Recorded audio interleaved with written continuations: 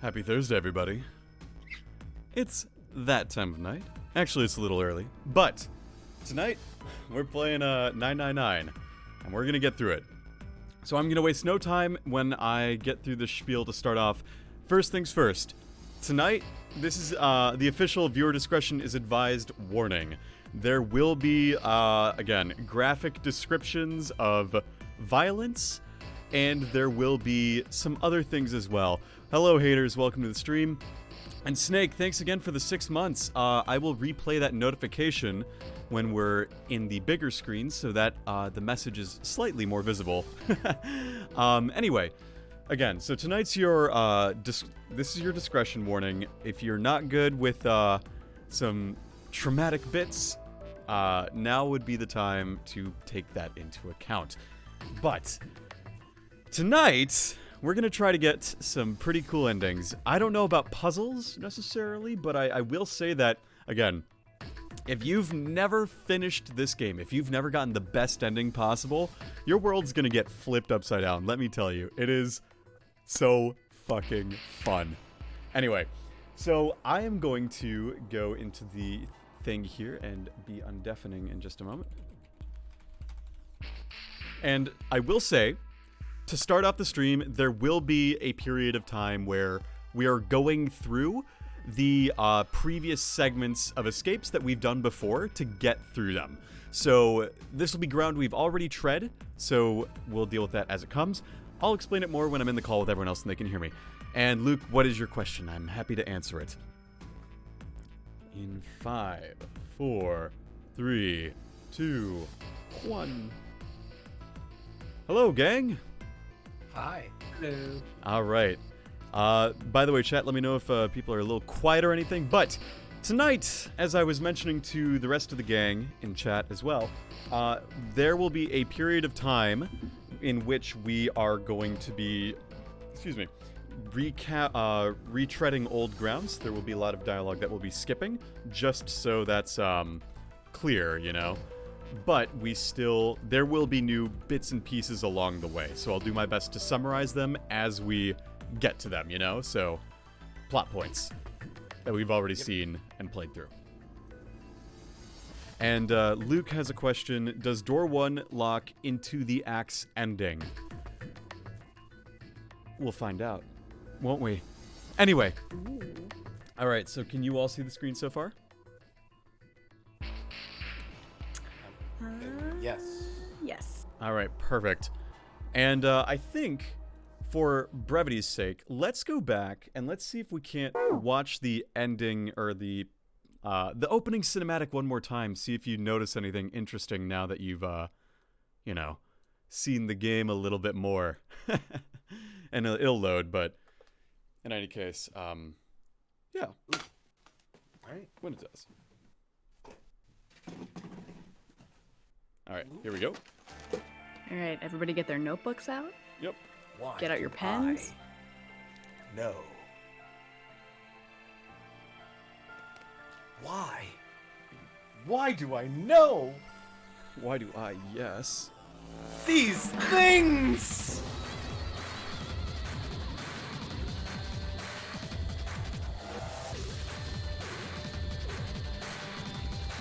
(96 degrees Fahrenheit), of course. Very important fact.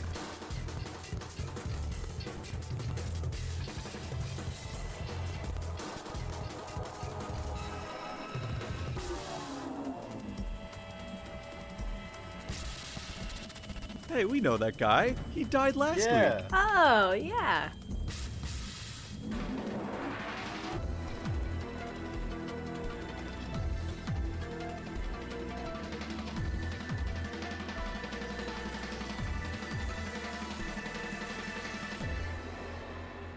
All right. Now it is time. Let our game begin. Oh, no, I didn't see anything new.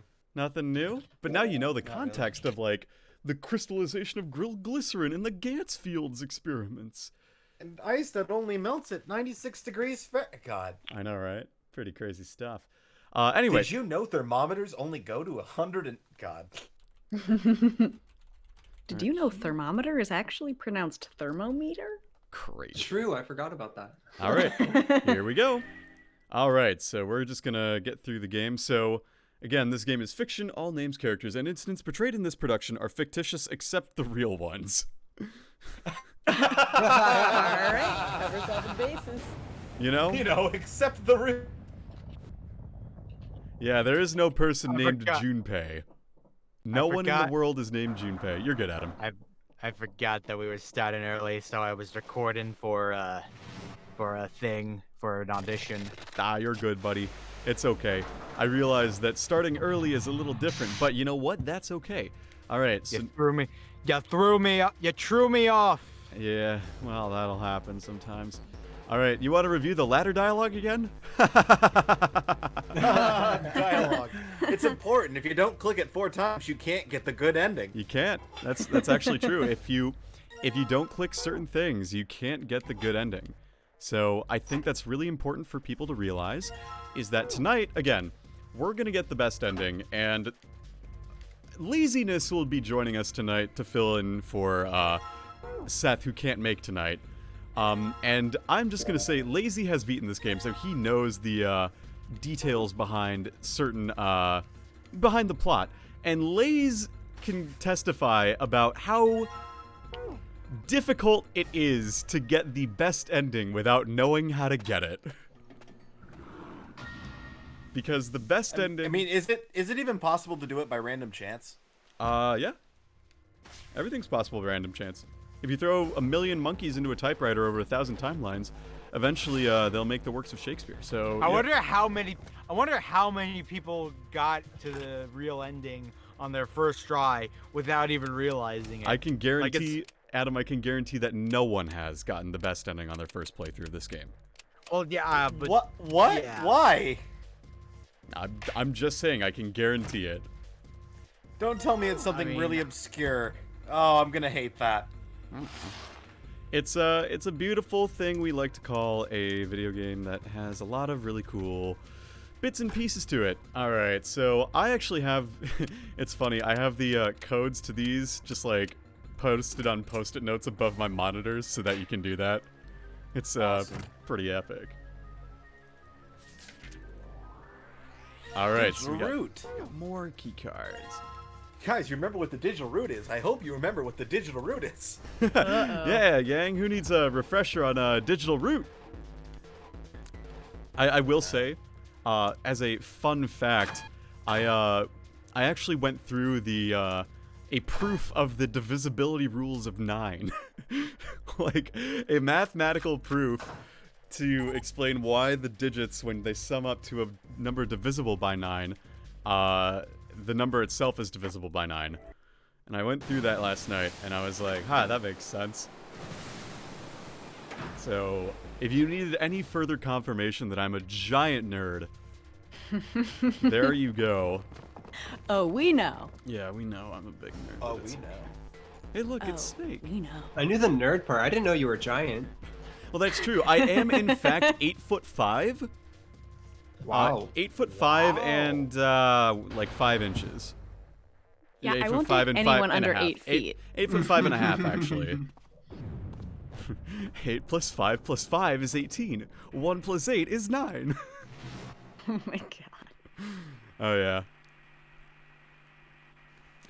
Oh, you just now realized that the sets of all the doors, whenever they pop up, have digital roots of 9? Yeah, that's a really fun fact, too, because you got 4 and 5, and then you've got 3, 7, and 8, and then you got 1, 2, and 6, and then you have 9. Oh, I wonder wow. why. I could not understand why. It's almost like this game is obsessed with the number 9. No, it's not that bad. You know, Nice. there's a board game called Number 9. Oh, really? Yes. And That's wh- crazy. do they also add up to 9 there? Is it like the love potion? You know. Or is it like the number Love 1, potion that number 9 9? that'll tie you up in a knot? It's like you have these little cardboard things that are shaped like numbers, and you gotta stack them all on top of each other by putting them into you gotta make like the bottom floor, but then you make a second floor, and then like. Hey, now I just noticed something. By the way, That dude's holding a knife. yeah, he's holding a knife. What do you Is that how they get the knife? Is that literally how the knife ending happens? Maybe. And Adam, Luke wants to know, can we play that game on the Voice of the Meeple Discord?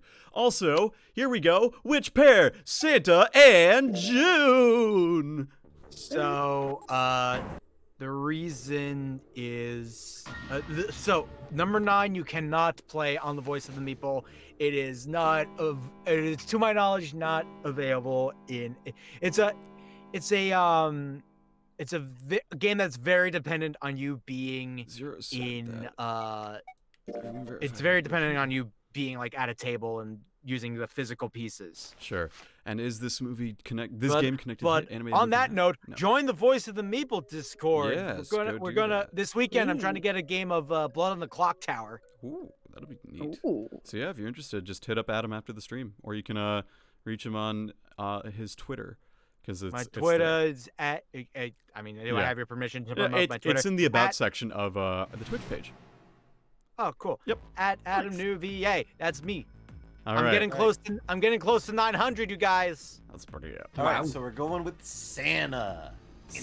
June. Santa in June. And then, check this out. Oh. All right, so the first major door. What was their digital root? We'll just say 3. It's wrong. Oh, yeah, 3. It would be 3. That meant there was no way they could pass through door 4. Wait. No, that wasn't right. No, something didn't seem right. Junpei ran the numbers again. And then we continued with the plot. Yep. All right. Billy Junpei. All right, we're gonna go through door number 5, baby. We're starting off with door number 5. So, in order to get the best ending, you have to start by going through door number 5. Wait, are we trying to get the best ending off the bat? Yeah, we're trying to get the best ending. Oh, what about the other 2 endings? Yeah, we're gonna get them. So let's go through door number 5, and this time we can actually get the fun snake bed dialogue. Yay! Finally! The I won't important fuck up things. this time. And you know how I'm gonna do that? I'm gonna make a save state so that way. Smart. All right, here we go. All right, here we go. Ready? Seek a way out. Here we go. I'm going to make a save state, so if I mess up, you don't have to get on my case this time. All right. So, let's take a look at that. Let's look at the bed. Let's get the thing under the bed. Ah, thank you, Luke, for redeeming your channel points to make a save state. Oh, I gotta follow on Twitter. That's the notification you heard on my stream. Thanks. All right, bed. A bed. A bed. A bed. Wait, no, this really? Junpei, I cannot help but notice your interest in the bed. Perhaps you are hoping we will spend time on it together? I Enticing offer, right now. don't say stuff like that. Damn. That's not a mental image I want. All right, that was the funny. Maybe you little- want my it, you just don't know it yet.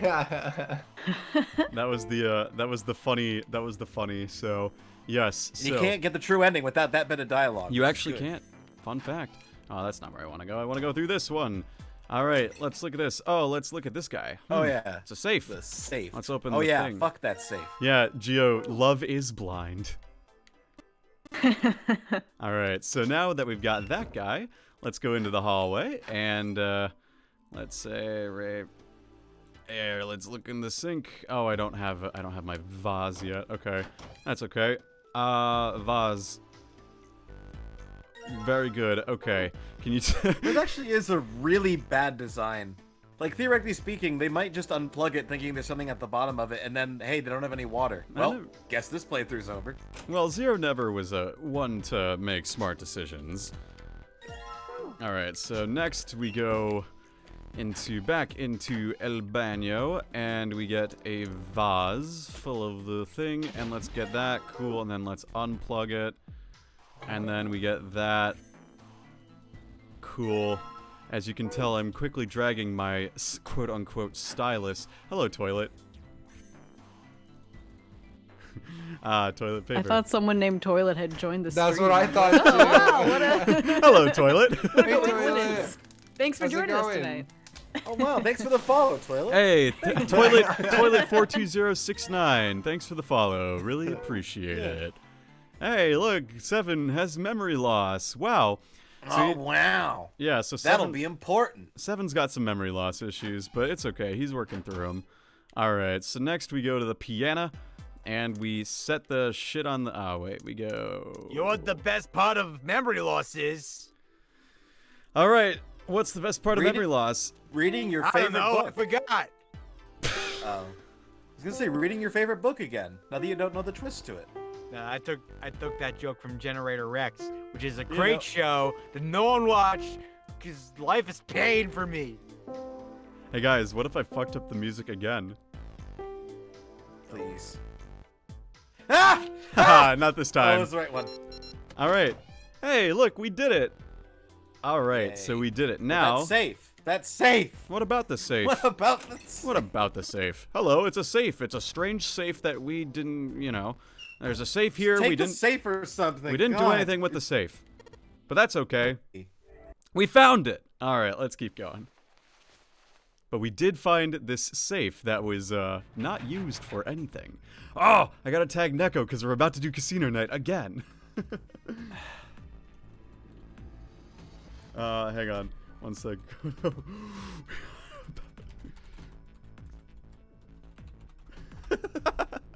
Okay, so I think I mentioned this, but I have a couple friends from back in the day, and they really like 999, and so I promised them I would always tag them whenever I was in the casino night escape for this game because it's always their favorite. So that's exactly what I did. Why? I don't know, but you know what? I tagged my friend who's also a fan of 999. Oh hell yes. Just to let her know that we're doing Oh hell yeah. the thing tonight. Oh, that's awesome. Thank you, Adam. Where's the big boy? It's She's over not. here. She's not. I don't know. It looks like she's not online though. She might not make it. That's okay. It's the thought that counts. All right, let's get this card here, and then we go. Yeah, okay. All right, and we need to beat number 8. Okay, Baccarat. So yeah, next we learned how to play the game Baccarat. Yep. So we load the 3 cards in here to get 3, 4, and 5. So we go. Right? Yeah. It's hello. 3, 4. That's 7. No, I'm dumb. Right? Oh, I need 5. I need 6 still. I need the 6 card. My bad. I'm bad. Let's move into this backspace. Where's my lights? There they are. Okay. There's the 6 card. All right, that's what I needed. So now we turn on this guy, turn on that guy. Cool. All right. And then we got the coins coming out of the thing. Turn on who? Snake? Yeah. You know. Haha. turn on our friends. All right. Next we put in 5. Then we put in 6. No, we put in 6. And then we put in 7. And that'll get us the 8 card. That's good. And then we go over to the casino area. And we insert. No, I don't care for that one. I care about the 2. No. Oh my god. Like I'm trying to speed run this game. It's like, come on, man, work with me. Coins. All right, and then we want spin the roulette, and we got this, that. Yay, we won 777. That's the sequel. 7 plus 7 plus 7 is 21. 2 plus 1 is 3. It's divisible by 3 at least. All right, we got the 2 Alright, card. so the knowledge I'm getting from this is that we had to go through this one so that whoever didn't go. Oh no, just so that nobody else could get that knife. Yeah, So we don't get a knife ending. Woo! that's not true. Hello, Snake. Welcome to the stream. You can We'll get the still knife get it ending by anyway. going through this door. What the hell then? I don't understand. That's okay. The game will teach you its ways. I'll show you the ways. That means there's multiple knives? Oh. We did it! All right. Wow. That was easy. All right, let's go through Bye. these doors. Man, it feels like forever since we've been through door 4, huh? But that's okay.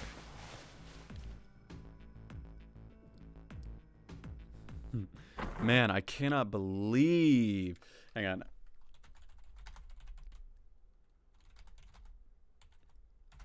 You Sorry, I had cannot to respond believe, to huh? a message being posted in the Discord. That's okay. All right. So, we're going to keep going. And again, it's not the end of the world that they are occupied at the moment. But. Bada bing, Oh bada bing. no, dead body. Oh no, there's a large door and the deads aren't working. Whatever could that possibly mean? The gigantic. It means Snake's gonna die. Well, we don't know where he. We gotta look for the thing, but we might be on the gigantic, the sister ship of the Titanic. But we have to search all these rooms to find the guts of those Reds. But when we did. Ah, man, looking around. Hey, look, they're working now. What the hell? That's cool. But where's... And then everyone's showing up except for Snake. Uh-oh.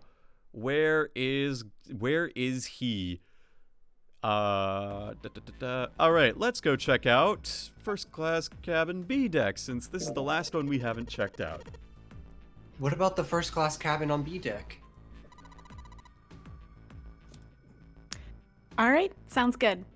They took off up the stairs at a run. Clover, let's talk to her, but not really. Oh, you found him, he's Snake Rattler. Yeah, you're right. Man, this is the first timeline where that joke's been made. Wait, why do we never refuse and leave? Because I accidentally clicked too quickly. Oh, well, we'll do it next time. Yeah, maybe we will. Maybe. Maybe. What are we talking about? This is the true ending. This is the last time. Maybe. Let Why Ace get the other handle two it. endings, then? Why don't we just leave this area to Ace? We can go somewhere else. I don't mind. But where? Well, let's see. Let's go to the... back to the large hospital room. Why don't we go back to the big hospital room? Okay. Let's go then. They turned and headed back toward the large hospital room. I didn't do enough vocal warm-ups, I guess. Let's talk to him. What about you, Junpei? Who do you think fixed this? Adam left. That's okay. Who do you think fixed this thing for us? It was Snake. That's why he's gone. Mm. Well, it seems like it would have to be Snake, wouldn't it? Maybe he got back here before any of us. He found the parts somewhere, put them back, and then went through one of the numbered doors. Alex, if you want to cover Santa just for now. No, it's not possible. Well, I mean, no one else is here. You have to authenticate with at least 3 people, or the red won't open the door. There's no way a single person can get through there by themselves. Yeah, I guess you're right. It was a stupid mistake, and Junpei knew it. How had he made such a foolish miscalculation? And how had Santa noticed it so quickly? Bum, bum, bum. Perhaps he just wasn't as clever as he used to be. Junpei shook his head sadly. One of us is the people who fixed the red. Alright, cool. Alright, let's finish searching. Alright, yeah, let's do it. And, yes, so she was right. Good for you, Lotus, you were correct. And then, Clover, and now we get melodrama once again, where we're like, Oh, I'll stay behind. You guys go on ahead. but yes, Ace injects himself with a relaxant slash stimulant, or anesthetic called Tranquilizer. Soparil Beta, I believe it's called. Yeah, Soparil. And, yeah, okay, now which door are we going to go through next? We are going to go through door number 8. Let's go through door number 8, shall we?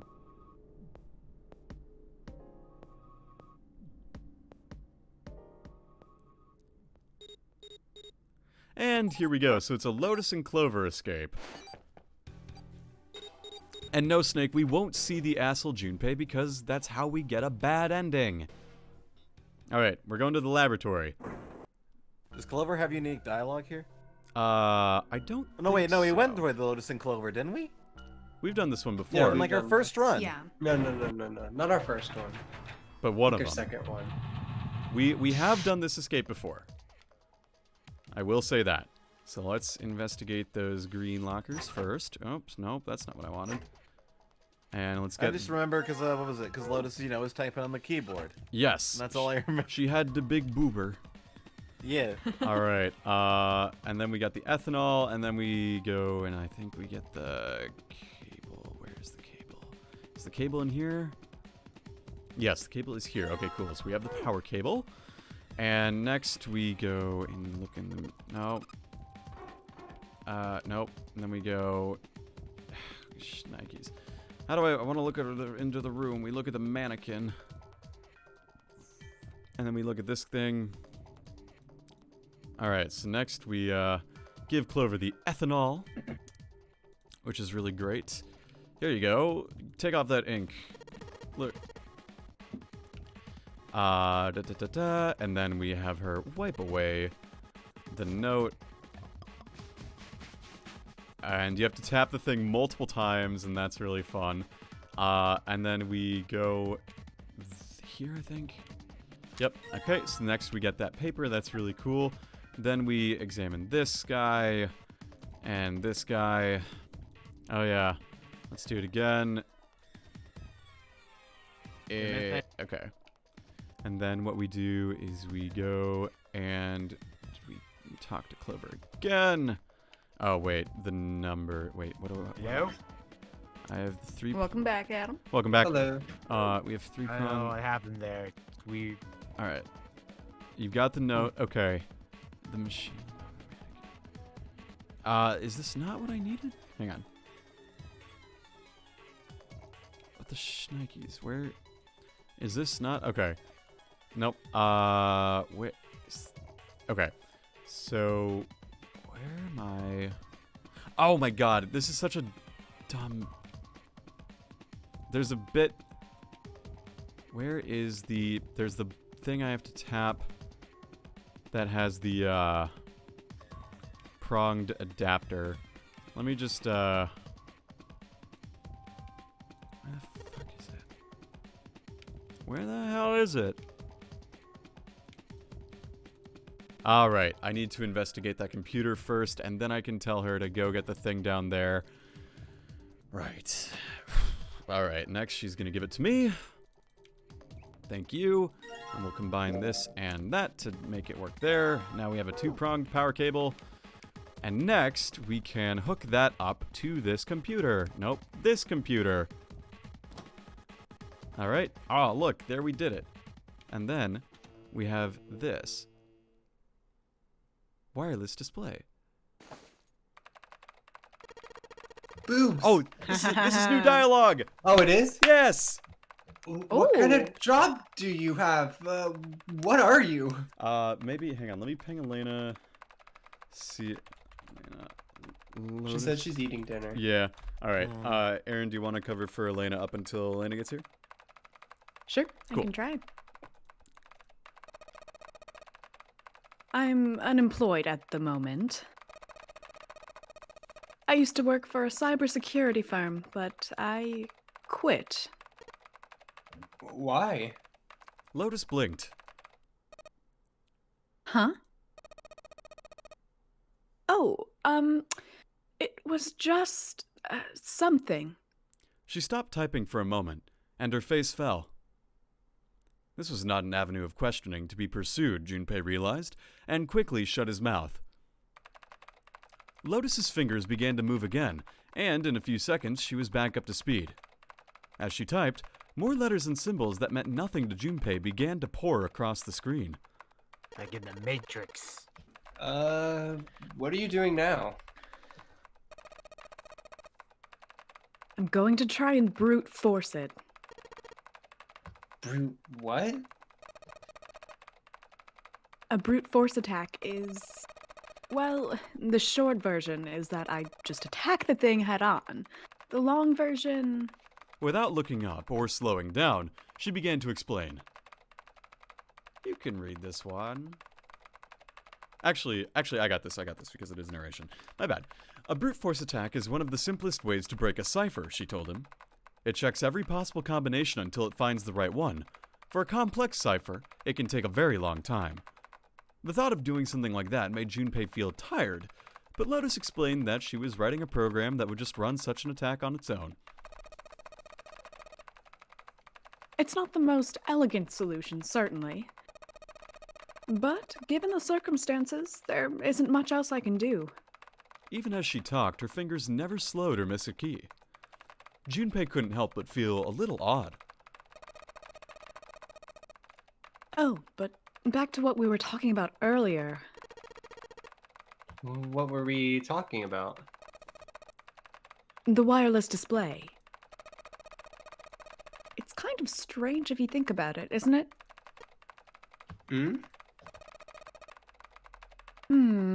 How do I put it? Well, let's say you write a program that calculates an addition problem for you, alright? So you enter 1 plus 1. The screen will show you 2. See? Isn't that strange? No? Not really. Oh, come on now. Of course a caveman like you would think it was strange. You said so just a minute ago. Hmm? You're just not getting it, are you? Who calculated 1 + 1? The main computer, right? You said it's connected to the monitor wirelessly. But someone who grew up in a cave wouldn't know that, right? They'd probably think that this thing here, the monitor, is doing the calculating. And once they've decided that, they'll start examining this monitor. They might poke the screen or something. Ah, I see. The color changes when I press it here. That's what cavemen sound like. Then they might investigate the hardware on the inside. Ah, I see. So this wire supplies power. Eventually, they might even cut the wires. Ah, yes, just as I expected. When this wire is cut, no results appear. Therefore, it must be this device which does the calculations. But the truth is that, just like you said, the computer is doing the calculating. But these cave people wouldn't know that. Because they have no idea that the monitor and the computer are connected wirelessly. Lotus continued to type. Junpei scratched his head. So, what are you trying to say? Nothing. Really. It's just... I thought maybe... What if the relationship between human beings and our brains is like that? Huh? Well, let's say you stick a bunch of electrodes into parts of the brain. A scientist examining the signals they send out might say... Interesting. So stimulating this part of the brain causes this person to see colors. Or something lame like that. That must mean this neuron cluster controls that function. Okay, let's see what happens when I cut out this part. Ah, just what I thought. Cutting off this part causes that function to cease. Therefore, human thought processes must occur in the human brain. You get it? It's just like this monitor. Maybe the brain is just an output device, like this monitor. Maybe our thought processes actually occur somewhere else, in a main body. We just don't know it. We never even think about it. Just like those cave people wouldn't know about wireless communications. We can't imagine that there's some unknown medium that transfers information into our brains, where we experience that information as thoughts. Junpei didn't say anything. Not so much because he had no retort. No, her argument just seemed silly, and he was a little surprised to be hearing something like it from someone like her. The brain is just an output device? Human thought actually occurs somewhere else? Did Lotus really think that, he wondered? It was a little creepy, Junpei thought. It sounded altogether too much like a bizarre cultish religion.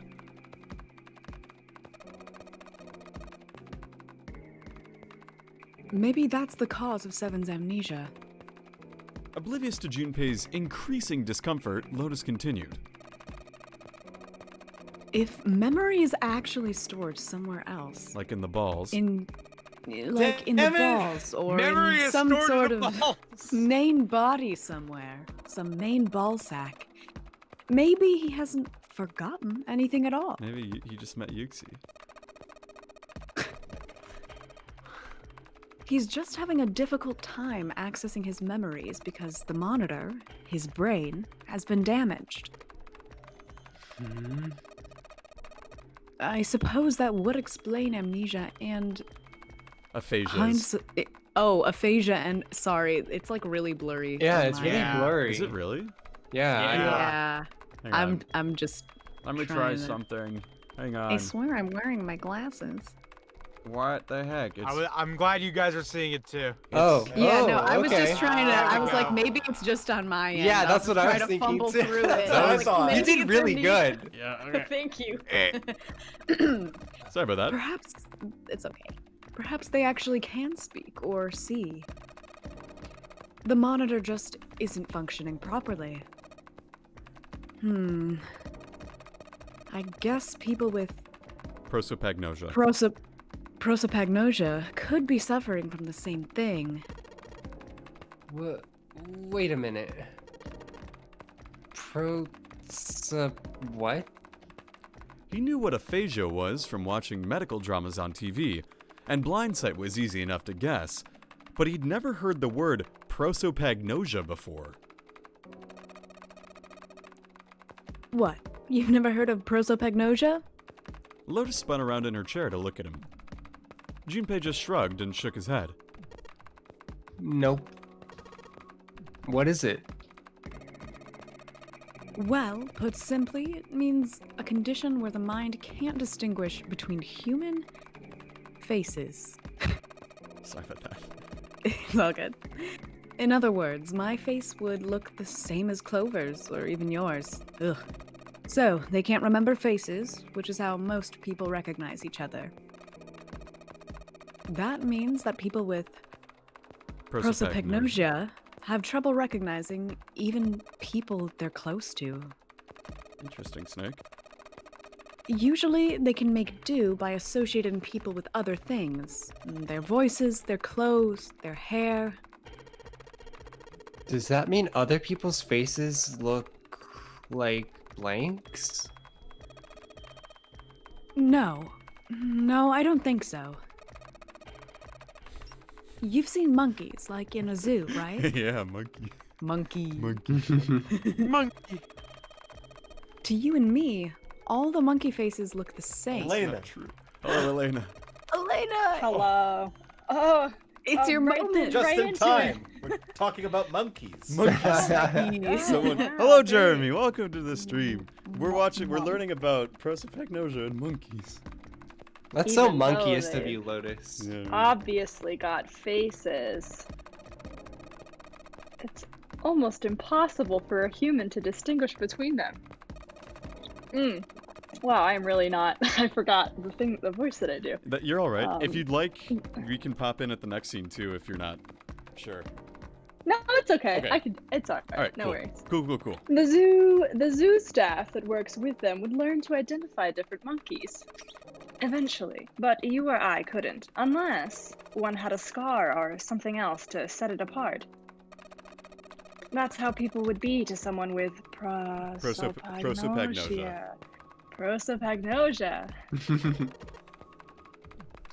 Prosopagnosia. Huh. Didn't even know that kind of thing existed.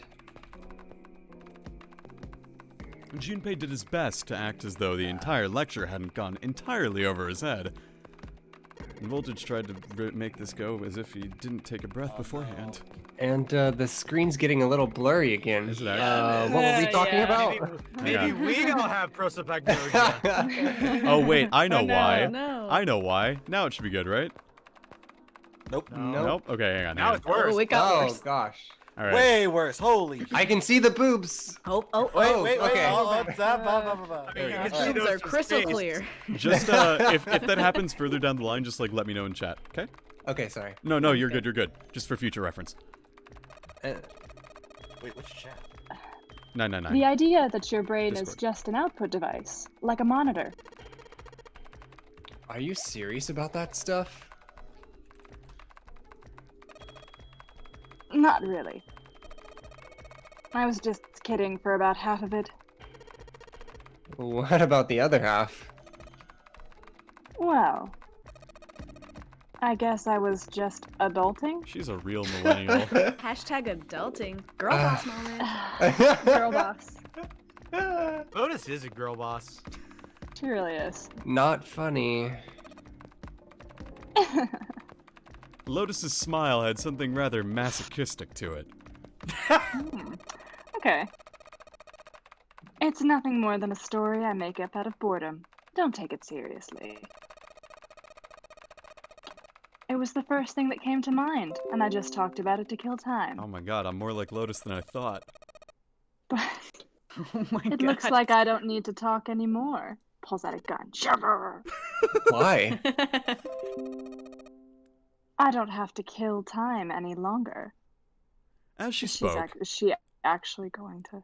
Lotus Wait, raised her right arm what? high and procured a gun and brought it down on the enter key. Oh, okay. The program had only took seconds to analyze the system. Chunks of text educational flickered on and off show. in quick succession, and then a line of numbers appeared, blinked, and disappeared. The screen cleared, and all that was left was the word accepted.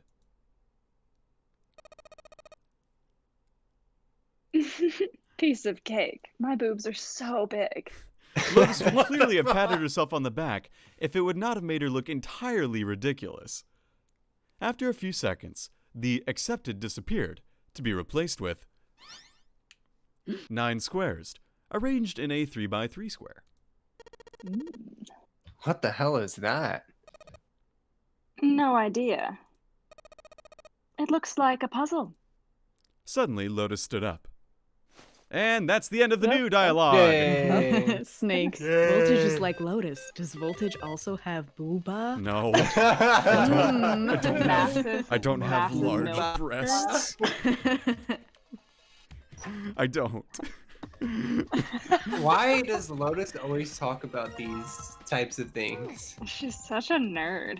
I mean, I think it's interesting, but Oh, hey, I did- Clover's got I did dialogue. Oh, is that me too? Yeah, you can. Yeah, you're understood. Oh yeah. I wanted to ask you something. Hmm? Junpei, you went into door 5 with my brother, right? Did you hear him say, like, anything weird? Oh crap.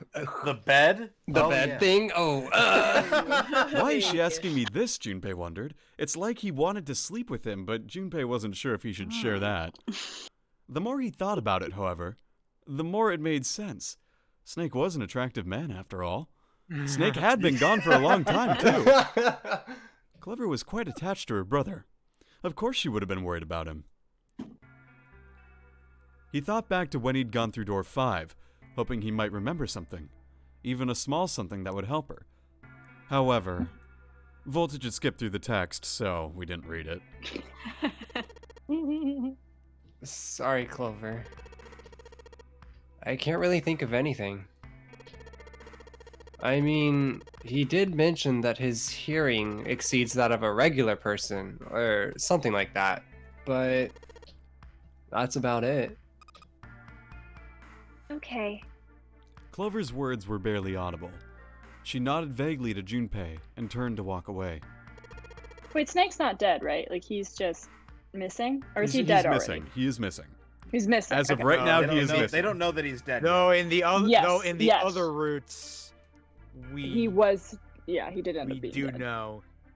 We don't would know know that. yet. Hey, there's a body. Tell you that what, happens to we be can in a continue. There's a to- body, let's and he's finish just this like escape. Snake, Let's and finish his the scene. bracelet's broken. Let's finish the scene, and then we'll have this theoretical discussion. Hey, wait a minute. Hmm? Look, I don't know if I should ask you things, but if you don't mind, I was hoping you could tell me if, is Snake, I mean, is he gay? Was he born gay? I mean, Was he born gay? Welcome, Lucia You're talking about Lois his. Sorry. You're talking about his eyes? yeah. No. He wasn't born blind. When he was a kid, he got in an accident. A really bad car accident. He couldn't see after that.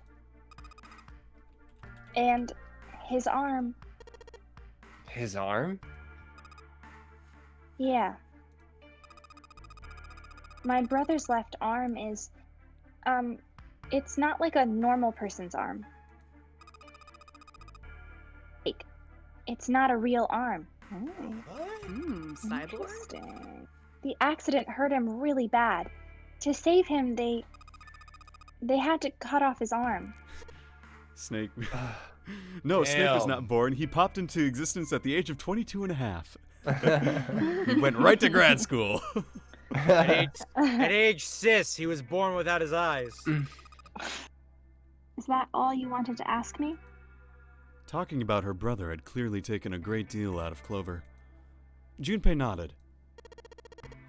Look, I'm sorry for making you talk about all that painful stuff.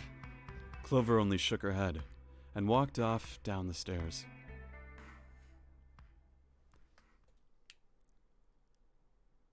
And that's the end of that scene. So now we're going to speed through the game again. Oh, right. Now I gotta put the key in the thing. So yeah, now we learn a bit more about monitors and the fact that you know, the idea that maybe our brains are like screens or like. But also, Snake's arm was prosthetic, or one of his arms was prosthetic, and they basically like, oh yeah, I'm a capable fighter, but I'm also like, I'm confused. You don't have one of your arms. Doesn't that kind of give you a pretty big disadvantage? Never go full voltage here. Clever, can you believe he brought all that BS about being blind and bored at the age of 22? Ah, Well, fuck! Not if he has a cool cyborg arm. Yeah. Clover's in trouble. Let's open this door. Alright, now we can save Clover. Alright. And let's leave the room. We did it! Yay. Alright, we're out of that escape. So Yay. yes, we are good to go. Hey, look, it's everyone else. And they're back in the place. So yeah, that's new dialogue. We did not get that the first time we went through here, which is really Because exciting. we went through a different door Oh, for fuck. the first option. A key? Oh yeah, yeah. Ain't that just what I said? I'm talking about the Jupiter key. We found it in the operating room. Here. Seven tossed something small and metallic toward Junpei. He caught it and found that the object was a key. I have found that this object is a key.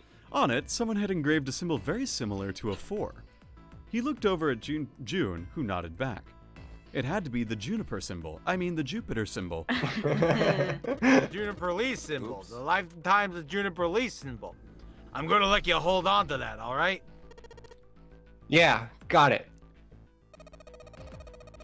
Well, I've got something for you too, then. Here.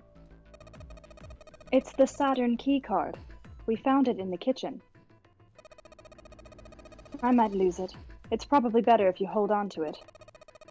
That way it won't be my fault if it gets lost. We did And read with this that- dialogue. Yeah, we read this, didn't we? Well, didn't she have two? She had a key and a key card the last time.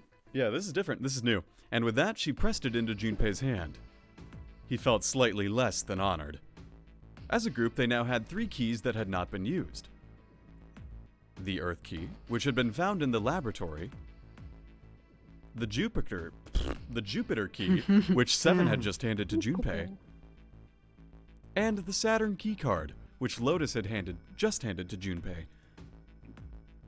And now we have dialogue. So now they're gonna split You up. forgot about the monkey.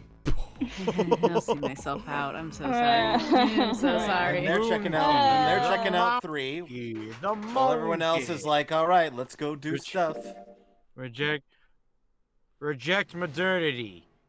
Return to monkey. Hey, gang. Huh. What, with elevator. Look at the elevator. Oh, boy. She was a boy Elevator. locked up with a boy. Oh, you never know. I Don't might tell me get that's wet needed getting for the wet. good ending. Don't tell me that's needed for the good Return to ending. monkey. Go down in the elevator and only with a girl. Regress to monkey. That makes it like that option isn't required for the good ending, right? You know? I You wish need I could a say happy yes, ending but to you... get the good ending, in there, right? Again, I'll see myself out. No, that was a good one. Thanks for having me. Good night. All right, see ya. Good night. Bye, babe. No, to be real though, unfortunately, that's not required for the best ending. But like, frankly, Oh, thank God. Frankly, it might as well be, just because it is a a good ending in a way, and I feel like it would contribute to a best ending for you experiencing it. Let's read the description one more time. Yeah, let's one read. more time. Let's read the description one more time. What was left of the body sat in a sea of blood. Chunks of flesh torn from the body and tiny like a great sea. A vast ragged hole toward the torso with a ray made of the like fresh spaghetti. Smaller chunks of meat had splattered against the wall. They became stalks. Globs of yellowish flat. I was tails like kidding. the tiny slugs that dried beneath it. Just like Ace said, Sans was straight with old vomit. Blah blah blah blah blah. It looked as though the explosion had been quite powerful. Hang on. God. Tomato sauce. I missed it. Lay on the ground. Half of his head simply collapsed. The blood coating his head made it look like a pizza sauce. His gloves too were covered in blood. Okay, we got it. Okay, the burgundy, the tie, the gray slacks. They were all familiar to Junpei. Shake out those lips. We're at the halfway point. And Dang, so that was Snake's clothes. Oh. yeah, that's just That's, Maybe he's running around Aw. naked. Oh yeah. No. Oh yeah. No. Because at that point it'd be too convoluted to say they just put his clothes on a cadaver. Did I miss something? Oh well. Express elevator scene. Oh, Snake. All right. Let's see. Of course. Man, I'm sad that we. Well, that's possible. Because you don't want Clover to go crazy now. Yeah, the corpse and its description and everything. Don't I just love rereading that? Spaghetti. Spaghetti. Pizza sauce. Spaghetti. Well, that's okay. It's okay. We're too far along now to worry about it. I'm gonna kill you. All right, let's go through door number 6. We haven't gone through door 2 yet. We don't need to go through door 2. Yeah, it's the same ending. You want to see the sub ending again? Oh God. But why the sub ending? I don't get why. Oh, that is interesting. Huh. I forgot that did that. Huh. Did what? Nothing. The sub ending? Uh-oh, June. Oh, she's feeling feverish. Yeah, door 2 is always the sub ending. June, All right. you're so hot. I mean, you're actually hot. Ah, no. There's a bunch Also, of... hello, Also, Seth. hi, Seth. Hello, Seth. Welcome. Oh, How are you? All right. good. I got out of it early. Oh, nice. Nice. I'm glad to hear that. All right. Let's go up the stairs. Okay, so we're just going through escapes again because we just gotta keep going through Yep. and do everything there. It's kind of a process, but we're getting through there. In the meantime, we just saw the bit. Yeah. No. Now that I think about it, when going through these specific set of doors, we've never been paired with the same pair twice. Yeah, that's very true. That So is we've very all got true. to know every person just a little bit, so they won't murder us. Sub it. Ah, yes. Okay, let's see. Examine the winch. Oh, really? Dang. Take this. I didn't Yeah. think about that. All right, we got the wheel. All right, I broke it. It went all by itself. So yeah. Good job, genius. Yeah. All right. Yes. I will be right back. Yep. Sounds good. That's. Did I want to go through here? And then I want to put it on this. The real question is, though, are we in dialogue again, where he looks at the picture and is like, man, there was a black Santa. Weird, huh? Yeah, that is. Oh God. Yeah. Forgot about that. Shoot, did I mess up something? Hang on, let me just check. Yes, so, all right, now I need to do the, turn the wheel again. Yeah, I forgot to do that, but I did it now.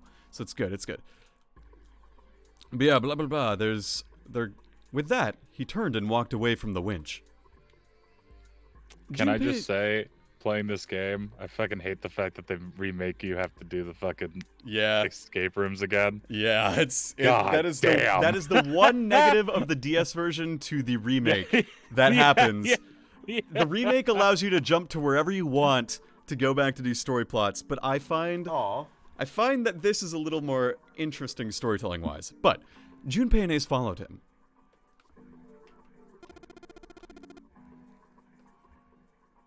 Oh yeah, right. Yeah. You know, speaking of experiments, Santa suddenly stopped. We pulled out a gun. There was this experiment some scientists did with rats. Oh, is this the one I think it You is? should clip that. Oh. First, they took a squarish, square C-shaped tank and filled it with enough water that the rats could drown. The tank has two exits, A and B. Exit A is pitch black, or so dark even a rat can't see anything. Exit B, however, is electrified, which means the rat can't leave through it. So, what would a rat do if it was put in this situation? Exit with the rat choose. This seems like a fucked up experiment. Oh, this is not the worst one done with rats, I can tell you that. There was a moment of silence. Oh, wait. Oh, there was a moment of silence after Santa posed the question, and then Ace responded. B, of course. The rat has no way of knowing that exit B is electrified. Exactly. The rat goes to exit B. The rats make me crazy. Of course, like I said, it's electrified. Which means the rat can't get out that way. So after a lot of trial and error, the rat finally finds exit A. I can't say that's very interesting or relevant. It's simply the story of a laboratory experiment. Are you calling us rats? You're right, it isn't very interesting. Yet. Oh. Oh no. You are calling us rats! These scientists repeated this experiment over and over, using hundreds of different of rats over several generations. I think that's supposed to be Santa. I also think it's supposed to be Santa. You go for it, Santa Claus. This produced some I think it's surprising results. I think it's Snake. With each generation of rats, they took less time to find the correct exit. Eventually, a rat was put in the tank who instantly chose exit A without even attempting to go to exit B. But even that wasn't the most impressive thing. The same experiment was conducted in another laboratory, far from the original one, with the same results. Oh, not this bullshit! No, on second thought, the results weren't really the same. The rats in this second experiment began the trials with significantly faster times than the first rats in the initial experiment. Why is this... Ugh! These rats were not related to the rats used in the first experiment and had never even come in contact with them, and yet... they all easily found their way to exit A, though they already knew. What did it mean? What did it mean? Are you suggesting something like telepathy? Yeah. Oh, They were passing information to one another through some undetectable medium? God damn it, why does it keep coming back to this? Ace looks skeptical. I looked skeptical. It's almost Santa like it's a snorted at him. central theme. I know, it happens like twice already. How the hell would I know after I snorted? Not any kind of scientist. I don't know what made him do that. It wasn't me, bro. But I do know that story's true. If you got another explanation, I'd sure love to hear it.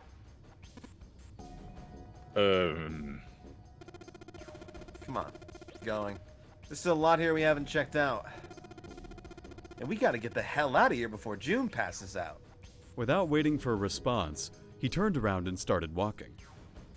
Junpei, however, wasn't quite ready to leave the topic alone. Hey, Junpei. Is he back? Didn't he say he had to go? I Oh, must yeah, have he missed did. that. So I'll go for that. Hey, wait. There's something I want to ask you. Santa stopped and turned around. Why did they use that tank for the experiment? Huh? Well, I mean, it seems like you could conduct the same experiment without the water.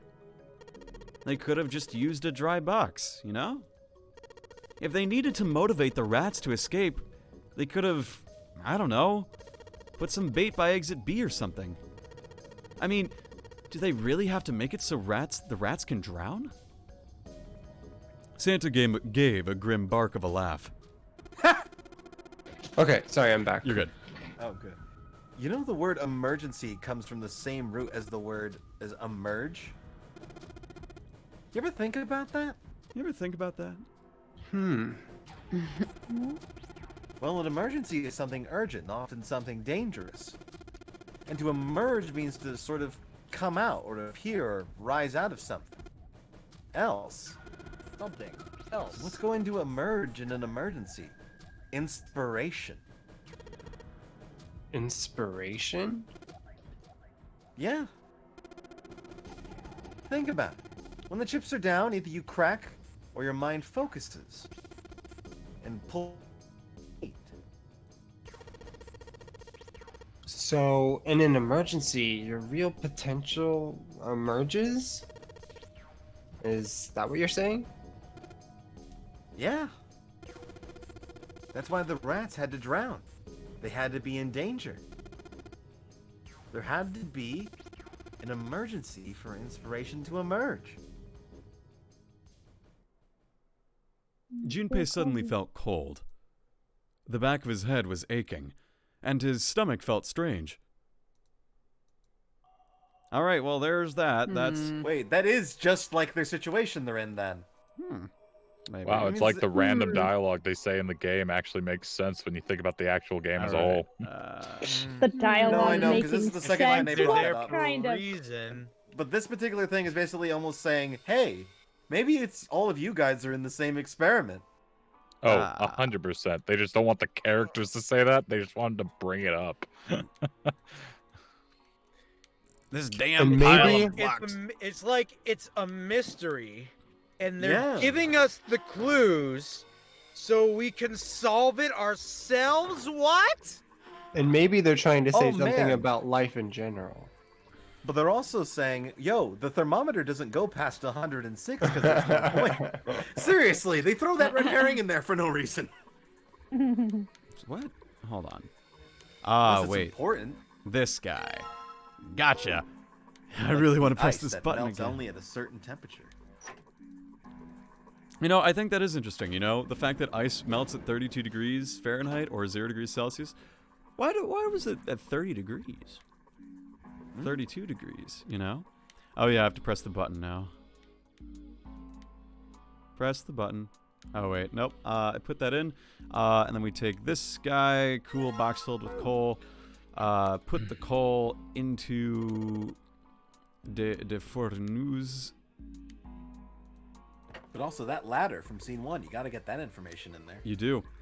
You gotta figure out how ladders work. My favorite thing.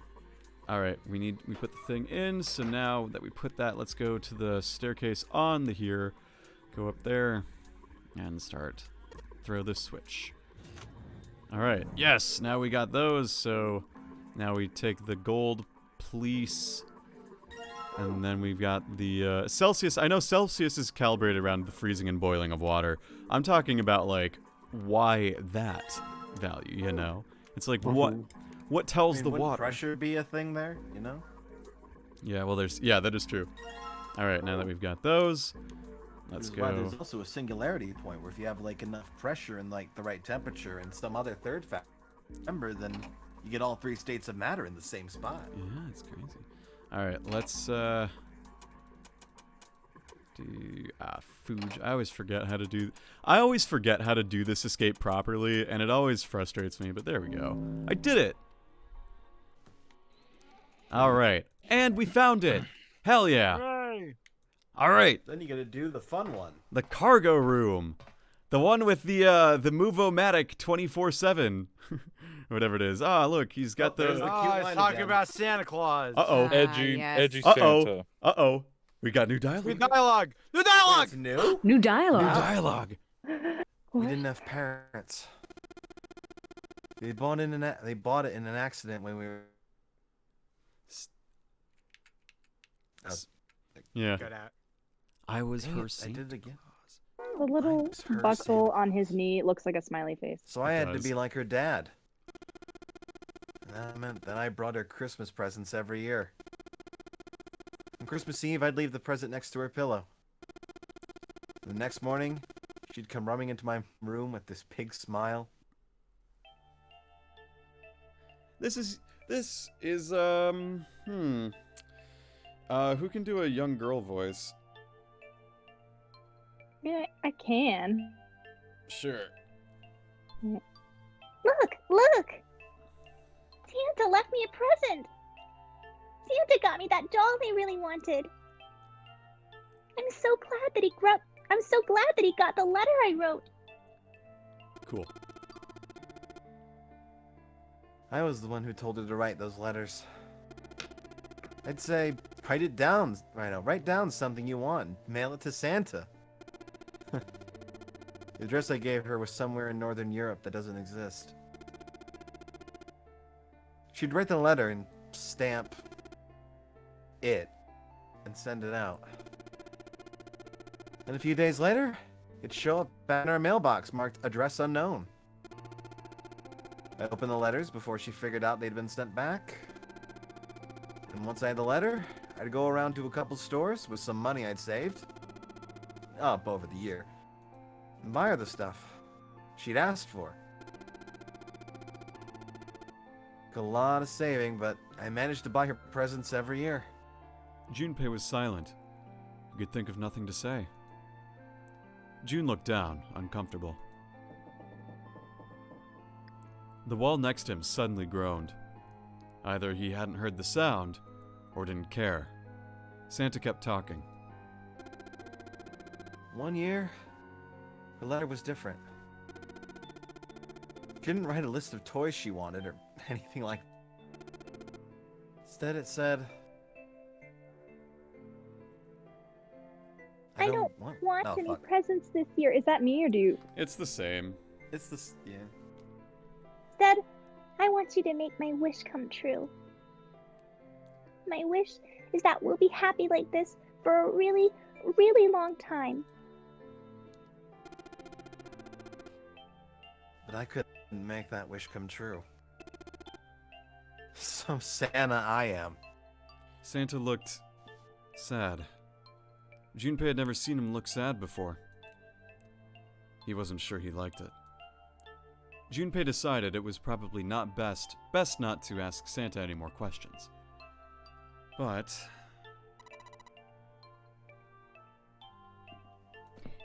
What happened? June glanced up at Santa quickly as she spoke. He answered, but only with an effort. She died. She was killed. 9 years ago.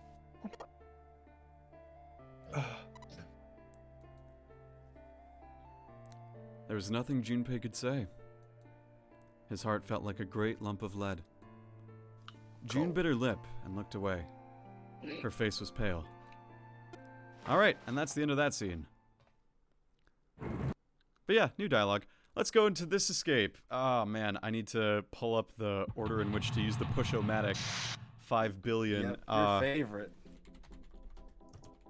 The push-o-matic, and also I need to get all the face cards with all the people. Hey, isn't this the gun room? Yeah, this is the gun room. Nice. Yes, quite large crates. I was gonna say, we haven't gotten the gun ending yet. Maybe there's a gun ending. Card with a headshot. Card with a headshot. There's a card with a headshot. I'm seeing a pattern here. Well, yes, because we have done this one before. Oh, it's locked. We need the key. 9 Card. boxes. Ah, card with a headshot. Oh, look, cards with headshots. I found him. Alright, where's that damn last card with a headshot on it? There it is. Alright, we got them all. Let's put them into here. They managed to collect all 9 cards, and hey, Ace said this line. You know which card goes in which box, yes? Junpei gave him a look. Yeah? Of course I do. It's really obvious. Whoa! You just match our number to the numbers on the boxes. So, for instance, the card with the picture of Ace on it goes into box 1. The card with the picture of Snake on it goes into box 2, and so on. Whoa! I see. Why is he freaking out about that? Just then, Junpei heard a noise. He spun around just in time to see June collapse in front of the fence. June! Are you okay?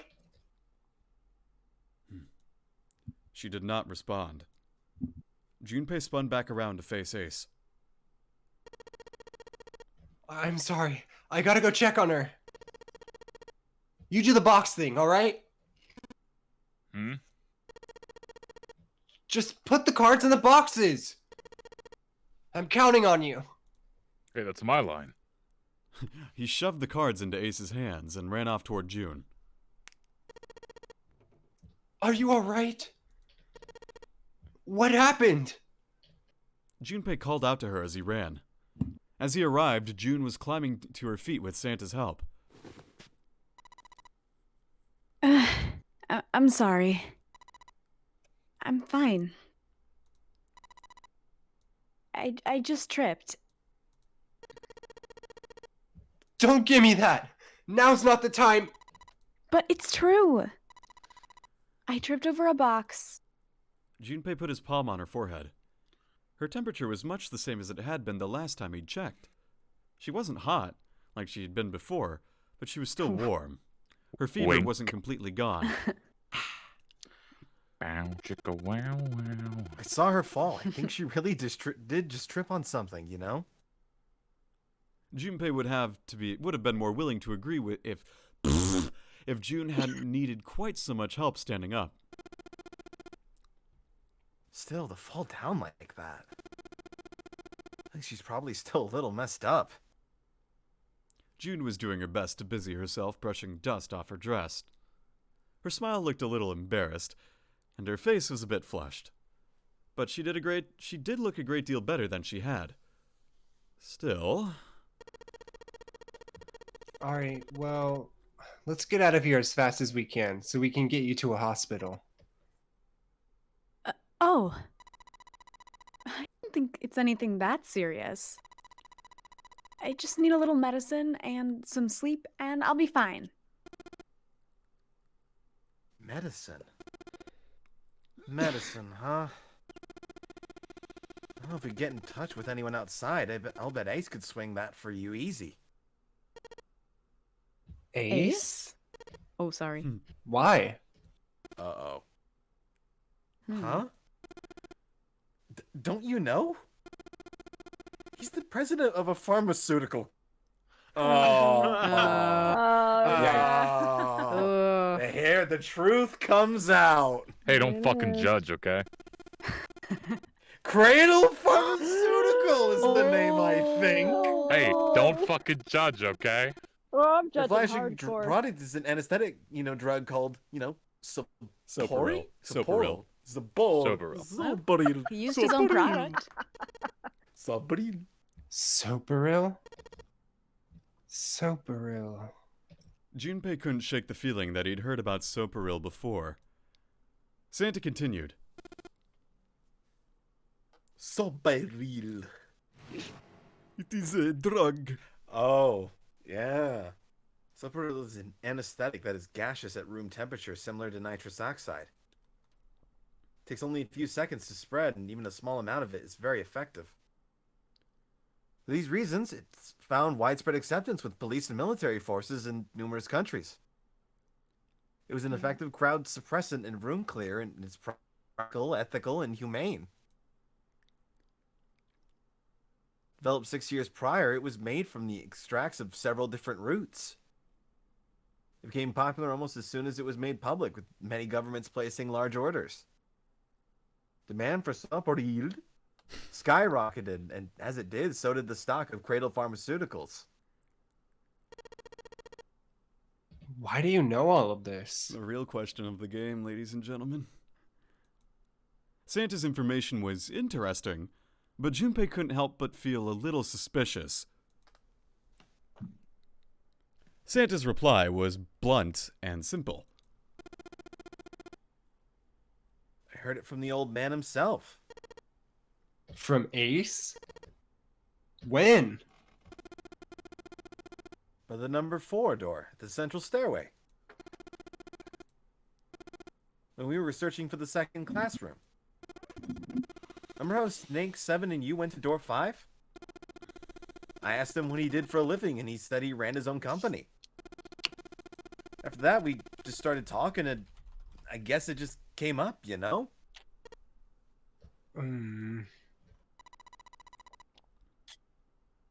Are you worried about something? No, nothing. As he spoke, Junpei looked over toward Ace. He seemed to be having difficulty with the 9 boxes. I wonder why. What the hell is he doing? Don't tell me he's got that face thing we were talking about earlier. He turned back to June and Santa. June, don't push yourself, all right? Yes. Santa, could you take care of her? Oh, sure. Yeah, definitely, mate. Yeah. He gave them both a short nod, then turned and headed toward Ace. Uh-oh. What are you doing? Ace's back was to him as Junpei approached. The older man turned around to look at him. His face was pale and covered in sweat. What happened? Nothing. My vision has gotten rather blurry. I think perhaps because of fatigue. I can't see very well at the moment. What can't you see well? These pictures. Ace held the cards out to Junpei, splayed out in the shape of the fan. I don't care to admit it, but I may be developing presbyopia. Presbyopia, I think is what it is. All right, nerd. Yeah, okay. Growing old is a difficult thing. Being a nerd is also really hard. He made the best attempt he could at a self-deprecating smile, but his face was flushed and his lips were pale and drawn. At any rate, I'll leave the rest to you. I'm feeling awfully tired, so if you don't mind, I'd like to rest for a bit. He shoved the cards into Junpei's hands and walked quickly away. He was regressing to monkey. Junpei looked at him quizzically. No. How could simply looking at cards have tired him out? Junpei looked down at the cards in his hands. All of the pictures were quite clear, and each person easily recognizable. Was Ace's vision truly so bad? But if it wasn't, what had made him so uncomfortable? That was when Junpei remembered what he had heard from Lotus much earlier.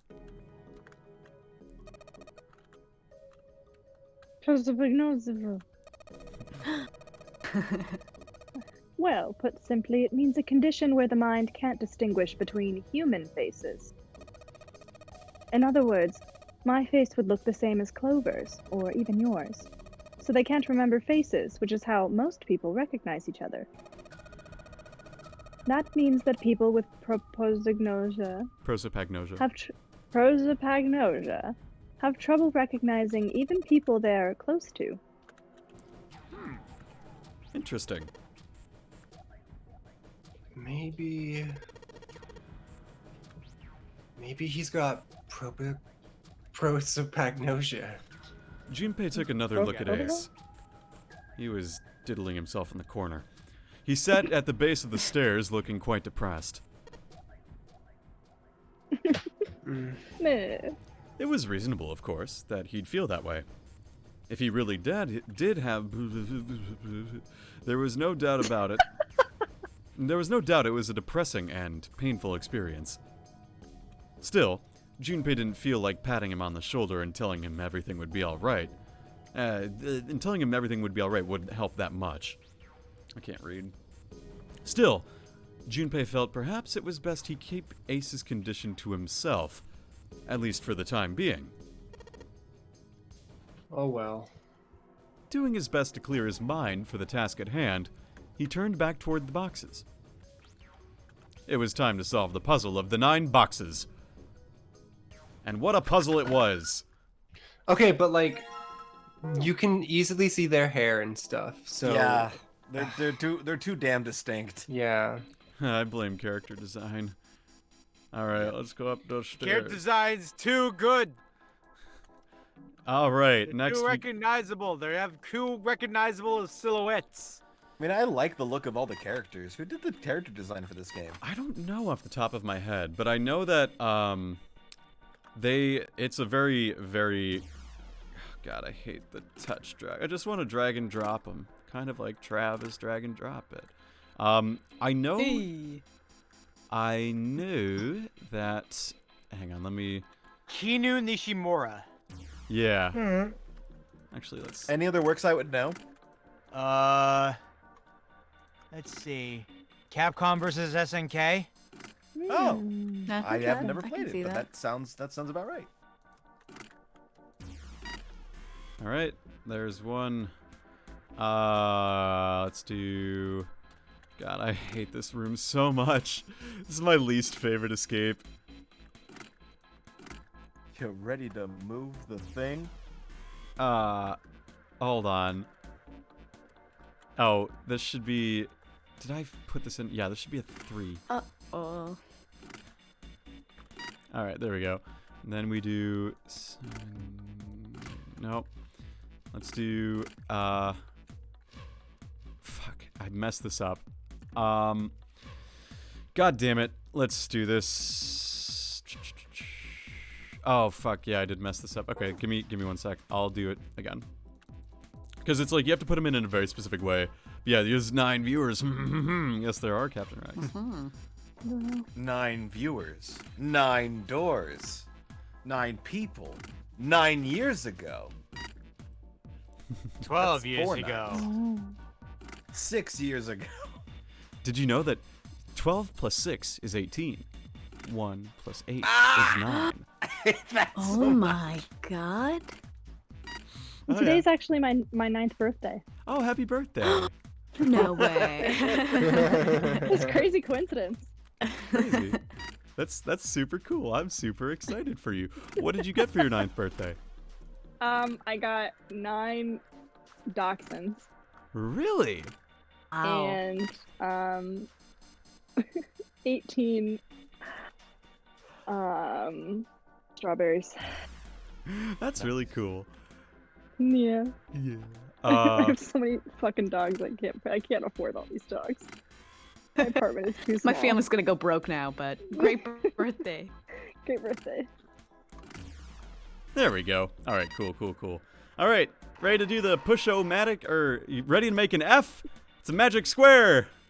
All right, let's magic square this guy up. All right, 6, 1, 8, and then 8 plus 9 is 17. What goes in? Fuck. What is this again? This is well, 6 plus 9 plus 3. So, right? Yes. And this is 2, and this is. Is that it? I wish I could help you with these puzzles, Nope, but I honestly, fucked my up. brain just checks out every time you're. Nope, I fucked up my doing magic square. this. I always feel like I miss you gotta start one with thing that keeps me from being helpful. No, it's okay. It's okay. Yeah, same. It's okay. This is my math brain checked out a while ago, so I do remember how to do this now. I just was like really having Diagonals. a yeah. I see it. I was just having a moment where I didn't remember how magic squares worked, and I didn't remember that F was the letter 15. Did you think you had to do digital root again? No, you do in a way, but it's more base work. Can I get a 15 in chat, please? All right. Actually, you know, that is a weird thing. So that whole room with the puzzle that, like, you know, Lotus makes a... How would the other group solve that puzzle? You know. Oh, it's the bus game. We're doing the bus I game, hate guys. this one so much. I hate the bus game too. And then I go up. What? Yeah, it's the push bus game is so much fun. the push-o-matic. There we go. Yep. Yep. Yep. Nope. No. See, this is the beauty of the push game. Oh man, you must have hated that in Ruby and Sapphire. Oh god, they were not good. Oh god. The push game. The push game. Did I fuck it up again? I totally did. I totally did. All right. I had. Well, I did there. Well, What do you have to do? You have to I get don't all these understand. crates into this spot here in 50 moves, and I've done it before. Oh. But it's Yeah, like we saw him do it. It was pretty cool. But now he has to do it again. I don't like this puzzle. I think it's a very You push there, you go down, you go around. and, You do the hokey pokey. what? What the fuck? Did I fuck this up? Are you unfamiliar with the hokey pokey? Did I fuck this up? I don't think so. Well, you'll find out. Oh, you might need to move the... No. Here's what you gotta do. Move that one down. No, I definitely fucked it up. No, you're good. You're good. No, I definitely You're good. fucked it up. No, how's he gonna get Now it? you got this. Well, maybe Oh, wait. he might have. Wait, you oh. might... Oh. There you go. No. Wait. I'm not gonna make it in the turn No. limit. Oh, No. so close. We so... I fucking hate this one fucked so much. I hate it so much. Okay. Okay. 1, 2. I hate this algorithm so much. Did it give you an extra move? Is that a pity? Oh my god, Yes, it it did. did. The game doesn't like me. Here's what. Look, I know your dumb monkey brain isn't gonna figure out this puzzle, so we'll give you a handicap. 1 extra move. You fucking idiot. Right? Okay. That sounds about right. Or is it? Yeah, no, that sounds about right.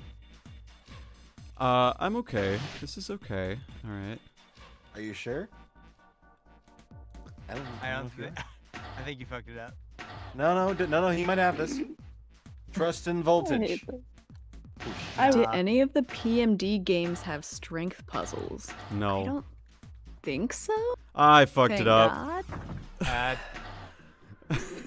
I fucked it up. Do you need a walkthrough voltage? No, I will get it. Don't worry. I remember the general thing, and I have an algorithm written down next to me that I kept and prepared explicitly for this puzzle, and somehow I am still messing it up. Left. Down. I was gonna say this is like a challenge that would be in Survivor, and you literally train for those puzzles. Don't play that with me now. All right, we're good. Just saying, you got an app on your phone. Yeah, I think you got it. Yeah, you got As it. long as you don't run up that turn limit. Yeah, I'll be fine. All right, let me just make Nice sure. job, voltage. Ah, I hate this puzzle You're so doing much. amazing. Man, Yeah, I'm you imagine- got so it, proud you of got you. Yay, voltage. it's such a dumb puzzle. Yay. It's such a dumb puzzle. All right, let's go leave this stupid room that I hate so much. You didn't do bad. Now we This see room the, sucks. I would have done so much worse. Oh man, it's gun ending. we got a coffin. Look at the coffin. Oh, look, there's a gun. There, gun ending. A gun? Yep, we're getting the gun ending tonight, Is that a everyone. monkey? He's got a gun! We got a rusty key. Rusty key, though. Rusty key. My name's Maybe it's Rusty for that Key. I will Come say- on I down will to say- Rusty Key's wear shop. I will say, notice this coffin. Do you think you've seen a coffin anywhere like that? And Not in the Pushmaster. in the knife ending, yes. Yeah, he's got a point. There we go! Whee! Here we go! Whee! All right, let's go up. The door. Oh no! Look, All there's right, a 9. The 2 9s. There's but one we won't 9 get the door? knife ending. There's 2 9 doors. There's a page, and there's like, oh surprise! Everyone could go through the 9 door. But oh, guess not. Maybe not. Ah, geez. Ah, darn. So are there 3 9 doors? There's at least 2. And then you hear knocking on the coffin. Yep. We got a problem. Clover's back. gone. Clover's gone. Clover's gone. Oh no. Junpei and June ran to the large hospital room together. As quickly as they could, they searched around and under beds and in corners.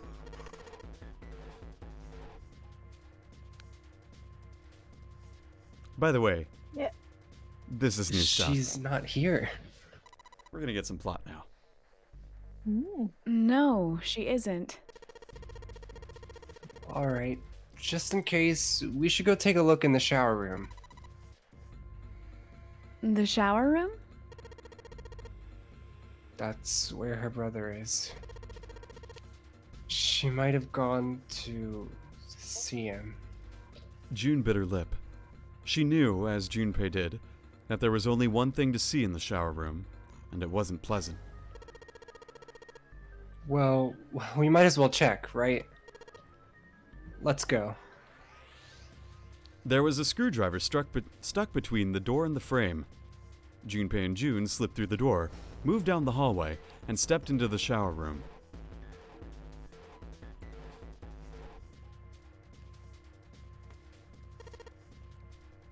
No luck.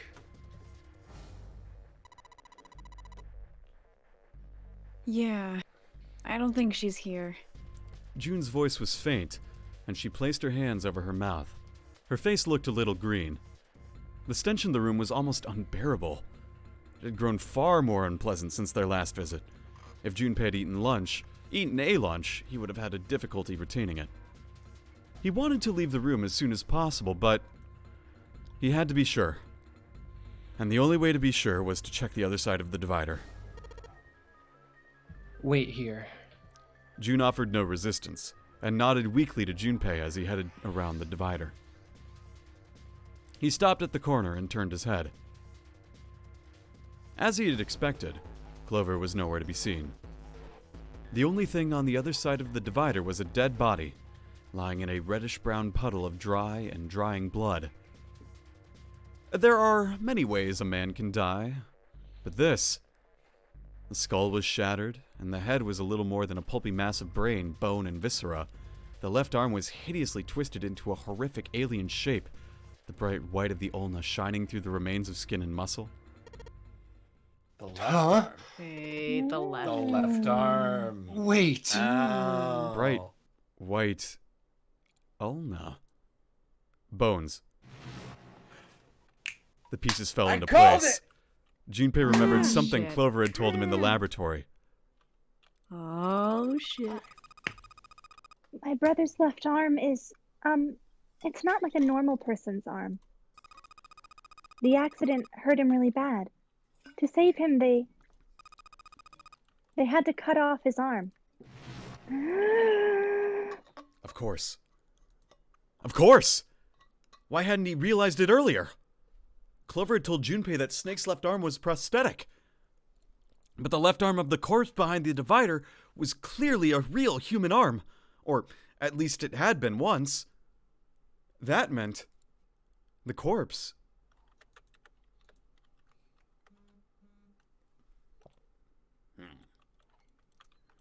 Junpei and June headed back toward the large hospital room. They stepped through the door and out of the shower room. Down the hallway they went, searching for Clover in every corner. They had reached the stairs when... Seven appeared, breathless and yelling. Junpei! June!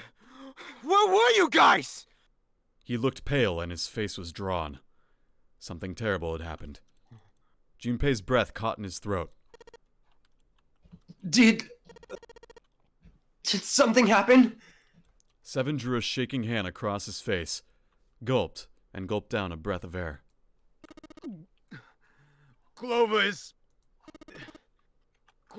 dead. Oh.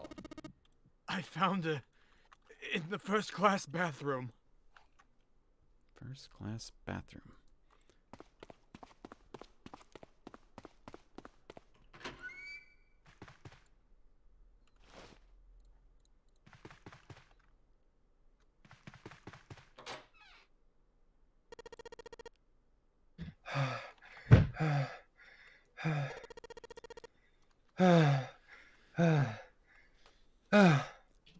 All sound ceased for Junpei.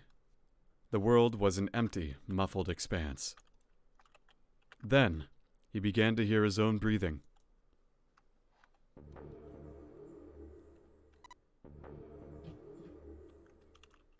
June's mouth moved, but he heard nothing. She tried once more, and then her energy was gone, and she collapsed against the wall. He could have helped her, but he hadn't, and now she was dead.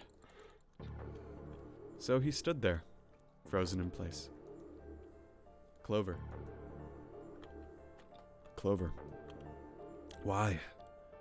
Why had this happened? He forced his body to move. Each step felt like another nail pounded into his heart.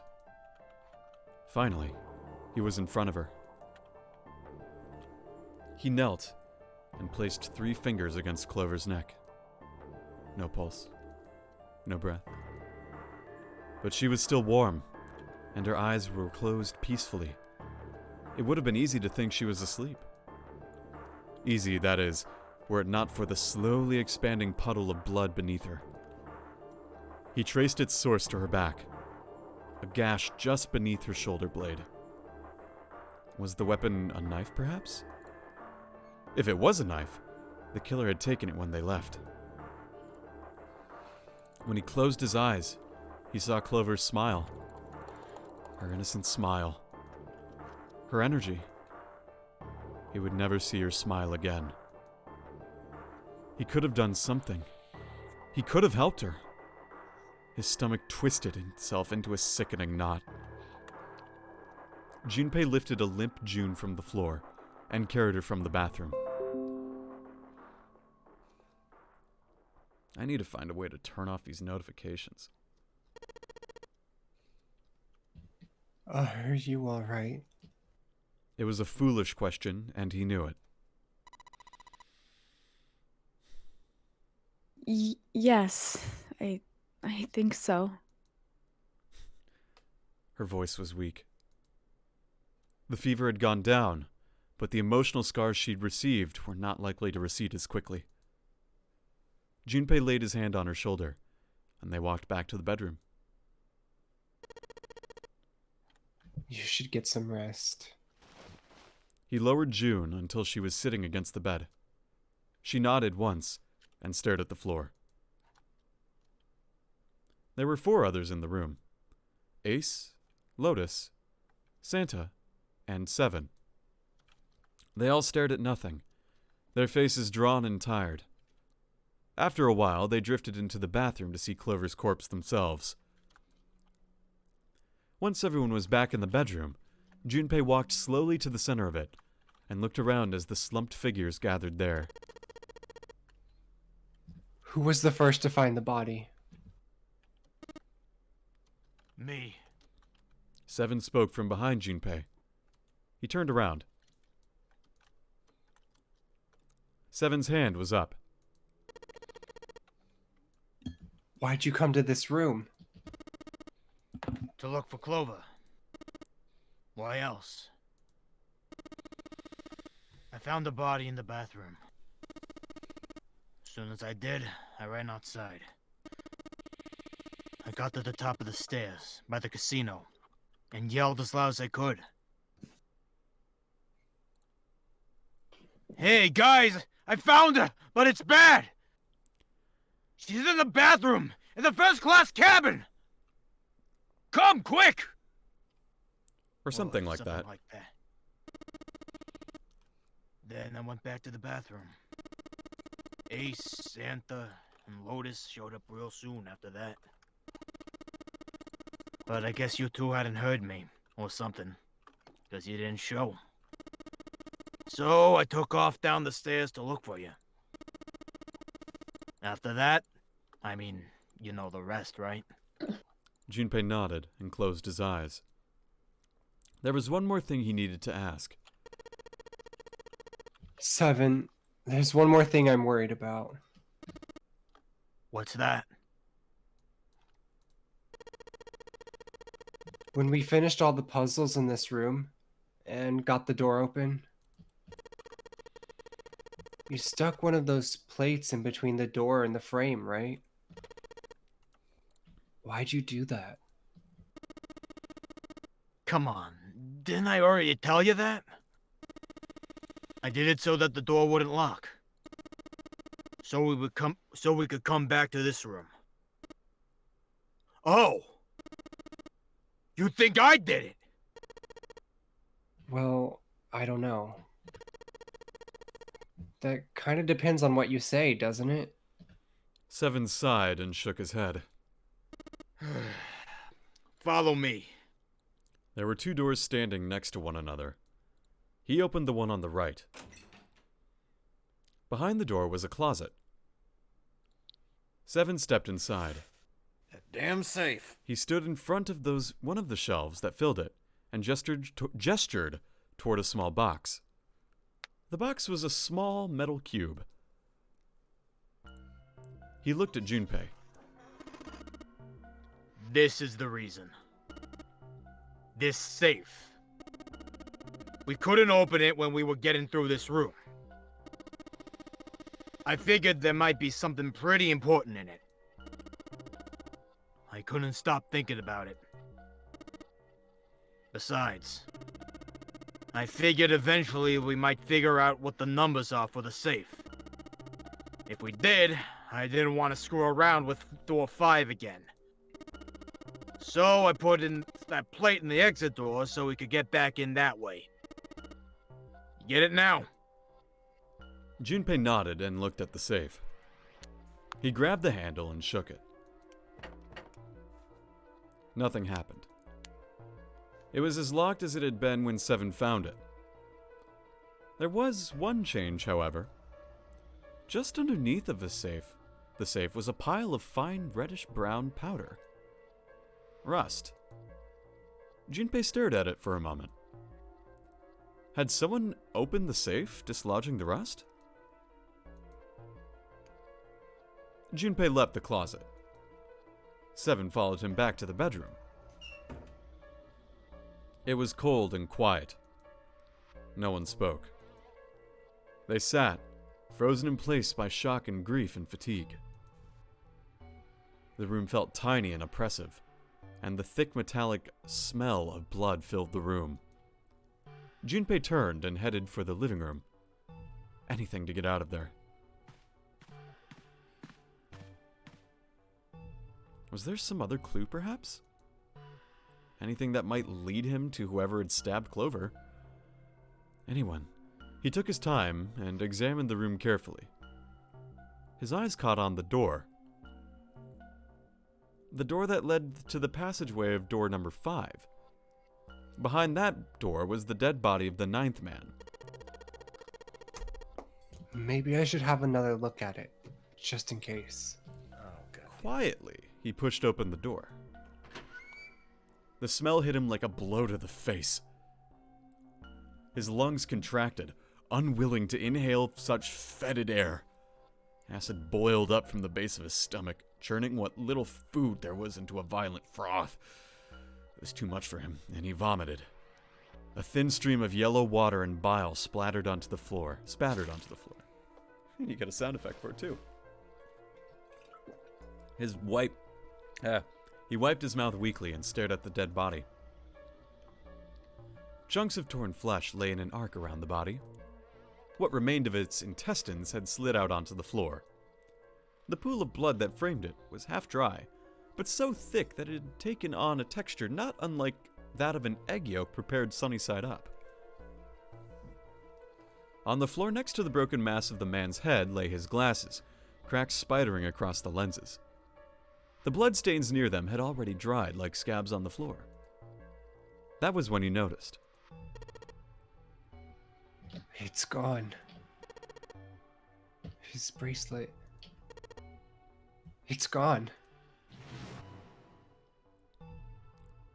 It had been there when Junpei had gone through door 5 before. He was sure of it. Right next to the glasses. But now, it was gone. The number 9 bracelet was gone. But why? Had someone taken it? He was turning it over and over in his mind when he heard Seven's voice. Huh? Where'd Junpei go? It had drifted out to him from the living room. Junpei walked slowly out of the hallway.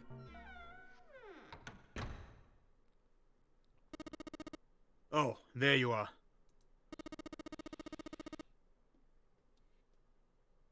Were you looking for something in the hallway? Seven looked up as Junpei entered the room. Did you find something?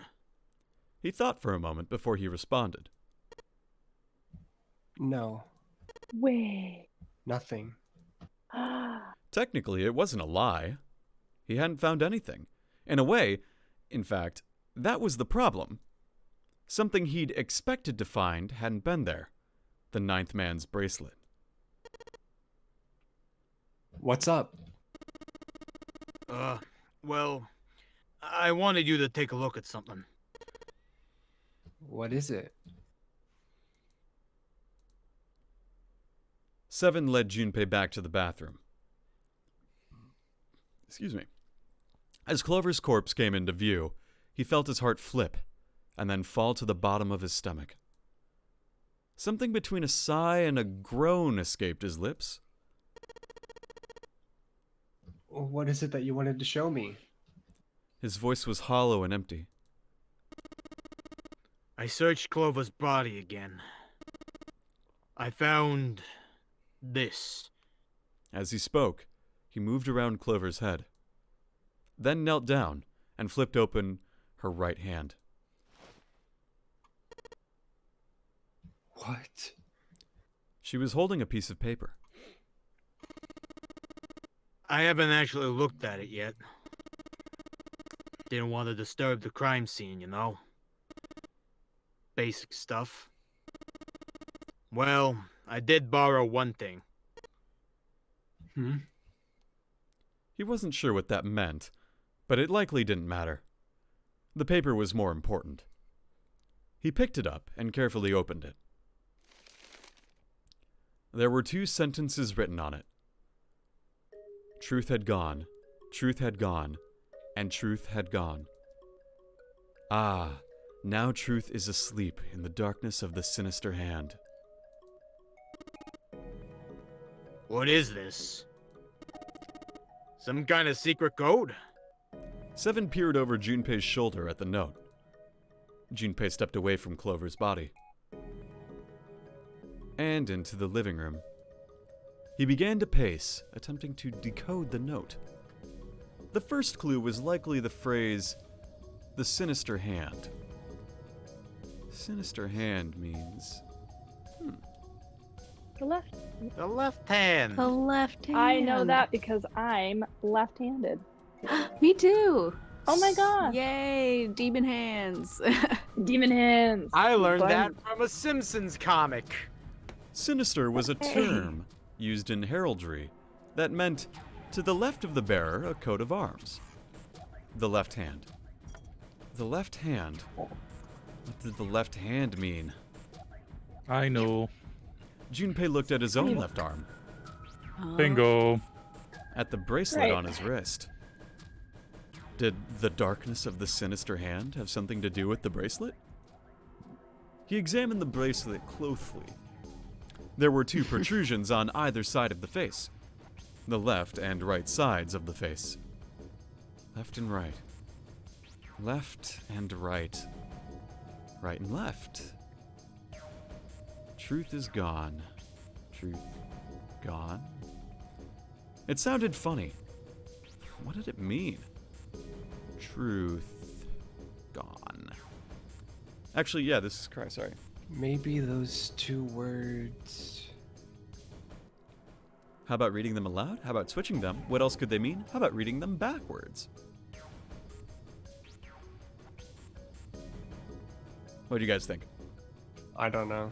It's definitely not reading them backwards because backwards is just Enog Hitrit. Haturt. Or Hiturt. Haturt. Yeah.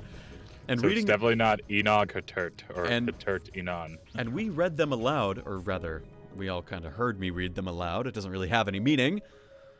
And switching them, I mean, gone had truth? That doesn't make any sense. The answer's not eggnog, so what else could they mean? What else could the gone and eggnog? truth mean? Truth, of course, meant something that was correct, something that was fact. In other words, something that was right. It would follow then that gone meant left. After all, someone left. After someone left, they were gone. In this case, however, they clearly referred to their directional homonyms. So that means truth equals right, gone equals left. That seemed to make sense. Junpei looked at the bracelet again, at the two protrusions on the left and right of the face. Junpei pressed them in the following order. This fucking game. Right, left, right, left, wouldn't it? It's right, left, right, left. Well, those right, aren't. left. Oh, right, left. Yeah, Yeah. they're both Right, moving. left, right, left, right, left. So option 3. Right, Correct, that left. allows you to Right, left. And then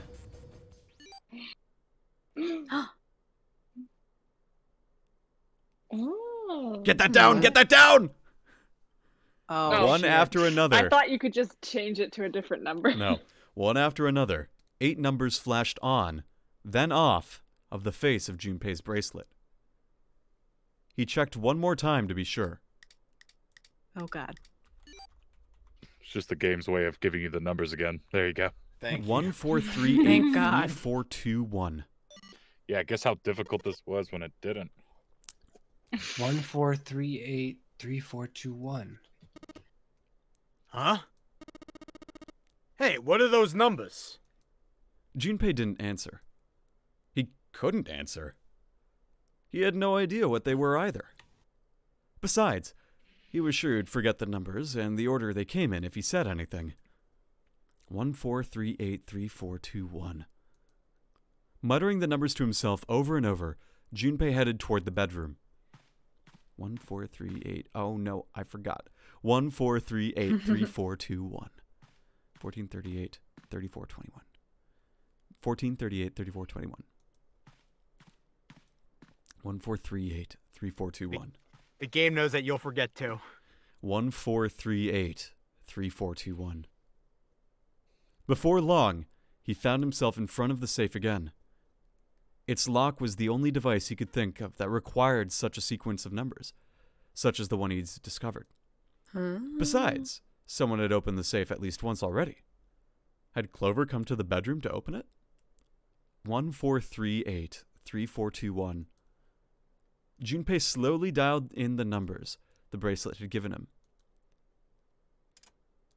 1 to the right, 4 to the left, 3 to the right, 8 to the left, 3 to the right, 4 to the left, 2 to the right, and 1 to the left. Hang on, let me just see something really quick. 1 plus... Is it digital root of 9? No, it's not. Oh. Surprise! Hmm. Digital root of 8. Junpei heard the small telltale sound of a lock opening. He grabbed the handle, took a deep breath, and pulled it up. Inside was a piece of paper. It was roughly the same size as the one Clover had been holding. Junpei picked it up. This is what it said. Fact 1. The Nonary game was played once before, 9 years ago. Fact 2. The person with the number 2 bracelet attended the game 9 years ago. Fact number 3. It was planned by the following 4 people. Cradle Pharmaceutical CEO, Gentaro Hongo. Cradle Pharmaceutical Chief of Staff, Nagisa Nijisaki. Cradle Pharmaceutical R&D Supervisor, Teruaki Kubota. And majority shareholder Cradle in Pharmaceutical, Kagechika Musashido. I must punish them for the innocent lives they sacrificed. This is the only warning they will receive. That innocent souls might be saved. I now know the state truth. I now state the truth. Wow. 0.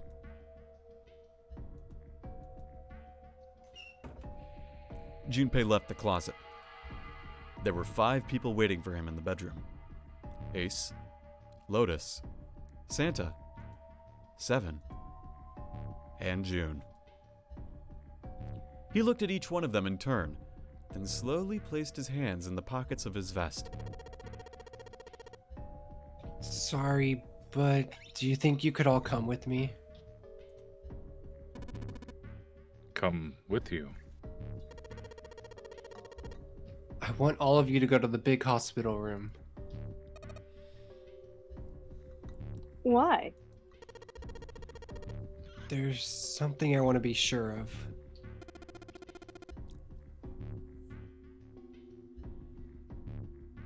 Hey, Santa. Oh, right. What do you want to be sure of? I want to know if the person I suspect is really the culprit. Wait, then you're saying... Yeah. I think I've got it figured out. I know who killed Snake and Clover. The atmosphere in the room changed. Grief was suddenly gone, replaced by attention like a strap of leather stretched to its limit. 5 sets of eyes stared at Junpei.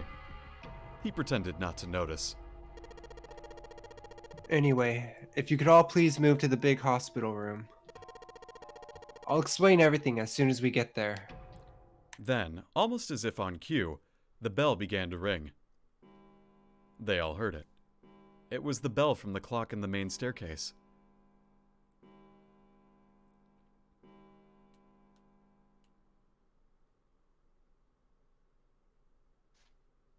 The bell rang 5 times, then ceased. It was 5 o'clock. They only had an hour left. We don't have a lot of time left. Let's go. Slowly, one by one, they followed Junpei out of the bedroom.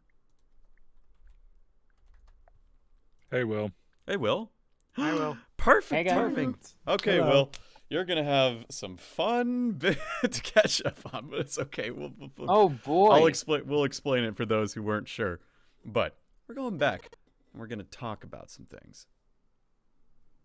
Actually, before we get started, I was hoping you could do something for me. Junpei stopped in front of door 3 and turned around. Ace, 7, and Lotus. Could you please place your palms on the red?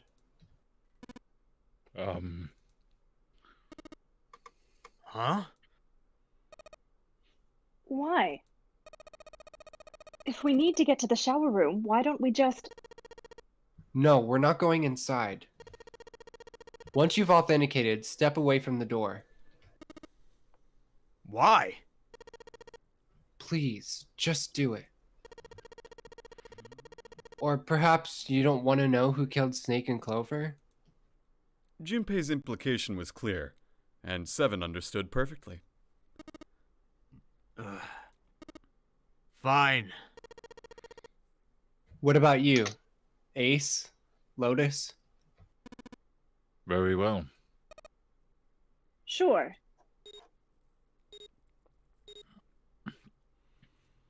Quickly, they pressed their palms onto the red. Once they had finished, they stepped away from the door. as Junpei had instructed. 3 asterisks shone from the red's display panel. Junpei approached it and held his bracelet over the scanner. He made quite sure he didn't place his palm on it, and instead only brought his bracelet near it. The 4th asterisk appeared, just as Junpei had expected. It was possible to authenticate without placing one's palm on the red, so long as the bracelet was brought near it. Junpei pulled the lever down. Hold the lever, Junpei. Door 3 opened like a hungry mouth. 9 long seconds passed. And then the door shut, unfed. Junpei walked slowly back to the others, who were waiting some distance from the door, talking to one another. Santa and June had joined them as well. It looked as though they hadn't found a chance to break into the conversation yet. As Junpei approached, they turned to look at him, curiosity plain on their faces. Before long, the other 3 did as well. Clearly, they were all expecting some answers. Thanks. I appreciate your cooperation. Clearly, they'd hoped for something more forthcoming. He continued. By the way, Ace, would you mind if I asked you something? What is it? Do you know who I am? Oh. What? What kind of question? Just answer it, please. Who am I? You're Junpei. Of course. Who else would you be? Unfortunately, that's the wrong answer. Actually, I'm Santa. What? Ace's voice was full of surprise, but it was also tinged with confusion and fear. Everyone else looked nearly as surprised. Santa looked especially shocked to discover he was actually someone else. If he spoke, however, the trap would be exposed. Junpei quickly continued. The clothes I'm wearing, I borrowed from Junpei. And the clothes he's wearing are mine. We had a little swap. That's ridiculous. Impossible. So you're saying I'm not Santa? Of course you aren't. Why? What makes you so sure I'm not Santa? If you were Santa, then door 3 wouldn't have opened for us just now. 1 plus 7 plus 3, 8 plus 3 equals 19. 1 plus 9 would be 10. The digital root would be 1. But the 4 of us just opened door 3. You can't possibly be Santa. Your bracelet number isn't 3. It's 5. Right? Only then, when it was too late, did Ace realize his mistake. He set his jaw and glared at Junpei. You're exactly right. My bracelet number is 5. As he spoke, Junpei lifted his wrist up to show everyone the bright red 5 on his wrist. Sorry, Ace. I tricked you. Of course I'm not really Santa. I'm Junpei. Who could possibly think I was? It's obvious I'm not.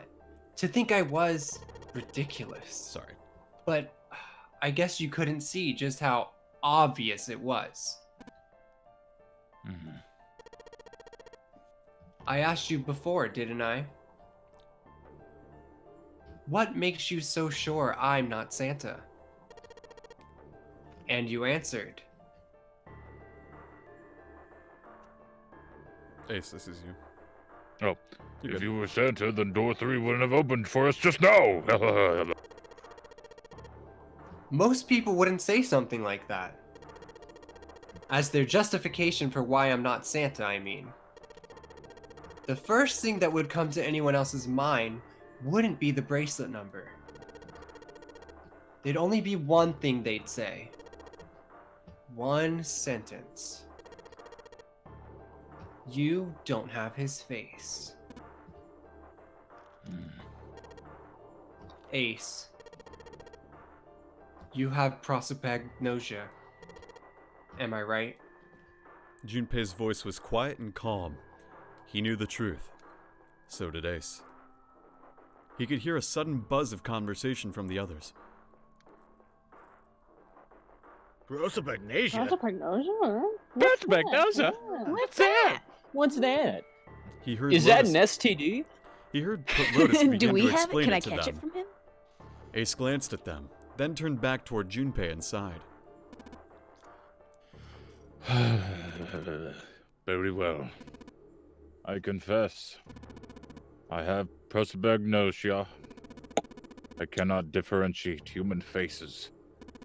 Is that what this was about? The fact that I'm handicapped? You want to mock me for my disorder? Oh shit, I'm already roasting for it. No, not at all. I'm not making fun of you at all. In fact, I feel kind of bad for you. No. The reason I brought this up is that there's an excellent chance the person who killed Snake has prosopagnosia. Ace's face tightened. His eyes narrowed. What do you mean? Junpei leaned casually against the iron piping of one of the beds. I'll just come right out with it. I think it was you, Ace. You killed him. Junpei was suddenly very aware of 5 pairs of eyes on him. He had their undivided attention now. The room had grown very, very quiet. Junpei took a deep breath. That's ridiculous. What possible evidence do you... I have 3 pieces of evidence. The first, think back to a few hours ago. You made us argue over the 3 doors here in the big hospital room. There was no way all 7 people could go through them. Lotus suggested that we sacrifice one of us. Lotus looked away awkwardly. Junpei glanced at her and continued. Then you, Ace, said... I'll stay here. Why would you say something like that? It's pretty simple, really. You didn't want us to see the dead body in the shower room. You see, if Ace stayed behind, there were only 2 doors the rest of us could go through. Doors 7 and 8. There was no way we could get through door 3, the shower room. You knew that, didn't you, Ace? That's why you volunteered to stay behind. Come on now. I think that's going a bit far. I can understand if you're jealous of my bravery, but please, don't devalue my actions. I only wanted to save the rest of you. Surely you can understand my altruism. Altruism, huh? Junpei stared off into the darkness at something very interesting and lazily began to dig a persistent bit of wax out of his ear. You already knew, didn't you? You knew that whichever doors we took, eventually we'd end up back in the big hospital room. What on earth are you saying? Of course I didn't know that. How could I have? Really? Yes! Pleading was not something they'd heard from Ace before. Junpei pulled the piece of wax from his ear, glanced at it, and flicked it off into the darkness. And ate it. Oh, well. Bitter, he thought. That's cool. I've still got 2 more pieces of evidence that say you're the killer. The second is that, as I said earlier, you have prosopagnosia. Then you mean to imply that a person who can't distinguish human faces must be a bad person? Junpei, they call that prejudice. No. I'm not that stupid. Then why? Well, before I explain, I suppose there's something I should tell you. The corpse in the shower room, it's not Snake's. What? What? Ace's face went pale. The others looked confused as well. If the body wasn't Snake's... I didn't put it together right away, but there was something Clover told me. She said that Snake's left arm was prosthetic. He lost his real arm in an accident. But the body we saw in the shower room, let's call him Guy X. Guy X's left arm was definitely flesh and blood. In other words, Guy X couldn't possibly have been Snake. Oh, God. No. That's impossible. Ace had started muttering deliriously to himself, shaking his head back and forth. Junpei was long past caring. Let's say hypothetically that the killer didn't have prosopagnosia. Let's say hypothetically, for the sake of argument, that the killer had prosopagnosia. Hey, Well, shut then, the if fuck that up. were the case, Come on, guy. If that were the case, he would immediately realize that Guy X wasn't Snake. Even if the clothes were the same as Snake's, their faces would be completely different. It would have been obvious they were different people. And yet, they still killed him. Why? Why would they kill a stranger who'd only just shown up?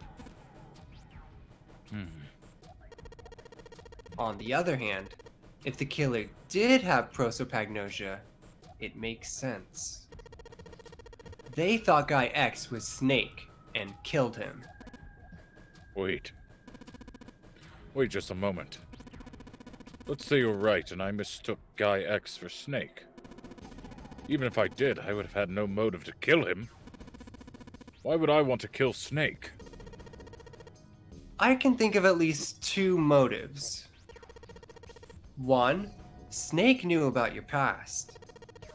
If he ever revealed what he knew, that would have been really bad for you. You really didn't want that to happen. So to make sure Snake's mouth stayed shut, you killed him. 2, Snake had a grudge against you. You knew that, or at least you could have easily assumed he did. Even without exposing your identity, he was a threat to you. You never knew when he might be attacked. You could have even let your guard down. Every moment was a moment he might try something. You didn't want that kind of danger hanging over you, so you... Hey, hold on a minute. For the first time since the beginning of Junpei's explanation, someone besides Ace spoke. What's a past that Ace wouldn't want us to know? Why did Snake have a grudge against him? Look at this. He handed Santa a small piece of paper.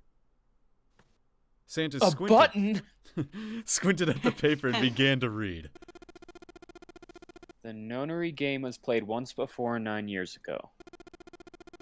The person with the number 2 bracelet attended the game 9 years ago.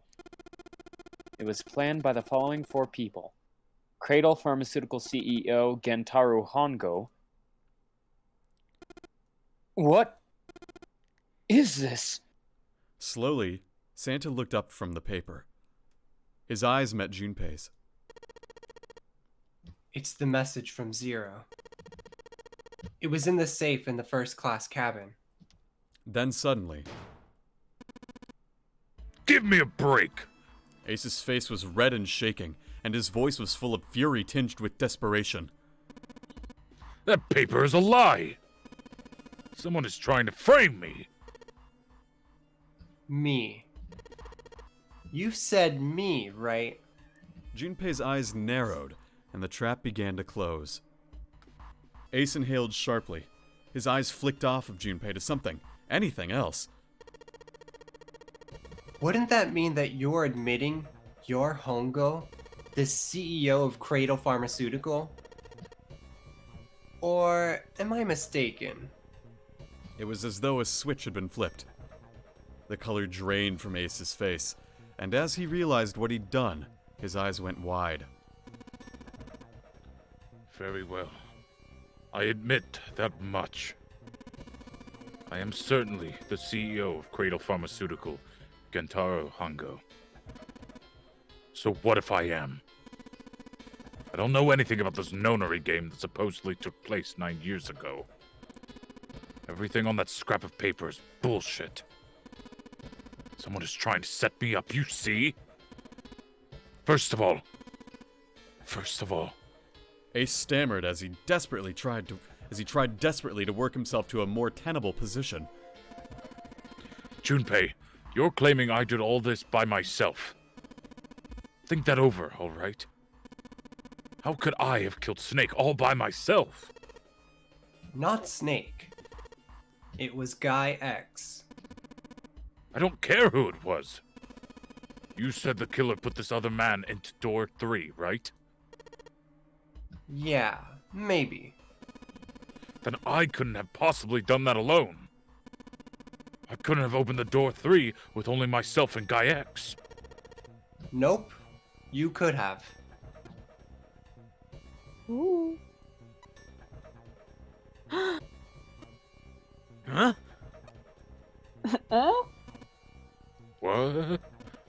What? Ace's face was tight, and his teeth were clenched. Junpei fixed him with a lethal stare, with a level stare. The trap was about to close. Actually, Ace, when you were unconscious, I took something from you. Remember when you were injected with that anesthetic and fell asleep in the big hospital room? Yeah, back then, I took this. Junpei put his hand into his pockets. No, you couldn't have! Ace's right hand moved. Junpei smiled. I got you, Ace. Your right hand there tells me all I needed to know. You want to tell me what you were so worried about? What's in your pocket?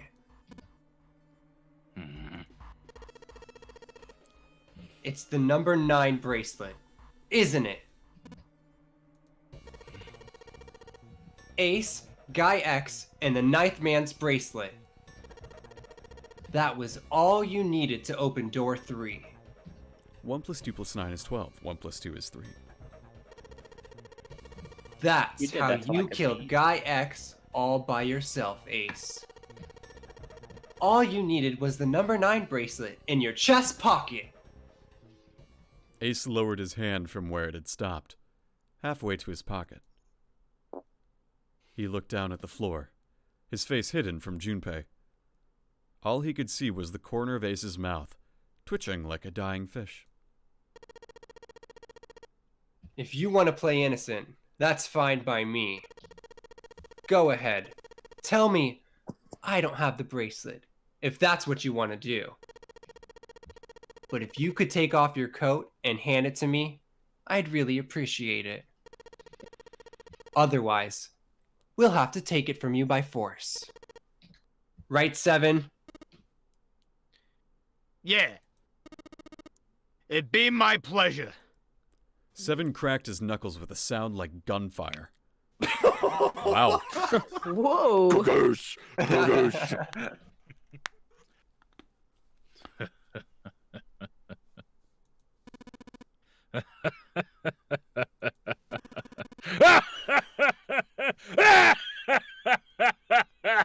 Yeah, need a lozenge or something? Ace roared with laughter. He must have been a smoker. He threw his arms wide and his head back and laughed, filling the room with a sound that scarcely belonged there. Then it stopped. His arms came down, and his head dropped to look straight ahead at Junpei. His face was flat and cold, devoid of any emotion.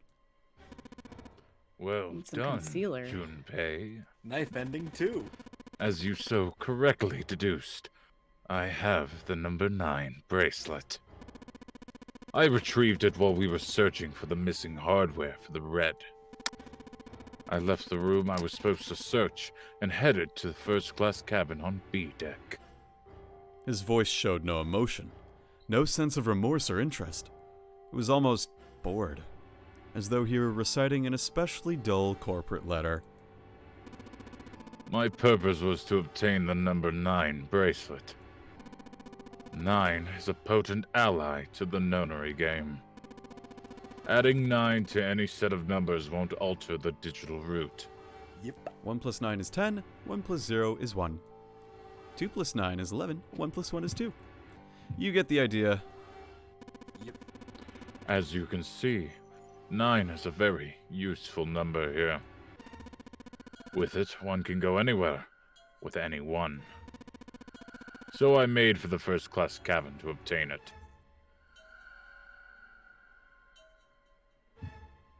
Ace successfully acquired the number 9 bracelet.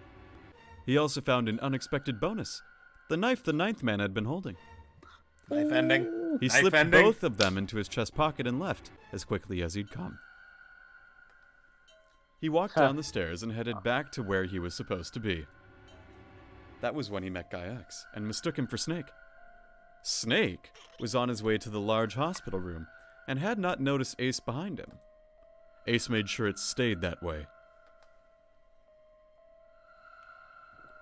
He followed the man wearing Snake's clothes to door 3. When the man stopped, he walked up behind him, quietly, and called out. Is that me? Yeah, that's you. Yeah. Oh. Snake. The man turned to look at Ace. He said nothing. No words came out of his half-open mouth. He seemed dazed, somehow, almost like a man half asleep. Perhaps he had been drugged? It didn't matter to Ace. Ace was certain that the man was Snake. He knew Snake had been a part of the nonary game 9 years before. Snake hadn't recognized Ace immediately, but he was blind. That much made sense. Why then hadn't Snake said anything to him? Surely he hadn't forgotten what had happened to him in the nonary game, but not once had he attempted to confront Ace. Perhaps his lack of sight had prevented him from recognizing Ace. Or perhaps Snake had conspired with Zero to deceive Ace. In either event, he was a threat, and it was better to deal with him sooner rather than later. Ace's mind was made up. He moved. He held the number 9 bracelet over the red. He waved his own bracelet in front of the red, and finally grabbed Snake's arm and shoved his hand against the scanner panel. The door opened. Ace threw the man through it. 9 seconds later, the door shut.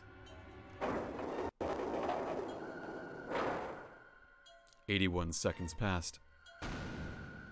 9 squared. The man inside the door passed away.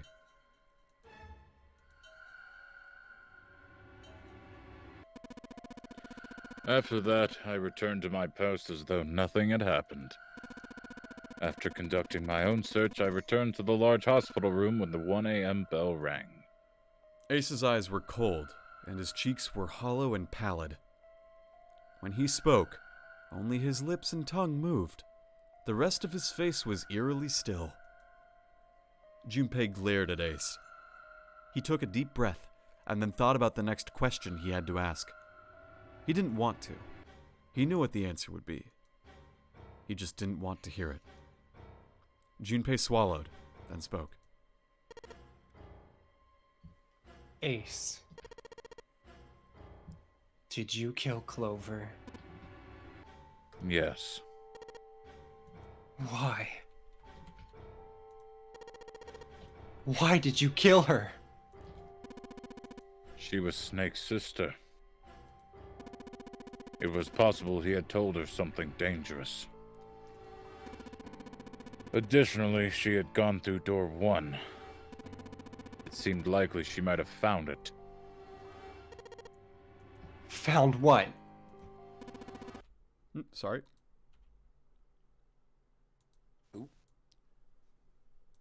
Okay, we're good. Why don't you go through door 1 yourself? Perhaps it's hidden somewhere. Seven and Lotus interrupted. Yeah, but Lotus and I went through door 1 too. We didn't see anything suspicious. Yes, I thought as much as after I heard your report at the central stairs. I doubt the two of you could find it. Huh? Huh?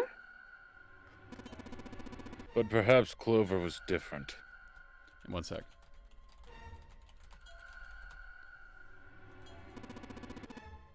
Perhaps she.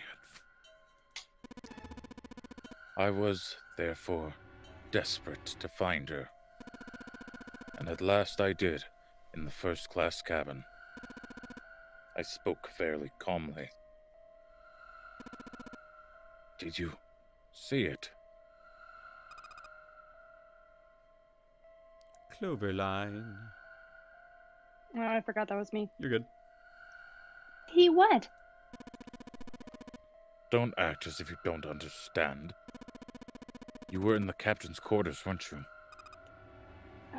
Huh? What are you talking about? Very well. By the way, what are you doing here, Clover? What? Nothing. There's blood on your shoes. Looks fresh. You go take a look at the ninth man's corpse. I see. Your silence suggests that you noticed. You saw something, didn't you? You saw that his bracelet was gone. Clover ran. She made for the exit, but Ace stood in her way. You aren't going anywhere! He caught her by the collar as she passed and threw her to the floor, hard. She leapt back up and darted past him into the hallway. Ace followed at a run. He was faster.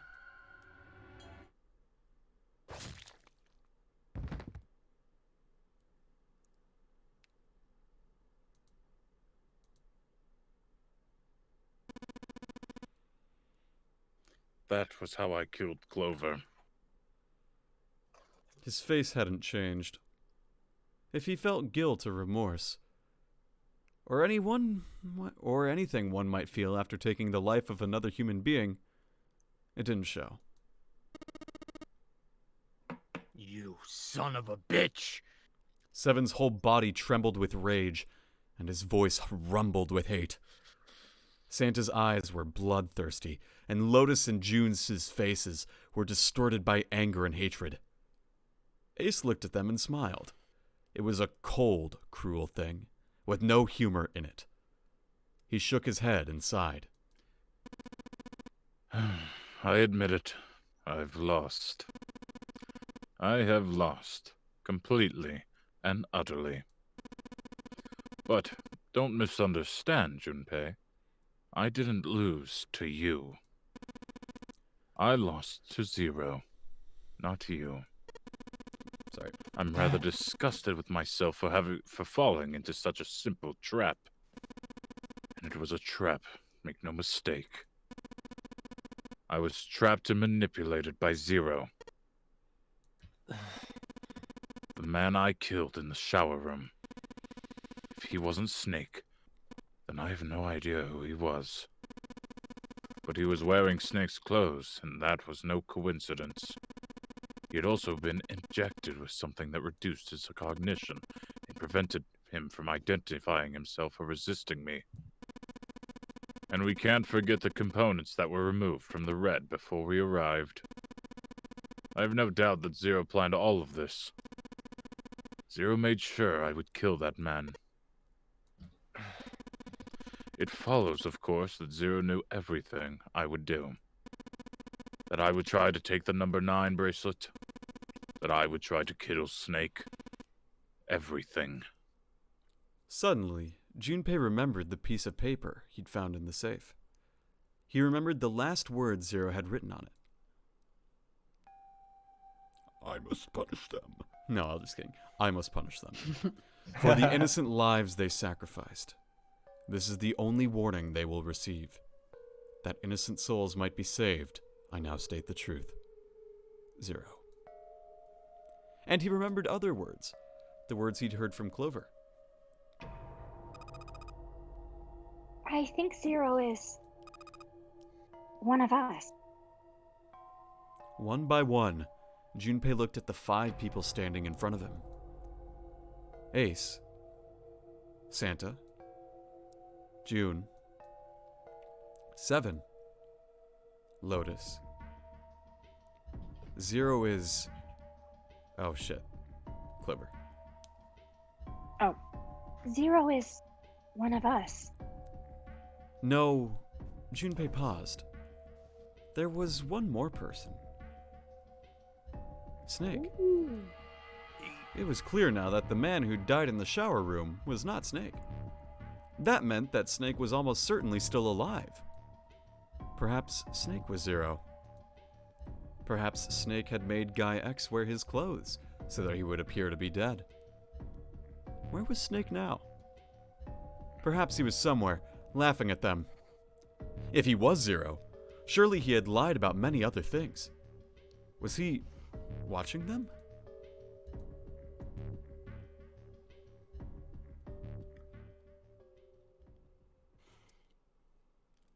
Dun dun dun. Well, I believe I've finished with my confession. Why don't we get moving? He sounded as if he'd just finished doing nothing more exciting than describing the weather. For Santa, it was the last straw. What the hell is this shit? You aren't going anywhere, you son of a bitch! We're gonna leave your ass here to rot! Why? Because I killed Clover? That's ridiculous. Why are you so upset that I killed the little bitch? She was nothing to you. A stranger you only met a few hours ago. Am I wrong? Alright, 7. You bastard! 7 roared and lifted a fist that would have likely shattered Ace's jaw. But someone else was faster. It was Lotus. She stepped toward Ace, raised a fist of her own, and drove it straight into his nose. Nice. Girl boss. Huh. You've got some fire, don't you? I confess, I rather like a tough woman. He sniffed and wiped a small trickle of blood from his nose with a raised eyebrow. Well, maybe you'd like another one then. Before that, let me give you one of my own. No, don't fucking... Huh? Equal fights, equal rights! Lotus scarcely had time to blink. Ace snaked his arms around her and pulled Lotus's back up against him.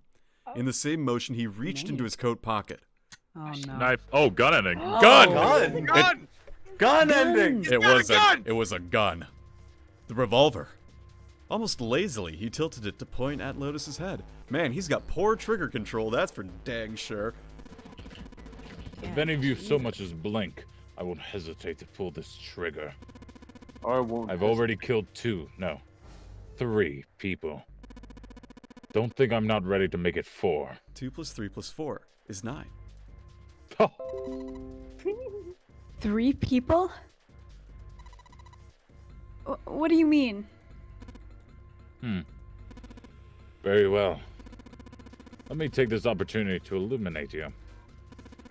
The person who killed the 9th man was me. Although I suppose to be more accurate, I encouraged him to get himself killed. While we were examining the main staircase, he came to me and told me his name. I recognized it at once. So I gave him a little push. Just a little white lie. It seems the settings for the dead were altered. Now it only requires a single person to deactivate the detonator in the bracelet. I love you, Dad.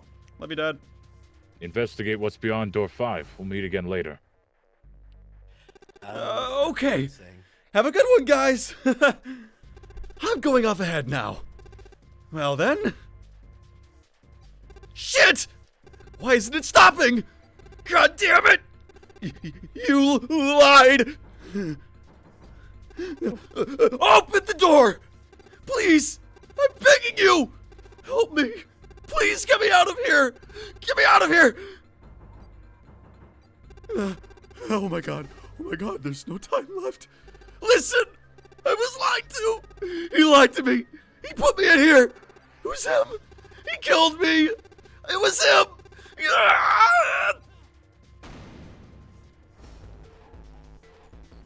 Oh, so that's what he meant. I had 4 reasons for killing him. Which I'm I gonna will go into list them off express meticulously. detail. 1, as I said before in the nonary game, the number 9 bracelet is of the most importance. If I had allowed him to keep such a useful tool here, it would have become a threat to me. As such, I decided that he should be eliminated early on. 2. I'm not going to list these slowly. I wanted the number 9 bracelet. If I could manage to obtain it, I would be able to manipulate the game as I saw fit. I would be unable to acquire the bracelet unless its owner was dead. 3. Even setting aside his number, he would have been nothing but trouble for me. He was aware of my past. He knew what happened here 9 years ago. It was important that I eliminate him before he was able to disseminate this information. 4. Lastly, I wish to conduct a simple test. A test to see if this nonary game was serious or a poor attempt at a joke. I needed to be quite sure.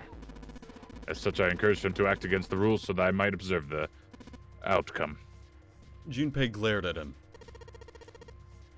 I don't get your third motive. What the hell happened 9 years ago? Didn't I say? The nonary game was played. I planned it out, and I conducted its execution.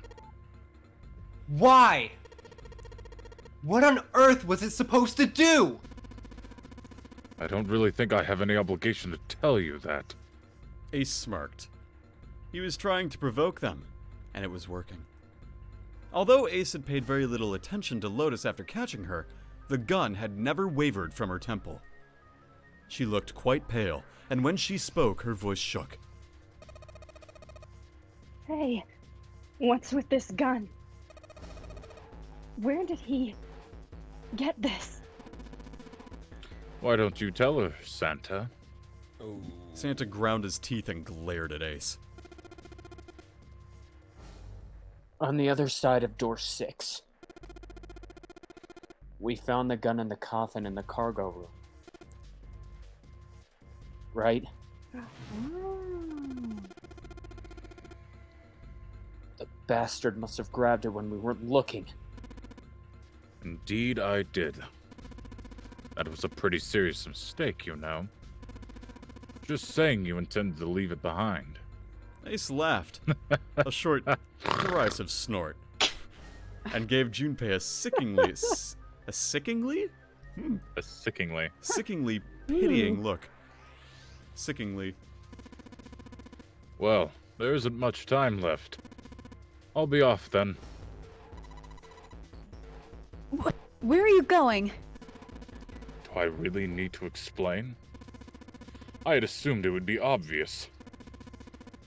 I have the number 9 bracelet. And now I have Lotus. 9 plus 8 plus 1 is 18. 1 plus 8 is 9. Wasn't there a door with a 9 on it in the room that looked like church?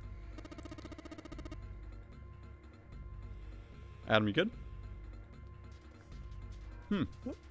Seems to have cut out there. Adam? Adam! The Discord's been cutting out on me a lot today. You're good. You're good. I feel that more than anyone. That's where you're going, isn't it? Perfect. And how do you know that? Santa told me about it while we were looking for Clover. I see. Well, you are correct. That is my destination. But now I must say goodbye to all of you. Ah, and please, don't forget my warning. Move, and I'll pull the trigger. I don't need her alive to open the door, you know. As he spoke, Ace began backing toward the door, practically dragging Lotus behind him. Junpei, Santa, June, and Seven stood, frozen. Ace had the face of a man gone mad. They had no doubt he would pull the trigger. Ace had reached the exit. He forced Lotus to open it, then turned and addressed them once more. Goodbye. Then he stepped through the door. Oh, Giggles. Good night, Captain Rex. Hey, Giggles. Welcome, Giggles. Hey, we've got 9 people in the call! Oh my god. It fell shut. In the blink of an How long were eye, you waiting to make that joke, Voltage? they were gone. The whole stream. I planned it that way, it's fine. As soon as Ace and Lotus were gone, Junpei and the others leapt for the door in pursuit of Ace. But as Junpei laid his hand on the doorknob, there was a noise behind him. He looked over his shoulder. June was kneeling on the floor, breathing heavily. Time. Hey! June, what happened? Are you all right? Santa, Are you okay? Santa ran to June and wrapped his arm around her before she could collapse all the way. Jesus Christ, look at how big his hands are. You know what they say Yowing about hands. people with big hands. No, I Big don't. I thought it gloves. was feet. Jesus, you're burning up. Your Big fever's penises. back. That he might have cancer. He needs to put his hand on his face just to check. And then you slap, and then you Are push you the hand okay? into his face, and everyone laughs. June's fever had returned. Again, for no apparent reason. Her eyes were watery, and her eyelids drooped.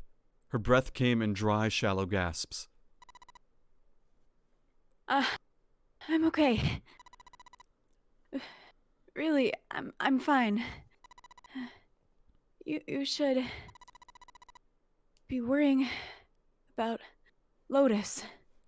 She was breathing hard now, and she could barely summon the strength to talk.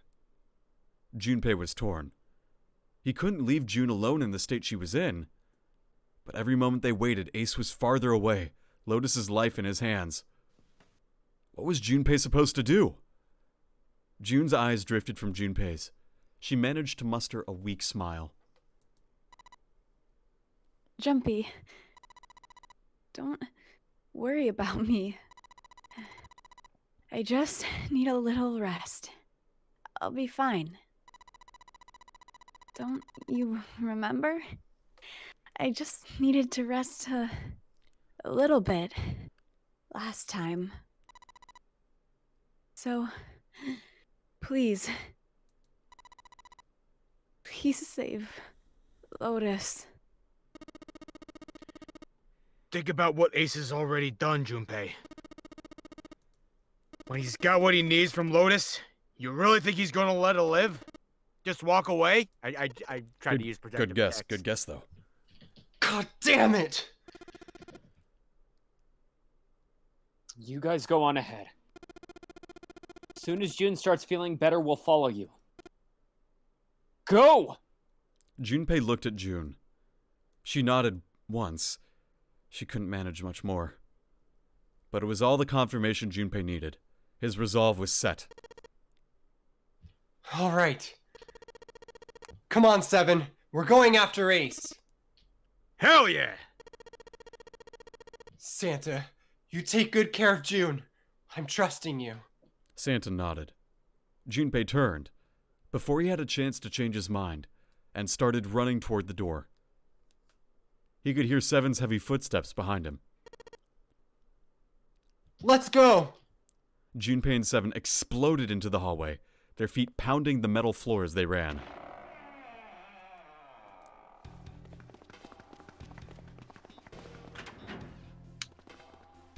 Look at them go. Hello, elevator.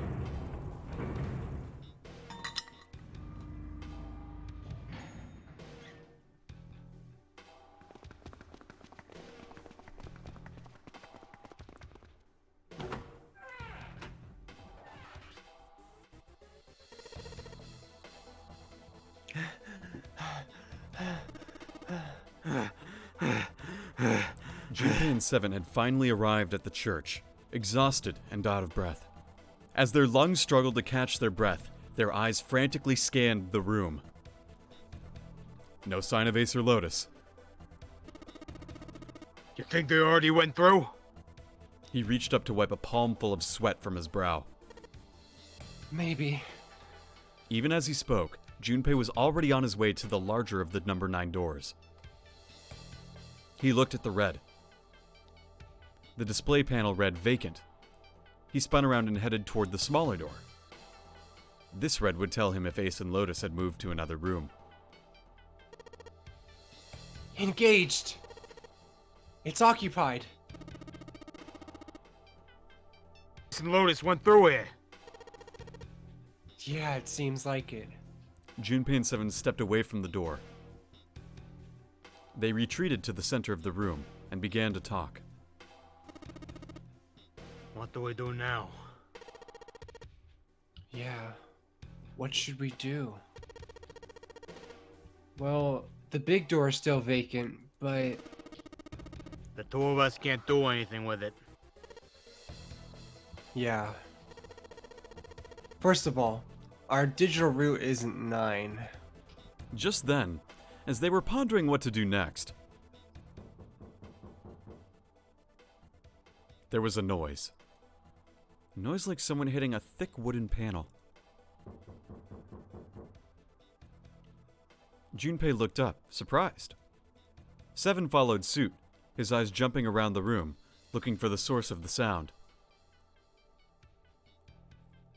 It wasn't long before they found the altar. Or more precisely, what was on it. Oh, shit. The coffin? Yeah. Let's open it. How? By force! I don't think that's going to happen. Well, you never know till you try, right? The only necessity for success is the willingness to suffer 1,000 failures. Who said that? I forget. Anyway, we've got to try. Junpei and Seven leapt at the coffin. They grabbed hold of what purchase they could find and pulled.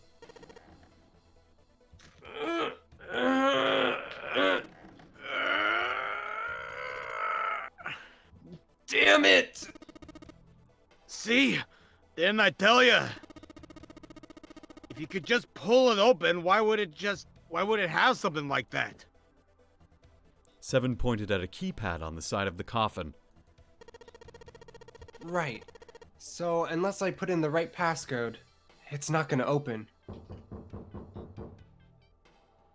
The noise hadn't stopped. In fact, as it continued, it had only gotten louder and more forceful. What were they supposed to do, Junpei wondered. Was there some sort of clue somewhere? Ah, fuck, it's all going 3D. They stood there for a few moments, staring at the coffin, and then Seven spoke. Hey, Junpei. I remember you mumbling about some weird numbers over by the bathroom in the first class cabin. You got those numbers by solving the secret message Clover was holding, right? The truth to gone, or something like that. Yeah, that's right. What about it? Well, maybe that's the passcode for this thing, too. Come on, that's impossible. Those numbers were the code to unlock that safe. Yeah, but the person who set up that safe and this coffin is the same person, right? Zero set both of these up. Yeah, probably. Well, Then they might have set the same passcode for both of them. That's ridiculous. Why don't you just try it? I mean, it's not like you'll make things any worse. Hey, who remembers that passcode? Is it 13, Not me. 1, It'd 4. just be a waste of time. There's no way they're the same number. I know it. How do you even know that? You never know until you try. The only necessity for success is the willingness to suffer 1,000 failures. Now we know who said it. It was 7.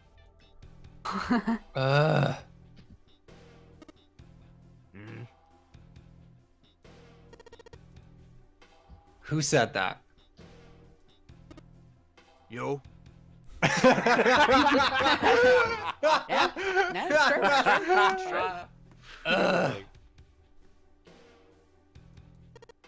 Sorry. Fine. He knelt down in front of the keypad and looked at it. Perhaps because he'd repeated them so many times before, the numbers came easily to Junpei's mind. It was 14383421. 14383421. Hey! Quickly, he typed them in. Alright, what's gonna be in the coffin, everyone? Hey, it's here it comes. I think it's gonna Snake. It's gonna be my boy. He checked that he'd entered the right It's numbers. gonna be a puppy. Then took a deep breath and pressed the E button. It only took a moment. Lock open. What? You've got to be kidding me. There was a click. And with a heavy clunk, the lid of the coffin slid off onto the floor. Someone sat up from inside. It was Snake. Hey! Snake! Let's go. You! Why? Alex, you better do his voice correctly. Oh. Yes. Those voices. I'm not doing that! Those He was voices. canon from the start. Junpei and 7, unless I'm mistaken. Where are the others? Are they elsewhere? Of course, there was no reason Snake would have known anything about where anyone else would be. Junpei and 7 looked at one another. There was a great deal he needed to know, but...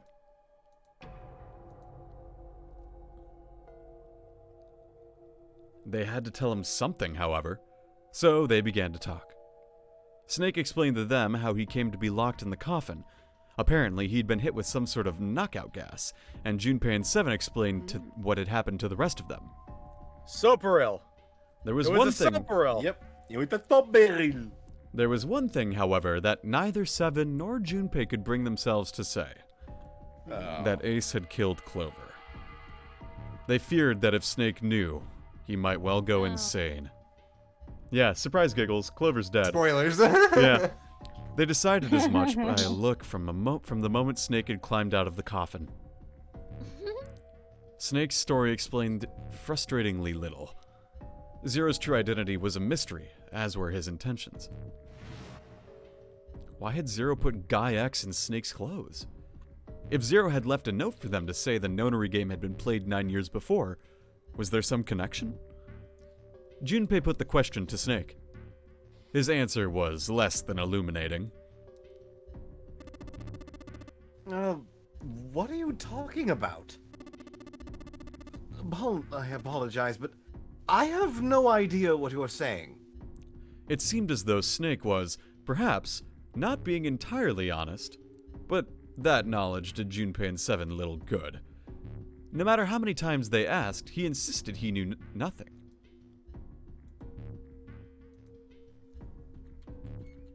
It was becoming clear that Snake wouldn't give in, and every second they spent asking him was a wasted second wasted. Their time limit was fast approaching. Snake's release from the coffin had changed nothing. They still needed to follow Ace as quickly as possible. However, they stood in silence, the overpowering of the atmosphere of the chapel almost stifling. Junpei, 7, and Snake simply stood at a loss for what they should do next. What do we do now? He glanced over at Snake's wrist. Sure enough, he could see the 2 on the bracelet on Snake's wrist. The 3 of us can't make a digital root of 9. Yeah, we just get 5. We're stuck here then. Oh! Hey, I just remembered something. 7 began patting his pockets, as if he were checking to see if any of them held anything. Oh yeah. What? What is it? Oh, now he's gonna know. Oh yeah, no. No! I found something earlier. What did you find? This. He finally found the pocket he'd wanted, and his hand dove into it. 7 pulled out something round and metal. A bracelet. Oh. The O. There was no mistaking the number glowing at them from the face of a whoa, hello. There was no mistaking the number glowing at them from the face, like a cartoon eye. 0? Zero's bracelet? What the hell? Are you saying that 7 has the number 0 bracelet? Yeah. Where did you get that? Snake's question was innocent enough, but if he learned the truth, if he'd been able to see, he would have noticed 7 look away. Clover gave it to me. She did? Yeah. How did she come by it? Well, she found it, see? On the other side of door 1. A deck, in the captain's quarters. She asked me to hold on to it, because it was too big and bulky for her to be lugging around, you know? It was a lie, and Junpei knew it. I haven't actually looked at it yet. Didn't want to disturb the crime scene, you know? Basic stuff. Well, I did borrow one thing. Yep. Mm-hmm. Oh. All right, Junpei. Been nice knowing you. Oh. What? What? 7 plus 2 plus 0 is 9. Come on, man, I'm just kidding. Still, just in case, I want to make sure the I want to make sure the 0 bracelet gets picked up by the red. Snake, give me a hand, all right? Without waiting for a response, he started walking toward the door. Junpei and Snake followed him, quietly. Before long, they found themselves in front of a larger of the 2 doors. 7 and Snake put their palms on the red. Once they'd done that, 7 put the number 0 bracelet on the scanner panel as well. A third asterisk appeared on the screen. 7 plus 2 plus 0 is 9. Now they just needed to pull the lever, and the door would open.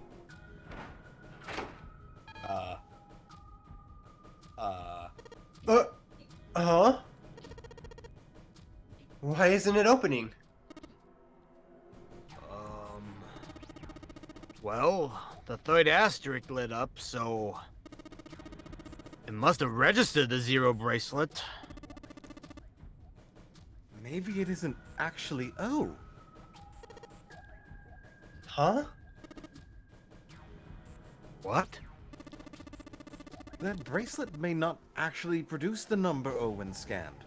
You know, the number O? The number O? Yeah. I was gonna be Why do you like, keep 17? Alex, what? 7, wait, Oh, I'm sorry, Deck. Do you want to say something right now? Oh the my number 24? God. That's actually the number 24 That bracelet. is what I'm saying. Maybe it's binary O. Why don't we try a few different combinations? Perhaps we can determine what number that bracelet actually contains. Junpei nodded. They decided to use the following combination. Ah, which one should we do? There's a choice this late in the game? Oh, yeah. Let's do the one we just did again. Yeah, let's... No. Let's do the bottom one. I'm gonna say we should do this one Okay, instead. that's fine. We should do Alright. Junpei plus Fair 7 enough. plus Wait, are you the saying bracelet. that the last ending would get us a bad ending? Maybe. Junpei plus Oh. Junpei plus 7 plus the mysterious bracelet. Junpei plus 7 is 5 plus 7 is 12. 1 plus 2 is 3. If that combination worked, then the mysterious bracelet's number was 6. They scanned in their bracelets.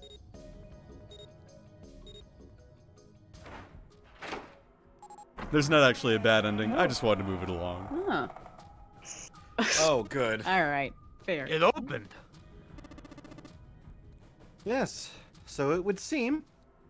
7 clearly hadn't thought their experimentation would produce anything useful, and looked rather confused. Snake was, as usual, calm and smart. Uh-huh. Oh, the door slid closed. Junpei's forehead furrowed as he thought. Oh. That meant the number for the mysterious bracelet was 6. 5 plus 7 plus 6 is 18. 1 plus 8 is 9. But Another 6 how could it be 6? The display on the bracelet clearly showed a 0. Suddenly, from somewhere far beneath them, they heard the creak and groan of tearing metal. With it came the sound of water pouring into parts of the ship that had, until recently, been dry. Oh man, that's not good. I guess our time's just about up, huh? At any rate, we know now that the door can be opened. Let's go! But... Snake, are you sure? Yeah, you know that only Junpei and I can go through this way. You needn't worry. I have a solution to this problem. My last resort. If now is not the time for the last resorts, then when? Rip his arm off. Last... Resort? It's attached to his... Oh! It's on his left arm. Attached Yeah, to he his said prosthetic take his arm arm! off. Yeah. So it doesn't matter.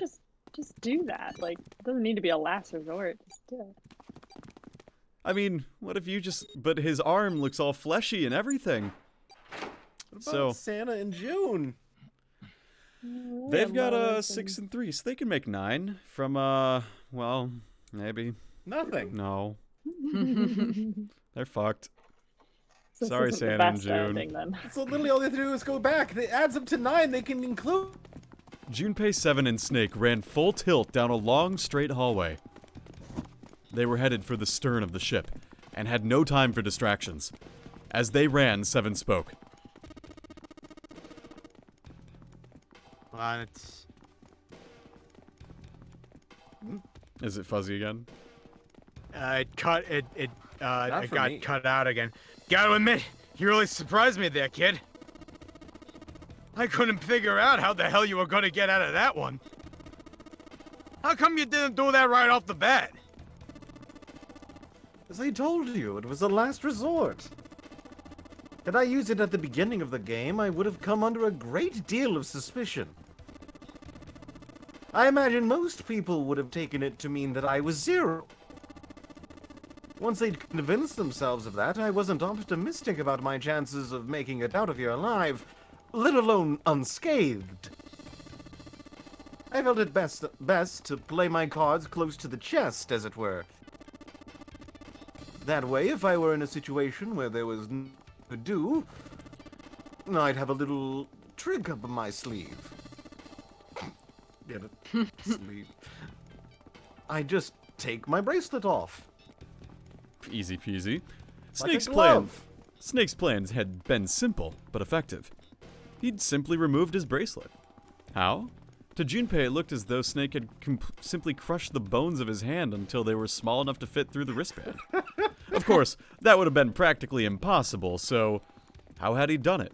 Junpei, you fucking dipshit. Yeah. Oh my He god, figured out why it do we was have to ace, but he explain it also so like, hard? how did he do it? Hey, Giggles, you've got a line. Whoa, big reveal that we had like an hour Already ago. told us 2 different times.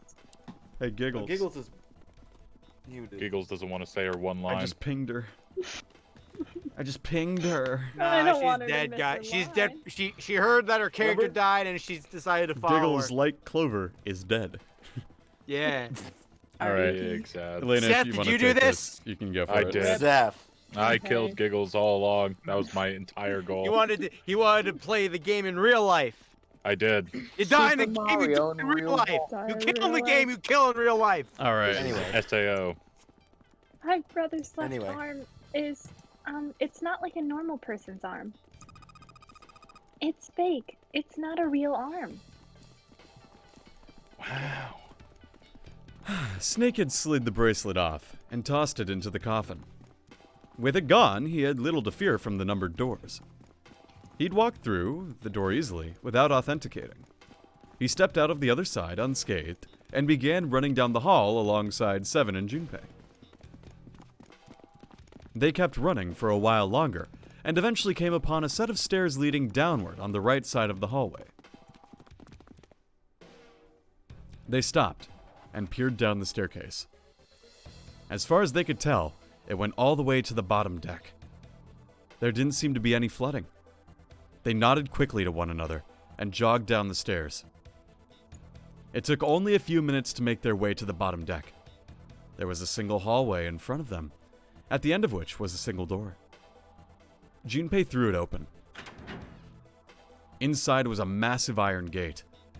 A plate was affixed to the top of it. It read Incinerator. Oh. Incinerator? Oh my, that doesn't sound very pleasant. Oh, welcome back, Giggles. Welcome back. Did you see a That's so lever near the unfortunate. gate, perhaps? Yeah.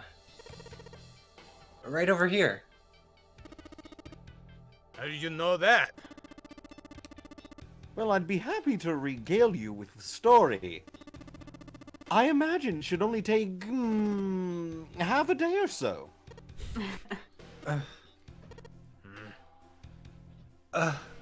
Junpei grumbled, gave Snake a dirty look, and jogged over to the lever. If you pull it, the door ought to open. Got it. He pulled the lever down. Bet you weren't expecting it to slide sideways, were ya? Whoa. I wasn't.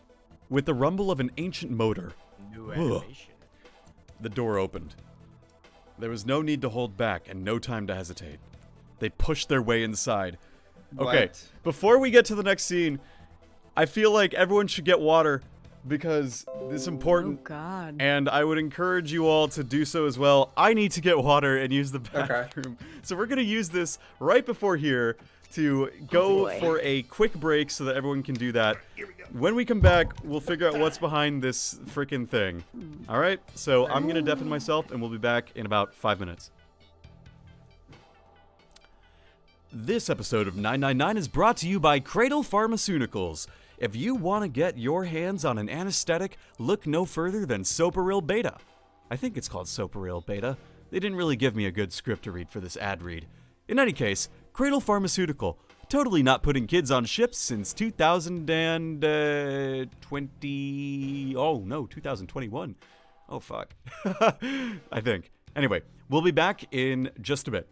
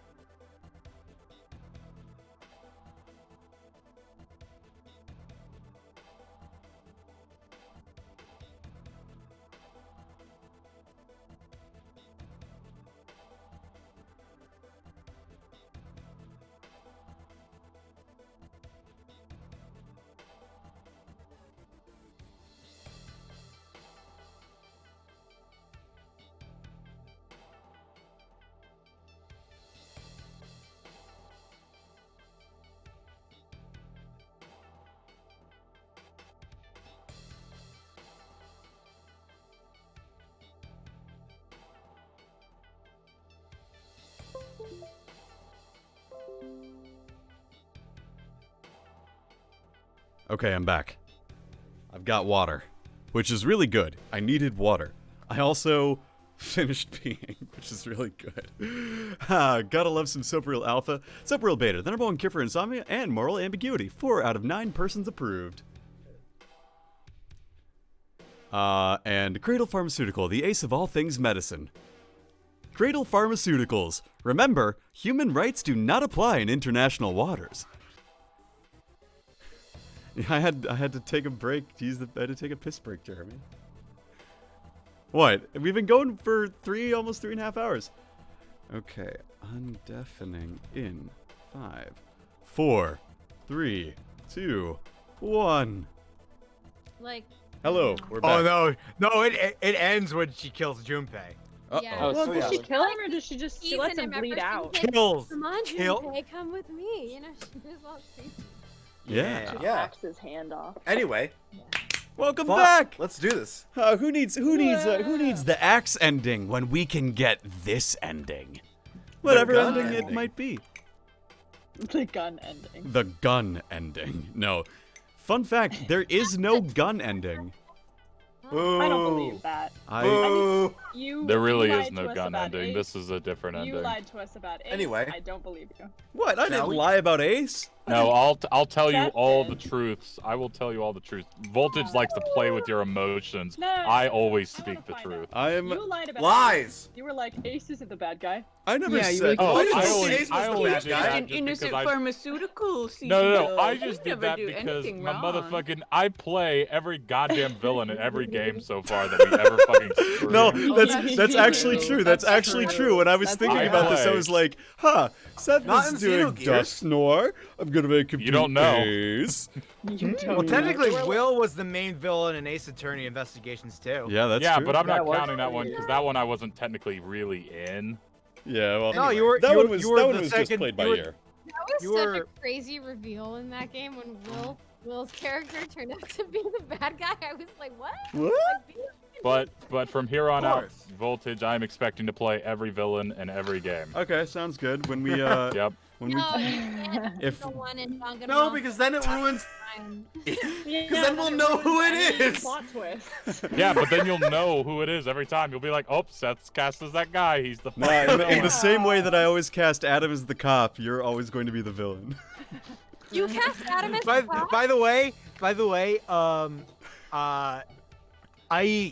my Gumshoe/7 voice got me a role in this in The Batman thing? remember my Batman friend thing, right? who I told what? Was that the Batman thing?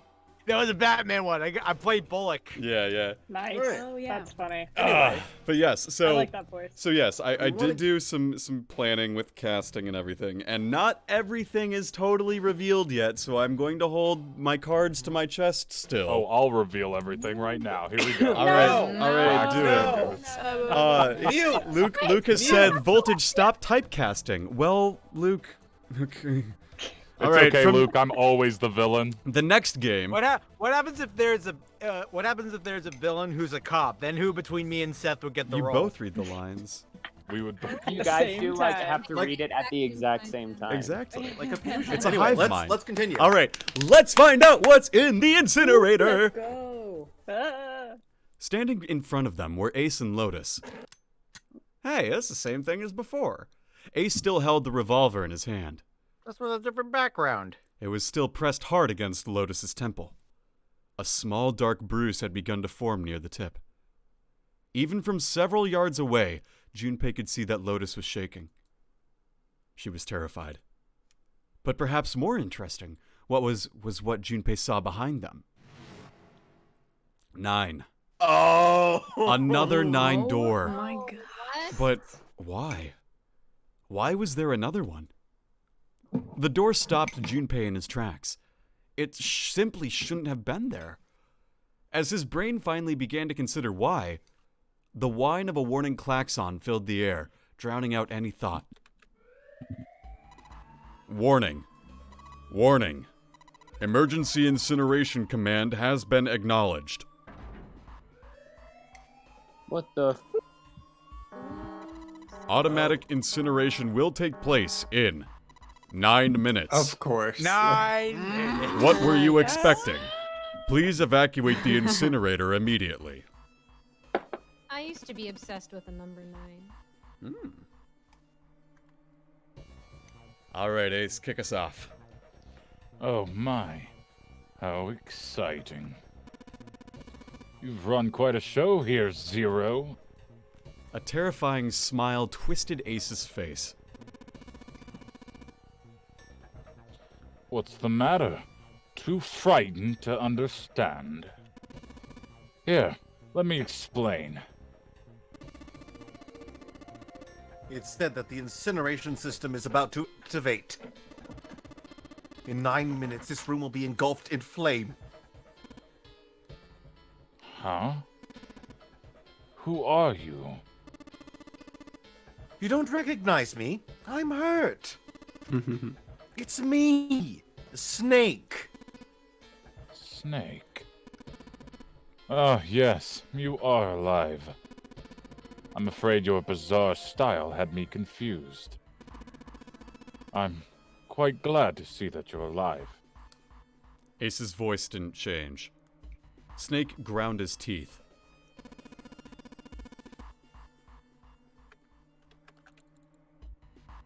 This is If you don't mind my asking, how did you get here? Snake Junpei 7. The 3 of you couldn't have opened the door with a 9. Did you use Clover's bracelet, perhaps? What? 2 plus 5 plus 7 plus 4 is 18. 1 plus 8 is 9. Oh, well, your reaction suggests that you did not. Hold on! Why did you think we'd have Clover's bracelet? Junpei felt his chest tighten. Oh. They haven't told you. Told me what? Clearly not. Normally I would take some time and enjoy the moment, but I'm afraid my time is at a premium just now. I'll have to make this quick. Clover. Don't do it, Ace! Keep your goddamn mouth shut! Clover. I said stop it! Don't listen to him, Snake! Junpei could feel his voice going hoarse, but Snake didn't listen to him. What happened to Clover? Ace looked at him. The corner of his mouth curled into a hook of a cruel smile. Clover died. The color left Snake's face. He shook his head weakly. No. Oh, his eyes open. That's not true. It's impossible. Search your heart, you know That's it to be fucking true. Star Wars. Oh yeah, what the heck? It's a lie. Has to be a lie. Oh, it's quite true. I can assure you of that. I killed her myself, you see. What? I'm sorry. Did I stutter?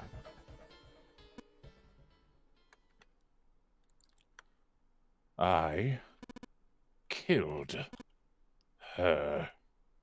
Snake's face twisted into a mask of rage, mottled red rising to dot his pale skin. His entire body shook. He looked to Junpei, disturbingly like a demon. I would have rather she died with less suffering. A bullet in her brain, perhaps, would have been ideal. Unfortunately, that would have made quite a bit of noise. Circumstances being what they were, I was so forced to settle for the knife. The one the Nightman had, you remember? I believe I caught her just below the shoulder blade. I was rather lucky, in fact. My first thrust went right between her ribs. Her flesh was so soft. My knife slid in so easily. There was no resistance. That feeling was. I confess, I feel rather excited. It is a powerful memory. Someday, perhaps, I hope I can feel it again. Incineration will begin in 7 minutes. I'm going to kill you. Snake's words were a guttural growl, barely audible. I'm sorry, what? I'm going to kill you.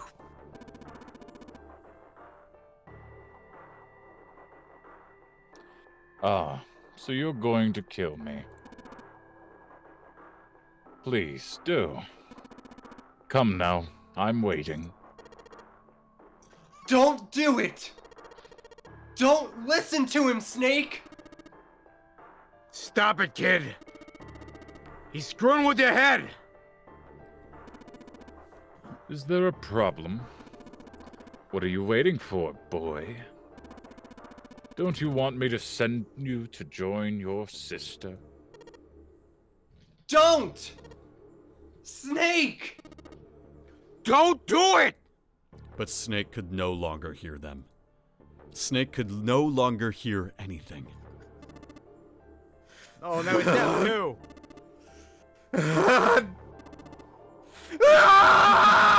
Snake moved like a bolt of lightning. His scream echoed through the incineration chamber, full of rage and despair. Snake! Snake! Snacky. Snack! Dut, dut, dut, Stop, dut, dut, Snacky. dut, dut. Oh no.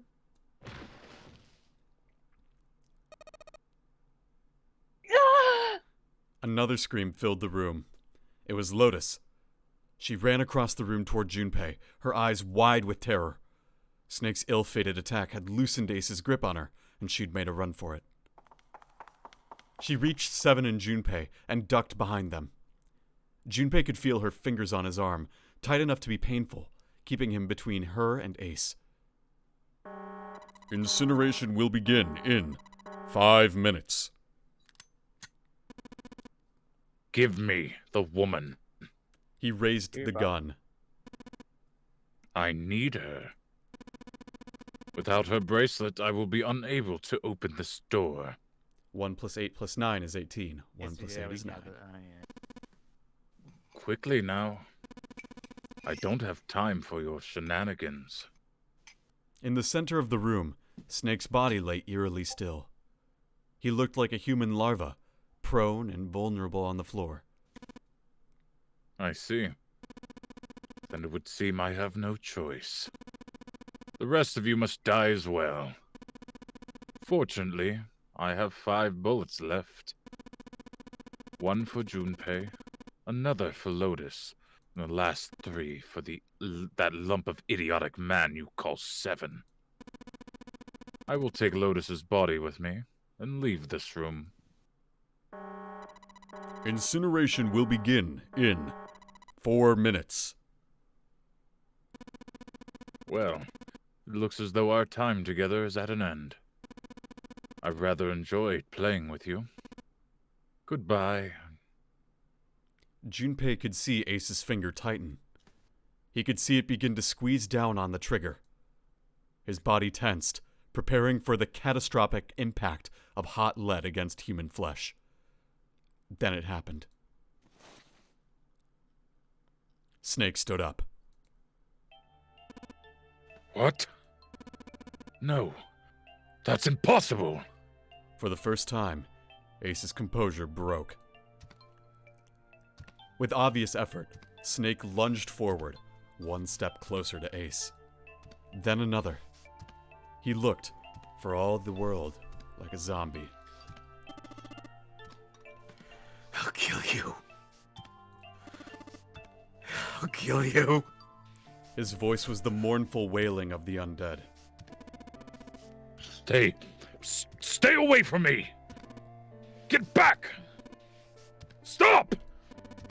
If you come any closer, I'll... Get away from me! Little by little, Ace was retreating. Snake didn't stop. He continued his stiff, inexorable approach, his eyes twin pools of pure fury. Listen to me! I said, don't come any closer! Shit! You bastard!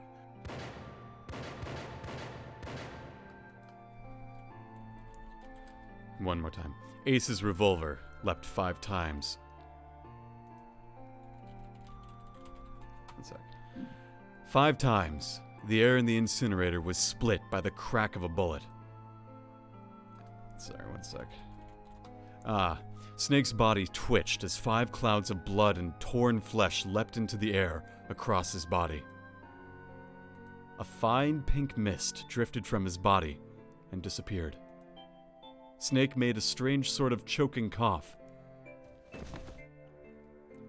And then his strength was gone.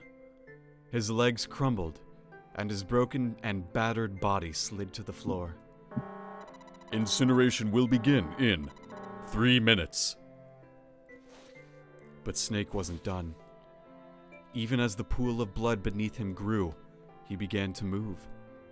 He half crawled, half slid toward Ace. One bloody arm wrapped around Ace's leg, and the other gripped his thigh with strength that should have been long gone. You son of a bitch! You're a monster! Get off of me! Let me go! Damn you! He kicked at Snake with his free leg, driving his foot into Snake's face, his arm, his shoulder. It made no difference. Snake refused to release him. Once a snake has ensnared its prey, rarely does it release it. This is it, Ace. We're going to burn to death together. What? Incineration will begin in 2 minutes. Ah! Damn it! Damn you! Get off! Let me go, you monster! Okay. Look, think about it this way. My company owns a wonderful hospital. It has excellent doctors.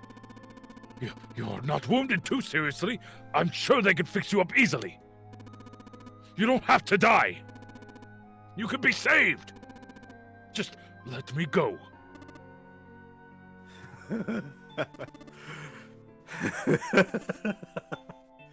Pathetic. Begging for your life. Then Seven and Lotus began to speak.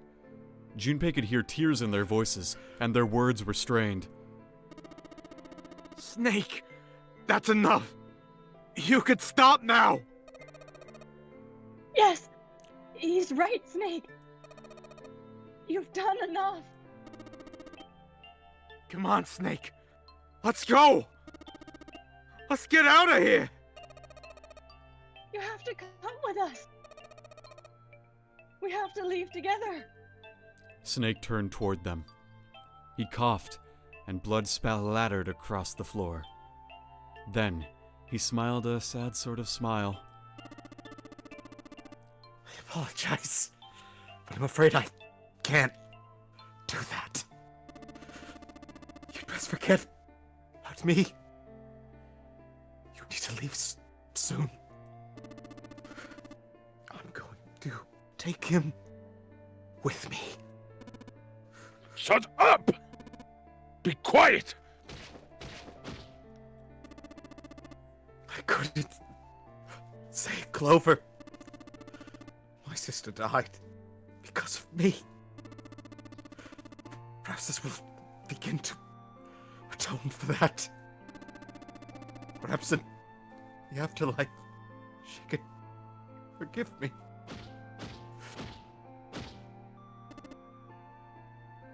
go! Go now! You have to go! Incineration will begin in 1 minute. God damn it! Shit! We're out of time! We have to go. 7 ran toward the exit. Lotus followed him. But Junpei couldn't move. There were white lines down Snake's cheeks, where his tears had washed the blood away. He was broken, body and soul, and Junpei felt as though half of his own heart had been torn out. His eyes stung, and he tried desperately to swallow to clear the lump in his throat. Junpei! What are you doing?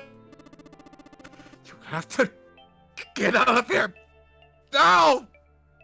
Junpei's chest tightened, pulled taut by anger. Should be saying taut. There's a typo there. Taut. It should be definitely Pulled it's taut. definitely meant to be taut. By yeah. anger, misery, and a cold feeling of emptiness.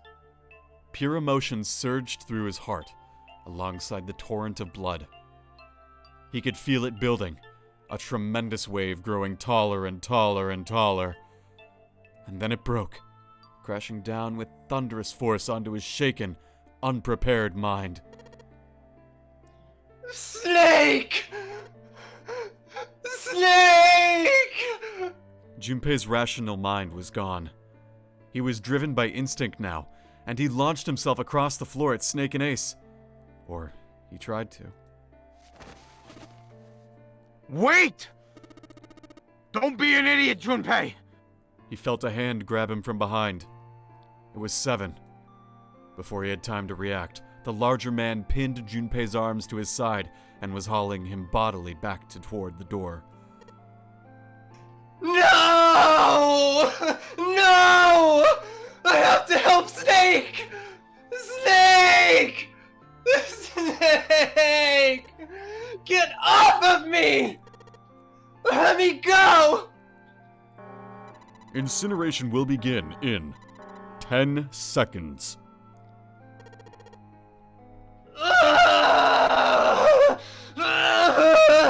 7, 6. Damn it! I don't got a choice, kid! Don't blame me for this, alright?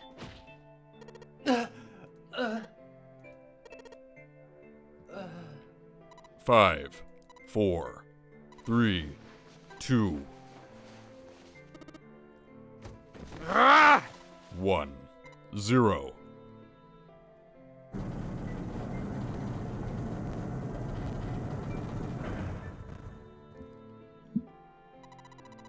Gates 2 and 3 are locked down. Beginning incineration.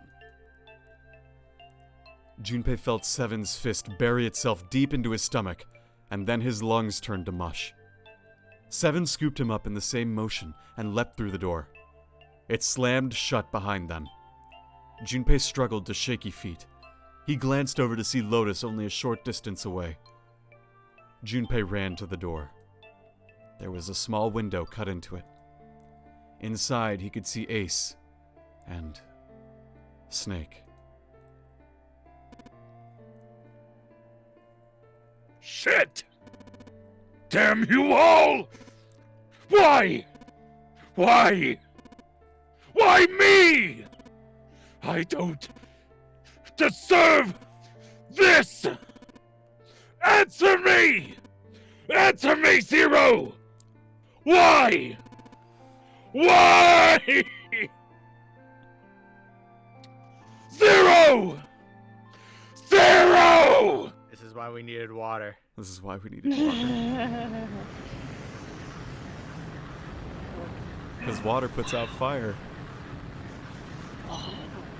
Zero!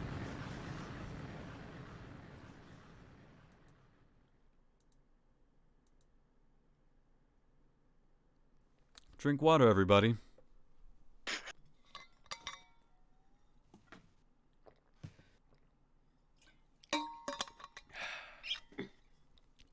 He didn't know how much time passed.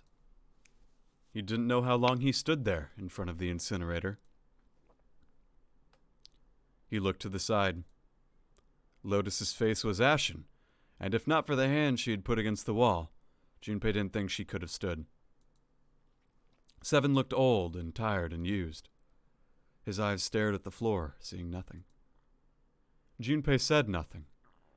He simply began to walk toward the open door and the hallway they'd come down earlier. Hey. Wait! Junpei!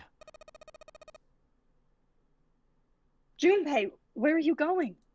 He blinked when their voices broke the silence. He stopped. You stay here. I'll go get Santa in June. You gonna bring them here? How? Don't worry about that. Just stay here and wait. Alright? He began to walk again. He looked over his shoulder and watched Seven and Lotus grow smaller and smaller. They stared back, not moving. He wasn't sure if they could.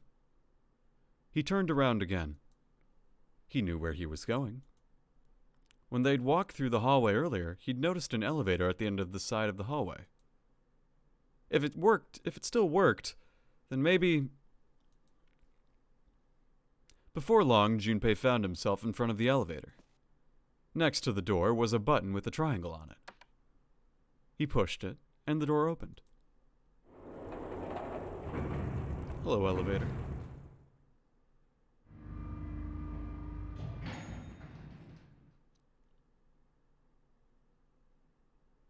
Junpei was in the large hospital room.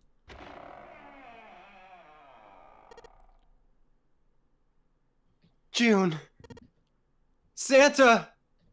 He kept calling and walked to the center of the room.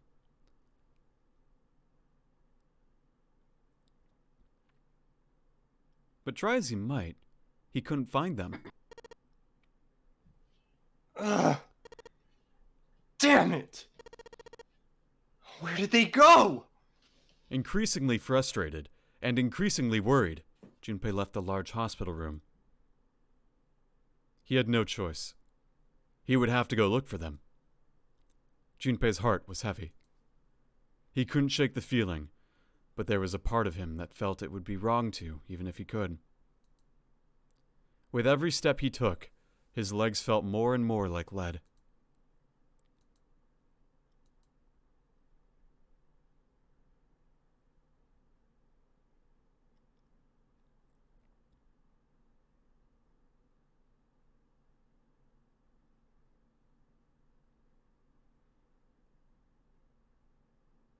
Gotta love the sweet, sweet hallway walk in action.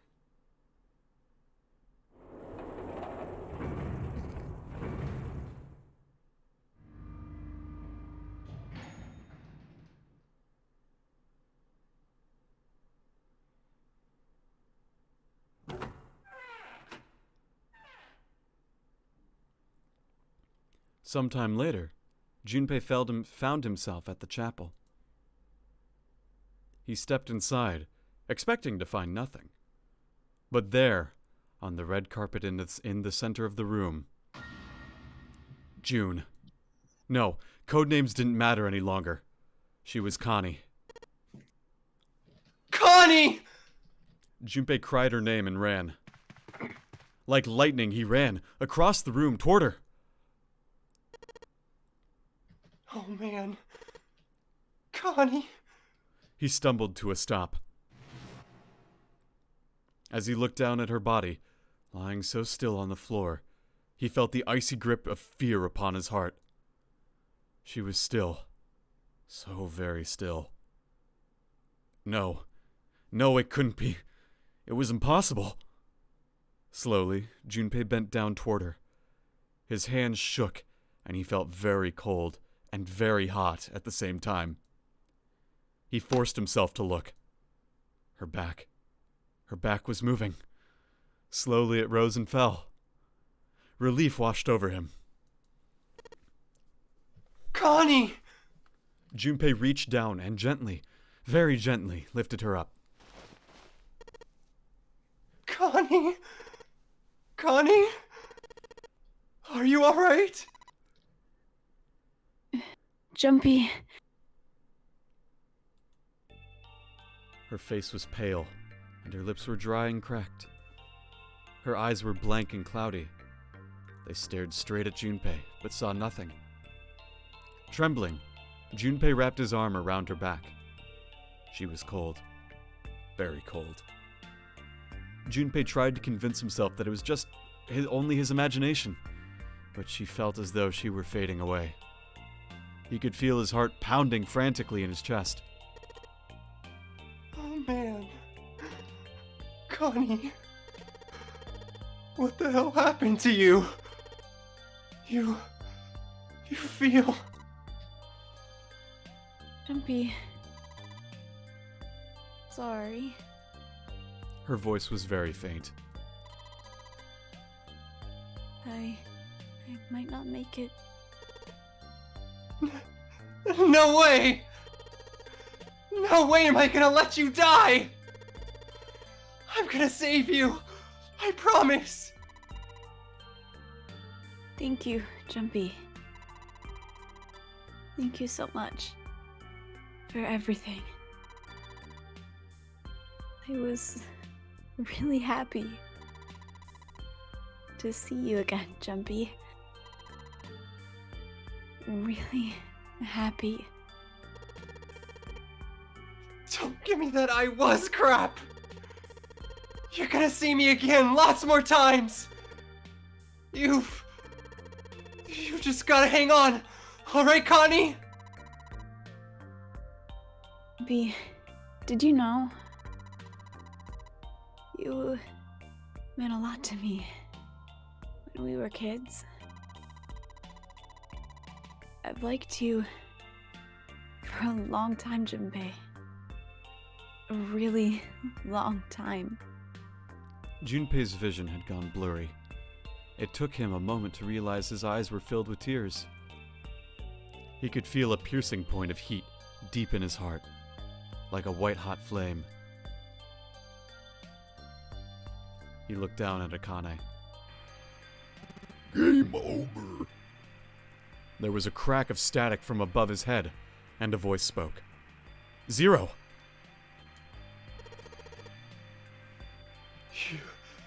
You son of a bitch! Where are you hiding? Junpei frantically scanned the ceiling for the source of the voice. I'm right here. I've always been close to you. What the hell are you talking about? No matter. I will tell you again. Game over. This game has ended. No! No, it hasn't!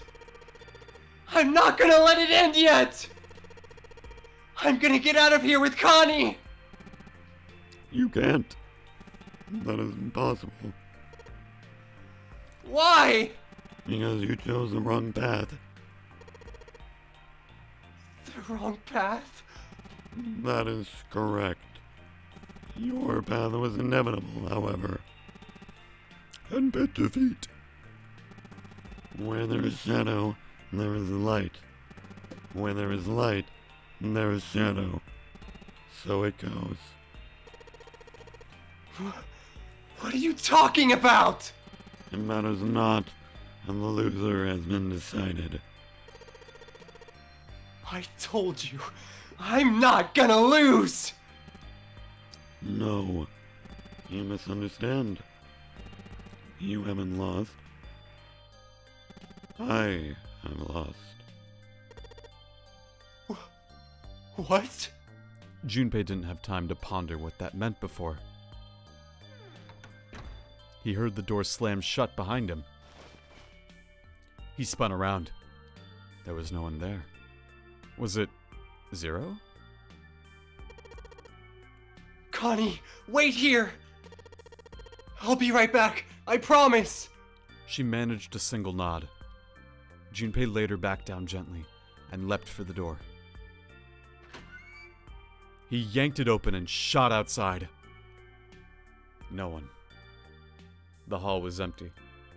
There was nothing moving anywhere. Damn it! He didn't want to leave Connie alone any longer than he had to, so Junpei turned around and headed back to the chapel. Oh no. Connie? She wasn't there. She wasn't anywhere. She'd been lying there on the floor just moments before, and now she was gone. Oh, God. No. No. Where is she? Connie? Connie? Connie? Connie! His cry split the heavens themselves. He screamed until his voice gave out. Then he screamed some more. But there was nothing. No answer. His voice faded away, and all that remained was cold, unfeeling silence. That was when he noticed it. A strange smell. One he'd smelled before. That smelly smell. The smell of a peculiar white smoke. 9 seconds later, Junpei's mind winked out.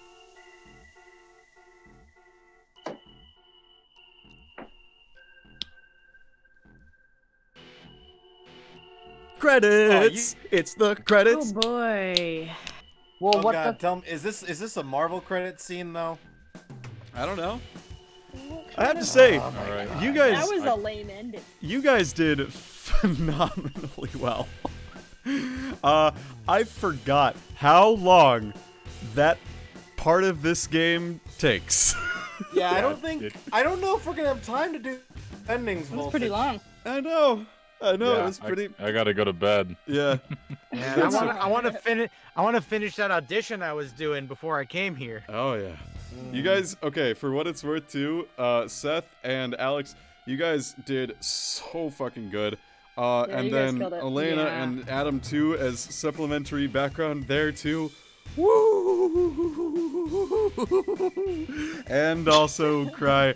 Whoa! This is fucking cool. I peaked the mic so goddamn hard. I'm so worried I peaked it so hard. I'm like, no. I should have thought about that before I got Alex, you were good. I listened to the stream and I'm like, fuck me. It sounds like Loudred up in this bitch. Woo!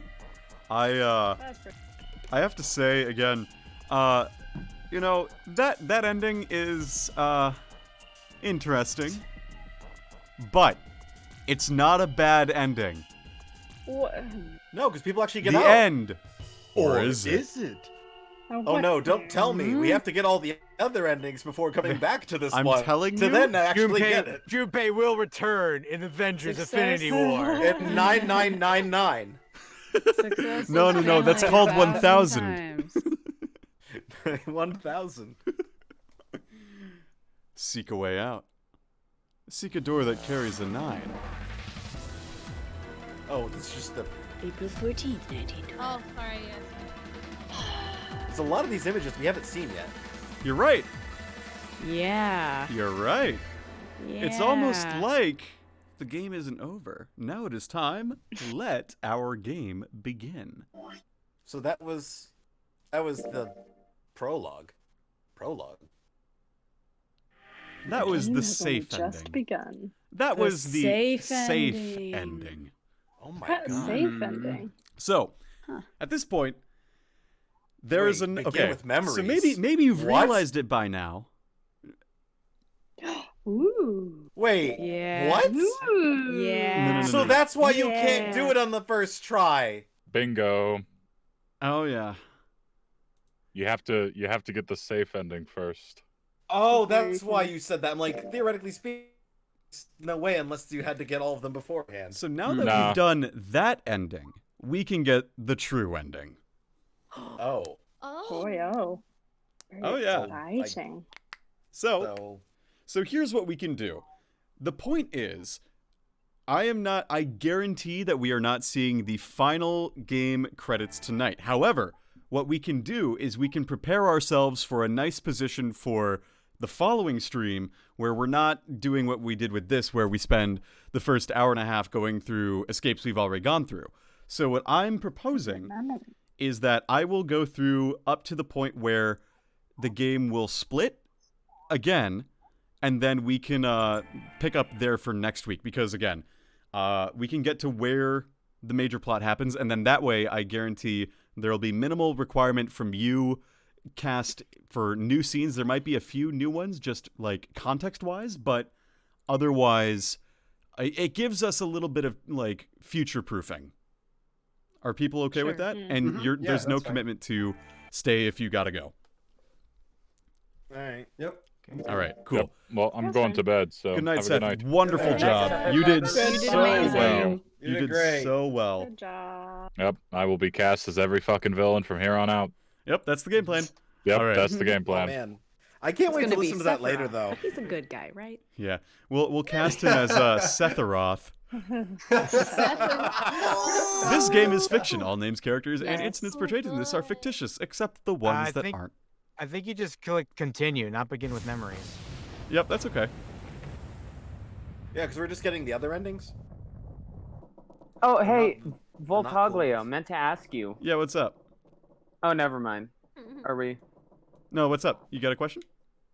I was just gonna ask, how come you said "rip" in your last message? Where? Because you mentioned where your cousin's place was, and I was like, that's around 30 minutes. Yeah, we can figure that out after the stream, but I was just saying that's really far, so we'll just have to figure. It's a little bit more to like figure out. It was just like a general response. Oh, I thought you were like. Oh, No, no. I was just saying that in the sense of that's unfortunate. That's what I meant. My bad if that caused Gotcha, I confusion. apologize. No, you're good. You're good. So yeah, we get to play this escape for the 5th time. Okay, that ending did confuse me though. Sure, I can Like, explain. She just kind of ups and disappears. Yep. She's there the 1 second, she's gone the next. Yep. Here today, gone tomorrow. Hey guys, I'll be right back. Sounds good. Right. Junpei grabbed the thing. Who is he? He's in his apartment. Yeah, so if you want to talk about that, I can answer questions without getting too deep into spoilers. Okay, can I ask a question that's basically like, hey, is that explained in another ending? Yeah. Oh, then don't answer. This entire game is very well written, and everything is explained, so you don't have to worry about that. All right. Anyone remember the passcode to this one? 3498. Nope. 1348. 2321. 42001. But yes, so I wanted to say it so badly when you guys were like trying to figure out who killed Snake, you know? Like I really wanted to just, tell you. I couldn't figure that out either. And like now that I was like, oh, he went back and got it. That made more sense. Yeah. Cuz like I know Aaron and I, we were talking about like how did that work? Like who could have done it? And like some people had it right on the money that Ace went and back and got the number 9 bracelet. So shoutouts to you guys for figuring that out. I have a question. How did he kill Guy X? So what he did is he put Guy X's hand on the scanner panel. He had the number 9 bracelet, and he had Ace's bracelet. So Guy X had the 2 bracelet, a second 2 bracelet. And basically, using that, they made a digital root of 3, and they were able to effectively open it. I get how he got in the room, but like when they got to him, his head was caved in. How did he do that? The explosion. Yeah. He still had a bracelet. Oh, Wait, because he had the bracelet. Yeah, he had a bracelet on. We just don't know who Guy X is. We don't know who Guy X is. Wait. What if? I bet Zero is June. Hold on. If Guy X's bracelet wasn't used on the dead, then how come Ace's bracelet didn't go off? No, it's because He okay, didn't go so through the door. right, Only Ace, the people who go Yeah. through the door are affected by the dead. right. That's how they were able to open those doors to test. Because Oh, he didn't go through the door. He just Right, shoved he him just in. shoved he him just in. shoved. Yep. Yeah. Oh, wait, how did he get all the way to? because the dude wasn't like totally dead when he just goes through. He had like 81 seconds to find the dead, you know. Yeah, but like. So here's he was what all happened. drugged up, so how did he? But like he didn't. He was all drugged up. So how did he get all the way to the dead? I mean, like, it's not totally unreasonable. I mean, like, it's not that far from the door itself. Yeah, it was. No, and all the other doors are locked. Wasn't room 3 special, but in the fact that the dead was all the way across the room? No, Like door they- three. it was Door 3's dead was in the shower room. I'm pretty sure, or it was like Yeah, but it was like far from the main door. right, but he was You still had, able you had to. to stumble in the dark to like across. And you the have He was a all drugged whole, up, so like, he couldn't even respond to Ace when he came up to him. He put up no resistance. How did he have enough wherewithal to It's make his called- way all the way to the showers? Adam, It's called 81 seconds. it's called. If you had a minute and a half to stumble around in the dark, you would probably make it decently far into where he got. And Hi, lazy. hey, Liz. Mr. Lazy. Hey, you can cover for Howdy. Ace if we ever have an Ace talk Hello. again. We just got the safe ending, Lazy. Oh, nice. Yeah. Yeah, I it's will pretty good. I say- can't wait to listen to it later. Oh yeah, you did such a good job, Alex. Oh yeah, it was really But good. I wanted to hear. I just wanted to hear how it sounded on the other end. I'm so glad you guys get to be the voices for these characters. They're so fun. All right. I will say, I feel like this ending has definitely given me way more information than any other ending we got before. You're certainly So right. Yeah, I for feel sure. like I'm working with much more now, and hopefully we'll be able to pick up on more things than before, where it was just like, oh, Lotus is dead. Oh, now you're dead. Oh, Oh. Also, I'm like, game over. man, Isn't that how you there's a always feel, though? submarine. Yep, there's a submarine. Yeah, that's fair, actually. So here's the fun part, right? Last time, we went through door 5. And now, we're gonna go through door 4. Because this Wow. game is interesting. Because this game is. Because the whole reason behind that last ending was that he told you that you took the wrong path. Yep. Zero told us outright we took the wrong path. So we're gonna try again. Because we have It to be seems willing like to we fail took the 1,000 times to succeed once. Who said that? Who said that? I don't know. Interesting how 1,000 minus 1 is 999. And if we took the wrong path one time, that means we have 9,900 digital root of 5. And the digital root of 999 is 9. It would be 9 5. is nothing. That meant there was no way they could pass through door 4. Wait a second. Wait, no, that wasn't right. Because Junpei can't do basic algebra. But All right. We also know that what Snake can't be the ninth. No, can't be 0. You're right. All right, so Yeah. which door do we want to go through? 4 or 5? 4. You just said. 4 it is. Yeah, we're going through. What 4. happened to Snake? Where the hell did he go? Where did he go? He got drugged I and want put to in know a how he coffin. ended up in that coffin. He got drugged and put in there by Oh, Zero. I'm sorry. I meant to say Santa. Oh, yeah, where did Wait, hang Santa on. go? That's a even better Yeah, question. where did Santa Yeah. go? Also, 7 and Lotus were just left hanging near the incinerator. Yeah. So we don't know. Yeah, what kind of safe ending is this? We don't know what happened to them. No, it's the thing They inside weren't- the They safe. weren't safe at all. That's why it's called the He got safe ending. drugged. It's yeah. It's called the no safe resolution. ending because you open the thing inside the safe. Get it? I thought it meant that we'd. Technically, it's called the clue ending, but everyone calls it the safe ending because it's a joke because, like, you're not safe. You are definitely not safe. All right. We get to do all the fun bits now. The fun Yorimpa again. Oh, God, it's been so long since I've done this escape. Woo! All right, let's yeah. get the matches. Is this Voltage? I remember you telling me that like you wanted maybe like did you want art of this in your apartment when you were like Yes. thinking about decor? Yes. Because I remember you being like, yeah, it's from a video game, but Yes. like it doesn't really look like it. Why And I does was like, Why does oh. Voltage sound like a douche? Yeah, it's from a video game. Decor Yeah, for my you living know. room. Like, That do you even classic know what a voice. video game is? Man, I don't even know what a Probably video never heard game of a is. video game.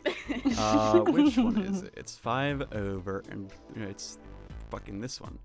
That one. Yep, there it is. My favorite thing is that Santa never says how his sister died, which could be a very tangible motive. That is true. That's very true. Santa does not. Wait, Hello, when toilet. did she say she died, though? In the last one, when he was like, Yeah, didn't she say she died like 6 years ago? He died. Yeah, he died a little while ago. Let's look under the bed. Explaining all this. See, if it was 9 years ago, that makes sense. Ah, damn it! I missed the funny dialogue. Oh well. I skipped it because I skipped through it. Vanity. The vanity. Vanity. All right, no. That's what Voltage actually sounds I like. sound like this. Just imagine you're just in the apartment. And it's like, oh, mac and cheese. The fun you're in, bro. The replica. Hey, you guys want to do some lines? Yeah. Yay. A replica of the Titanic? A replica? Yeah. You know, like a copy of the actual boat. Earth would make something like that. James Cameron. Fans? Like James Cameron. Crazy Titanic fans? Like James Cameron. No way, James Cameron? Do you even know how much money that would take? Well, think about how much Avatar grossed. No how much, idea. And how much Titanic grossed. But all they've got to do is break even, you know? Break even? Yeah. Nanomachines? They could use it as a cruise ship. the frickin' Climb aboard a piece of history. Concordia? Sail around the world in the resurrected Concordia. Titanic. The Costa Concordia. Hell, with marketing like that, they'd probably have more customers than they'd know what to do with. Night, Nami. Do you really think people would want to ride on a ship with such an ominous past? I mean, what's the Queen Mary? Yeah, it's right. the site of the worst accident in history. Of course people would want to do it. What are you talking about? Over 1,500 people died. This was an episode of Rick and Morty. Yeah, it was. I wouldn't be surprised if you'd get cursed just for going. A curse, huh? Jumpy, do you believe in that sort of thing? You know, curses and stuff? Do you? What a nerd. Do you? I do. All right. Yeah, well, I guess so. To a certain extent. Junpei scratched his temple. What about you? Nah, I guess that's kind of a dumb question. Discord snake. Yes, I do believe in curses. In fact, I think it was a curse that sunk the Titanic. What? A curse sank the Titanic. That's a weird way to call an iceberg. The curse of the Egyptian mummy. You remember the Egyptian? Oh yeah, I heard about. Yeah. I think I learned about that watching The Mummy. Oh, such a good movie. This is a new line, by Which the way. mummy? Oh, that mummy, the priestess. Supposedly she was special. What do you mean?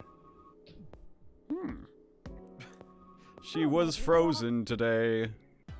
All right, that's all. Special mummy. Melted. Christ! Mummy. I was frozen today! Oh yeah. Dresser. That makes you Mummy, think. Mummy, don't place a curse Are we about to on get me, the Mummy. mummy ending? Oh boy! Yes. Is that Oh, what that coffin was? Maybe. God. Huh. Face in the Speed, face. here we go. People know that Hulk Hogan was in that movie, but you know who else was in that movie? Your mom? The Undertaker. Oh my fucking god. Oh man, hey he's Snake, thanks for that clip. he's that bounty hunter who has the baby's Right. voice. Oh no. I was also Candle. thinking of the snake. Candle. Candle. Jesse Ventura? No, every time he was yelling snake, I kept thinking, oh man, this is Metal Gear Solid all over again. We got a lit candle. Let's go into the dark room. Snake! Snocky! Hey, it got pretty bright. Let's open the fucking thing, I guess. Okay. Hey, Voltage, could you please not swear? That really makes me uncomfortable. Okay, I won't say fuck word anymore. Fuck word. Oh, I got the shower curtain. I don't. And need also, that, though. Lace, could you please leave the stream? You make me very uncomfortable. You know, at least he's. Oh no! Oh no! Oh, he What have I left. done? Oh god. Can't believe you've done this. I cannot believe. It's like, hey, Will, could you stop talking to my mom? It's making me uncomfortable. Can you, like, you know? Hey, Alex, if it made you uncomfortable, why doesn't it make your mom uncomfortable? Ooh. You know, that's a valid argument. I'll have to ask. Toilet. I like examining toilets in this game. It's really quite fun. Hey, that's why I've been going out with Alex's mom for so long. Yeah. Wait, what the does that mean? Ah, we got the plate. So Voltage could examine her? A 4-leaf clover. Hey, should we take the clover bracelet from Santa? Should we take it or not? Yeah, Don't take it. Let's take it. Oh. You need it for this ending to take it? You do need to take this to get the proper ending. Wow. Oh, okay. Interesting. That's. Oh yeah, That Lace monkey. still hasn't come back. No, wait, is he gonna come back? Who? Lace. I don't know. I'll be like, hey, Lazy, you can come back. Baby, come back. You can blame it all on Will. I gotta message him. I got it. I told him to go and come back. Okay. Hey, who wants to learn about the Funyarimpa? The what? The Funyarimpa. Do you Sounds not? dirty. You don't remember the guys forgot already? Funyarimpa? The Funyarimpa. Hey, I mean, that's what Alex's mom said to me last time. It's a Funyarimpa. That's why Voltage wanted it as art on his wall. He's like, yeah, this is good. I Alex's mom. I legitimately wanted a photo of Alex's mom on my wall because it reminded me of this video game. All right, what does it look like? Your mom, Alex's mom. Man, I'm just imagining if this is this very specific thing we have to answer here. Is there? Koi. Does it matter? You can answer a dog, or a Funyarimpa, or a small boat floating in the lake. It's It the doesn't matter. laziness. I'm so sorry. I feel.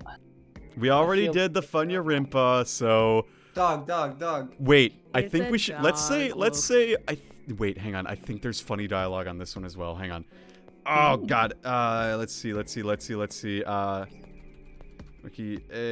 What is this? Make a save state? Yeah. Hang on. No. I'll pay you to make a save state.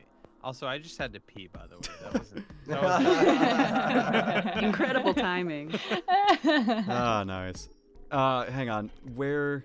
Let me just make sure. I felt like a piece of human garbage, Lays. No. And then I was panicking while I was peeing because I was like, Will's gonna feel really bad. I bet, no, you know what you were doing? I bet you were probably taking that piss and you, instead of saying, oh, I'm gonna Will's take my gonna feel time. really bad, you were like, huh, Will's gonna feel so bad. Damn Yeah, it, I don't probably. think. Seeing Will in anguish fuels me. That's what you were gonna say, Ms. All right, so it doesn't matter. Let's Harder. say butterfly. It kind of looks like. It's butterfly. It's butterfly. It's butterfly.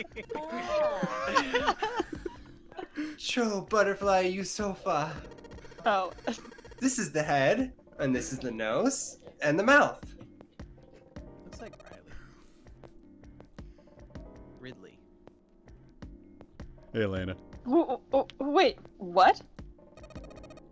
What's a Choyu sofa? What? You mean you don't know? He's a former pro wrestler and Oh, a it's huge Adam. movie star. Oh my god. He was just in this movie called Man Bag. Oh man, it was so sweet. I saw it with Adam. Joey Sopa's not a real wrestler, guys. He was all like, nom, nom, nom, throwing the back around like a big mouth. And then, like, guns and gadgets and stuff would fly out of it. Damn, just thinking about it gives me chills. What? Several seconds of silence passed as Lotus stared at Junpei. You're just screwing with me, aren't you, Junpei? I wanna screw. I mean. Lotus showing her inner boomer. Forget it. I'm just gonna tell you. This is a dog. This is a dog. See? Like this. And then we see the dog again. And look, now they're talking about how people were able to understand what the pictures were after people were able to, like, somehow Across know. the world. Across the That's world. a In cognitive complete link. isolation. Oh my gosh. Wow. So weird. Wow. Lotus is obsessed with that kind of stuff. That shit. Wait. Oh, wait. Everyone there's a is. funny. Santa is too.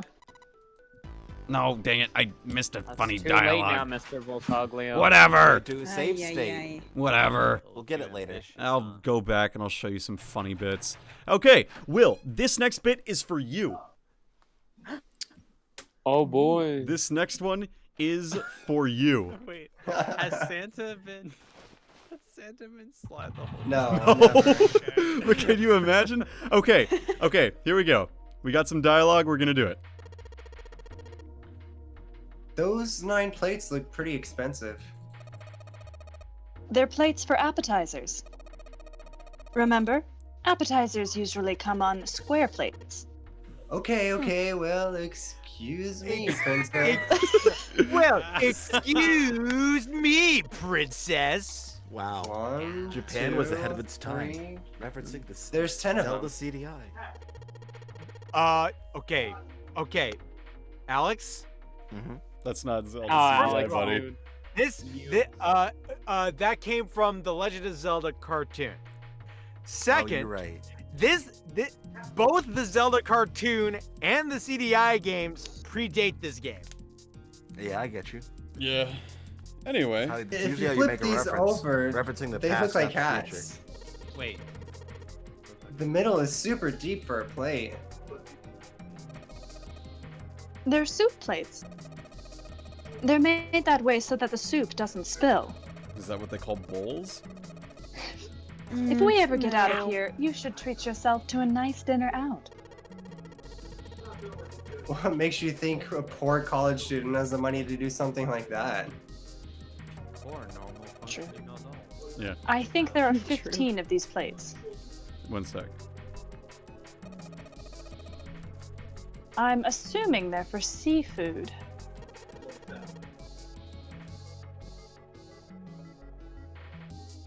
Hey guys. Hello. How the hell can you tell that? Hey guys, it's me, Mr. Lazy Ness, and I'm here to tell you about something called crystal methamphetamine. And abstinence. I'm gonna tell you about Ice 9. Virginity is cool. Remain Can we just pure. say the I'm gonna tell you line, about Ice please? 9, baby. If Let's you ever take a lady out to dinner, you're going to embarrass yourself. I feel sorry for June. Good thing I practiced with Alex's mom. Why the hell are you bringing up June? The lady doth protest too much, methinks. You are not terribly subtle. And then this last one. Sorry. Wavy Ridges. Those plates are for serving meat. You really are ignorant, aren't you? Come on, it's not like I need help. All right, everyone, Wow, trade places. Jeez. All right, so on this card here, There's a voucher at the end of the counter. this helps for explain the thing, Will. This voucher doesn't match the number of plates on the table. It says appetizer 9, meat dish 10, soup A, seafood dish F on the voucher. And the plates on the table are 9 appetizer, 16 meat, 10 soup, 15 seafood. Maybe they're using hexadecimal here. And hexadecimal is? It's a number system that goes 8, 9, A, B, C, D, E, F, 10, 11. You're familiar with base 10, right? That's the normal system of numbers. The base 10 equivalents for hexadecimal numbers would go like this. A equals 10, B equals 11, C equals 12, D equals 13, E equals 14, F equals 15, and 10 equals 16. The 10 becomes 16 in base 10. I know it sounds strange, but you can think of it as just 6 letters added onto the normal number system after 9. All right, cool. I don't. Yeah, you don't have to read these. I think I get it. All right, so there you go. That's how the game explains it, and so that's where I unfortunately cheated you all after I see. and didn't explain it good enough. I get it. Wait, okay. what? Hexadecimal. When we first went to this escape, You just did it. I and just everyone knew was it. like, wait, how did you figure that out? because I I already knew hex. I already knew hexadecimal, of course. Killed them all, of course. Of course. All right, the cheese. I want pictures of Spider-Man. I want pictures of bottles of oil. And Pictures of I got a Iceman. rusty knife. the futility. Have you heard about the story that predicted? And I say, yes, I have. No, I haven't. You want to do more new lines? Yes, I have. Yes, I have. Oh, yeah. I know what you're talking about. Ooh, yeah. There was a novel that had a bunch of stuff in it that described the sinking of the Titanic before it actually sank. Yeah, that's the one. The title of the novel is Futility. It was written 14 years before the Titanic sank. But I know. I mean, I didn't know the name of the book, but the story was the same, right? It was just like what happened on the Titanic.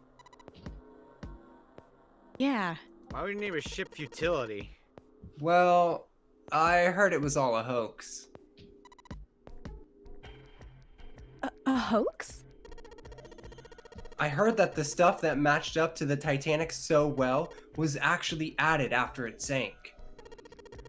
Apparently, the only thing that was the same originally was that the boat ran into an iceberg and sank. But the novel was published in 1898, 14 years before the accident. Like I said, that was the first print of the book. And suddenly books knew and changed and... 14 years later, the author heard about what happened to the Titanic. He figured that was his chance, you know? He just went back and changed some stuff in his novel so that it matched the Titanic exactly. Surprised by Junpei's response, June seemed rather taken aback. Really? Really? Really? There's no such thing as premonitions or any of that stuff. For a moment, June looked very unhappy, more so than Junpei thought was normal for such a discussion. But it lasted only a moment. With no apparent reason, she suddenly looked up at him, alarmed. But that wasn't the only book that predicted the Titanic sinking. It wasn't? Yep. And then there's more. So yeah.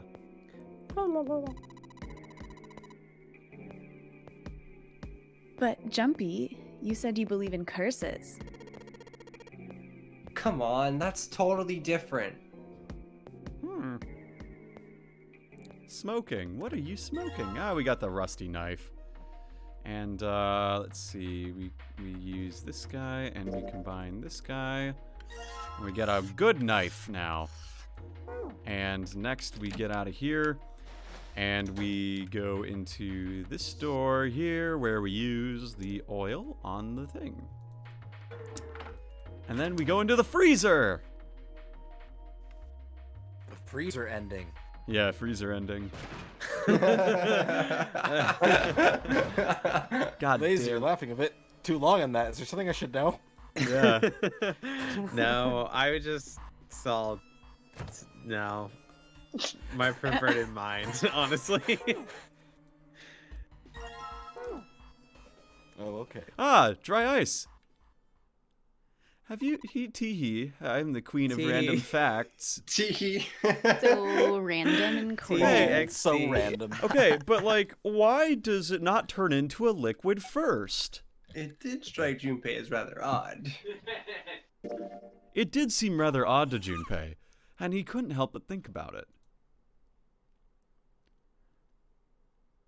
Wait a second. Hold the fucking phone. Uh-oh, did we do something wrong? No. Holding the phone. We're gonna have to restart the whole game. Uh-oh. Hold the fucking phone. Give me 1 second. I'll go donate the points. I think you got it right. No, I know what I did. I just need to check one thing with regard to... No checking, only going forward. No, I need to check my notes that I took. There is no going back.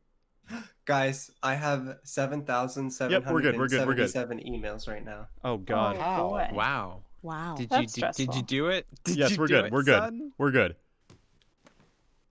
All right. June answered. But it can turn into a liquid.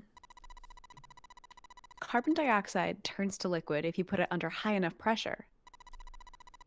But at 1 atmosphere, normal air pressure. Hey, this is Santa. It won't turn into a liquid, right? That's right. Instead of melting, it'll do what's called sublimating and change immediately from a solid state to a gaseous one. See, that is weird. I hate science. Water's a liquid between 32 degrees and 212 degrees. So why isn't that the case for carbon dioxide? June replied with an answer that stunned both of them. Well, there's a kind of ice that doesn't turn into liquid when it goes above 32 degrees. I heard about it. Its melting point is 96 degrees. Ice with a melting point of 96 degrees? You mean there's water that freezes at 96 degrees? Yeah. Well, you could also look at it as ice that won't melt until it's 96 degrees. Water that freezes at 96 degrees? Yeah. Ice that won't melt until it's 96 degrees Fahrenheit? Junpei was cold as hell, but this is too interesting to ignore. He did his best to warm up by rubbing his arms and stamping his feet, then put the question to June. Ice 9? Let's talk about Ice 9. Ice 9 is an interesting case because it's like talking about this. And then we say was honestly impressed. And we were impressed because wow. It's also a reference to Brave New World. Yes. It is. It is. But Ice 9. We got the pork. All right, so let's yeah. Let's make dinner. Yes. Yeah. All right, so it's now time for some frozen chicken. All right, so yeah, time to hit the bag of dry ice with the frozen chicken. My friend, bag. my friend Kevin's YouTube channel is called Frosty Chickens Productions. Oh no. Wait, what? Hang on. You fucked up. You're trapped in here forever now. I mean, you screwed up. Sorry. Oh, no, yeah. I guess they'll all have to huddle together for warmth. Oh no, I guess we'll have to go into this little space for warmth. Oh no. Let's see, combine this and that And then we combine this and that. And then we put that up against the door. We make a dry ice bomb and then we hide into the ground. You did that a lot faster than I did.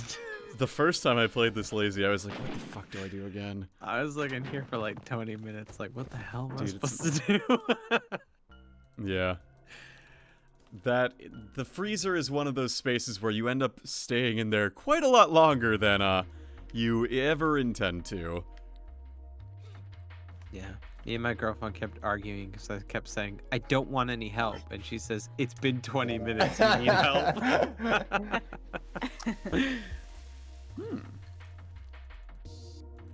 Alright. And now we use our knife to cut out the piece on the pork. And look, oh, C plus D 10 plus F. And who remembers hexadecimal now? Not me. Not me. Alright, it's 43. F is our friends. Oh. That's pretty quote unquote epic. Alright, Saturn keycard. Let's get the Saturn keycard and get out of this kitchen. We did it! Let's get out of here. Hooray! Yay! Yay!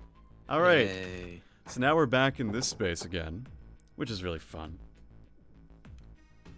And yes, now we have door 4. Any guesses which door we go through next? Door 1. We can't go through door number 1 next. Door 9. Okay, I think It's door 3, number... 7, or 8. Okay, I think it's door number 8. 6 then. So think about things a little bit. We went through door 8 last time, and door 3 gets us the sub ending. Oh, Right. Ooh. That's Kind of like the sub ending. Alright, so I think it's got to be door number 4 then. So we should Can we go go back through to that one door again? number 9. I mean, I did like the sub ending. Let's I go like through the like sub door ending. number. Door number 7. Pick a letter. Let's go through a letter door instead. O is my favorite door. I'm gonna go through like what? Door fucking Q or something. I don't know. Door pie. Yeah, door pi. Door P. Dorpy. Door P. Door alpha. Door beta. Door gamma. Alpha, beta, gamma, delta, epsilon, zeta, eta, theta, iota, kappa, lambda, mu, nu, psi, omicron, pi. I don't know what comes after pi. But I know there's like Yeah, it's my upsilon. favorite fraternity. There's like upsilon. There's let's go to the casino. Hey Lotus, what's up? Let's leave. Oh, are we gonna be able to finally refuse and leave? No, that's alright. Let's go, June. Junpei tugged June's arm, and led her quickly back toward the stairs. All right.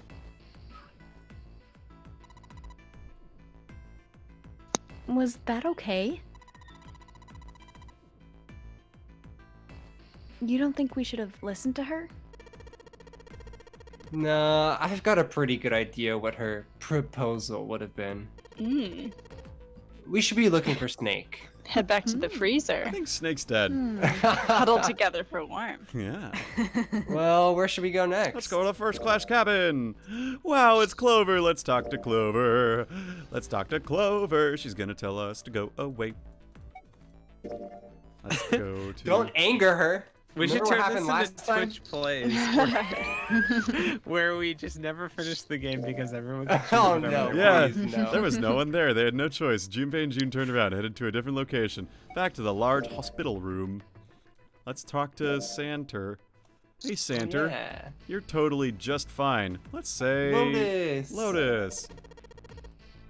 You think maybe it was Lotus? They say the first person at the scene is the most suspicious. William.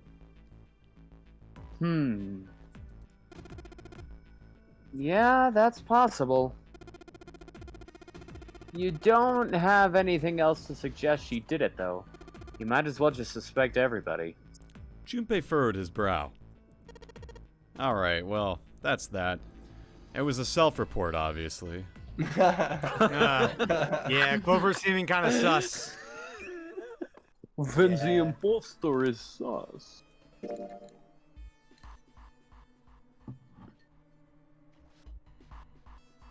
Oh, yes. It was 7, of course. Oh, look, Ace is totally being a hero. Ace, don't be a hero. What a good guy. Ace, don't be a hero. You're too good Man. for everything. Look at his warm grin. And He's look at obviously him. such a good dude. And in the Clover ending, he like knew shit was going south. So Look, he, look, you know, he's he being took a Lotus good and dude. got out of there like a good gentleman. He's taking advantage of the people's concern. All right. Door 3 leads to the sub-ending. Door 8 we went through last time. What does that mean? Sub-ending. Score 2. Sub-ending it is! Just kidding. We're not doing the sub-ending. I tried. Can we do the alternative sub ending? What's the alternative two. sub-ending? There's. Door 2. True. Yeah, we could go through door I'll 2. show you. Yeah, we could go And through door again, 2. we're with a pair that we haven't been with yet. Shaking Oh, it we've up. done this before. Shaking it up. 7 and Clover. This is one of my favorite escapes because of the banter between these two. They're Oh great. yeah, when Seven honestly, was they're like, a good pair. The accent I like is that's them. a hot mannequin. Yeah, hot And mannequin, Clover was baby. like, you creep. All right, let's look at that. Those so Let's look at them stupid. forceps. Oh, it's the Show forceps. me them forceps. See, I'm a big fan of fiveseps, as they were. I got a fake chest. Hello.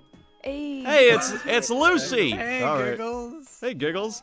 Giggles, you want to say some Clover lines? Whoa, for real? Heck yeah! She's alive again. She's alive. Are you ready for the sub-ending? What? Yay. Because I am. Oh crap, it's laziness. In this sub-ending, everyone just gets a big sandwich. Everyone gets to Okay, subscribe to Voltage's Twitch Ooh. channel. Yeah, did you know? There we Fun go. fact. Ending. Like, subscribe, follow, donate. Don't get killed by an axe. Don't get killed by an egg. Did you know? Fun if you fact get- again. if you My get killed, if you get axe murdered, you won't be able to buy all those Twitch subscriptions. all right, Giggles. Here's a line Unless you do for it you. Ready? Oh, throw it at me. Ah. What the hell are you doing? Ah. Don't you want to get out of here? Ah. But I'm tired.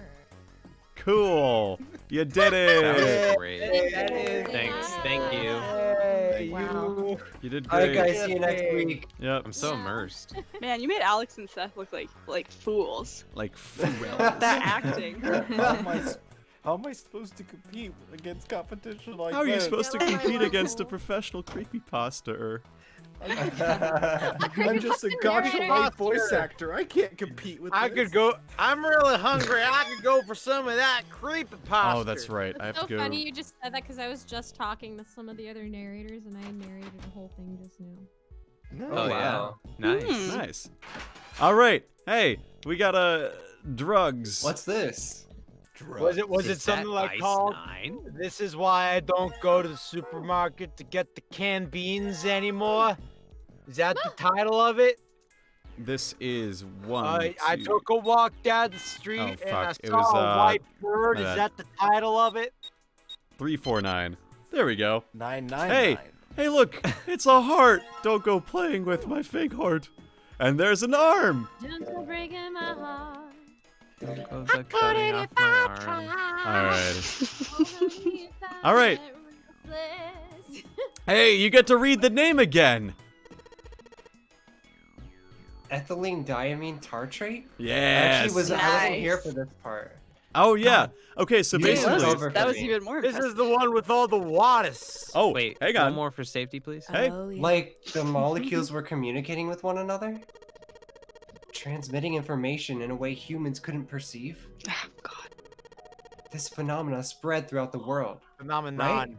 No, it's is- phenomena. Phenomena is singular. Phenomena. Phenomena. God damn. Phenomena. Junpei looked up at Phenomena. 7 with a half smirk. 7 stared at fun him, here. dumbfounded. Yeah, that's it exactly. But how did you know? I heard another story kind of like that one. Oh. When? In the freezer. Every 5 minutes. What? Every 5 minutes in this game. Junpei told Seven the story he heard from June in the freezer in the kitchen. How one day glycerin began to crystallize, and the story of ice that crystallize, and how the story of ice that wouldn't melt at room temperature. When Junpei was done, Seven looked thoughtful, and absent-mindedly rubbed the scar on his chin. Ice that doesn't melt at room temperature, huh? That sounds familiar. Yeah, hold up. I feel like I can remember something. It's right there. Seven squinted. His eyes stared off into space, as if he were desperately trying desperately to focus on something far away. Don't hurt yourself. Do you know something about it, or to know about Ice 9? Ice 9. Ice 9! Do you know about Ice 9? Ice 9? Ice 9. Ice 9. Ice. Suddenly, Seven's eyes shot open. That's it! I remember now! That woman! She's on this boat! That woman? Alice! Oh, crap. Alice isn't here. Alice. Alice? Come on! The woman who won't melt at room temperature. What? Alice? It became clear to Seven that Junpei had no idea what he was talking about. He ran his head across his face and took a deep breath. You know how the Titanic sank on April 15th, 1912, right? Yeah.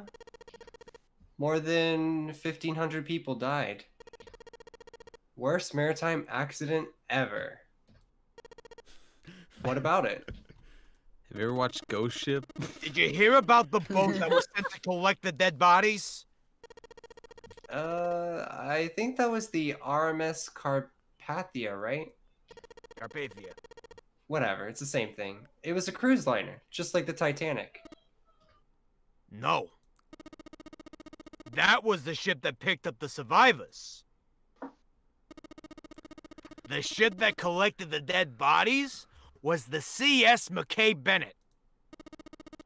The McKay Bennett showed up on April 17th, 2 days after the accident. It set out from Halifax, a port in Canada. I'm so prepared, Luke. And recovered 306 bodies. 3 plus 0 plus 6 All right? is 9. You follow me? You follow me so far? Okay.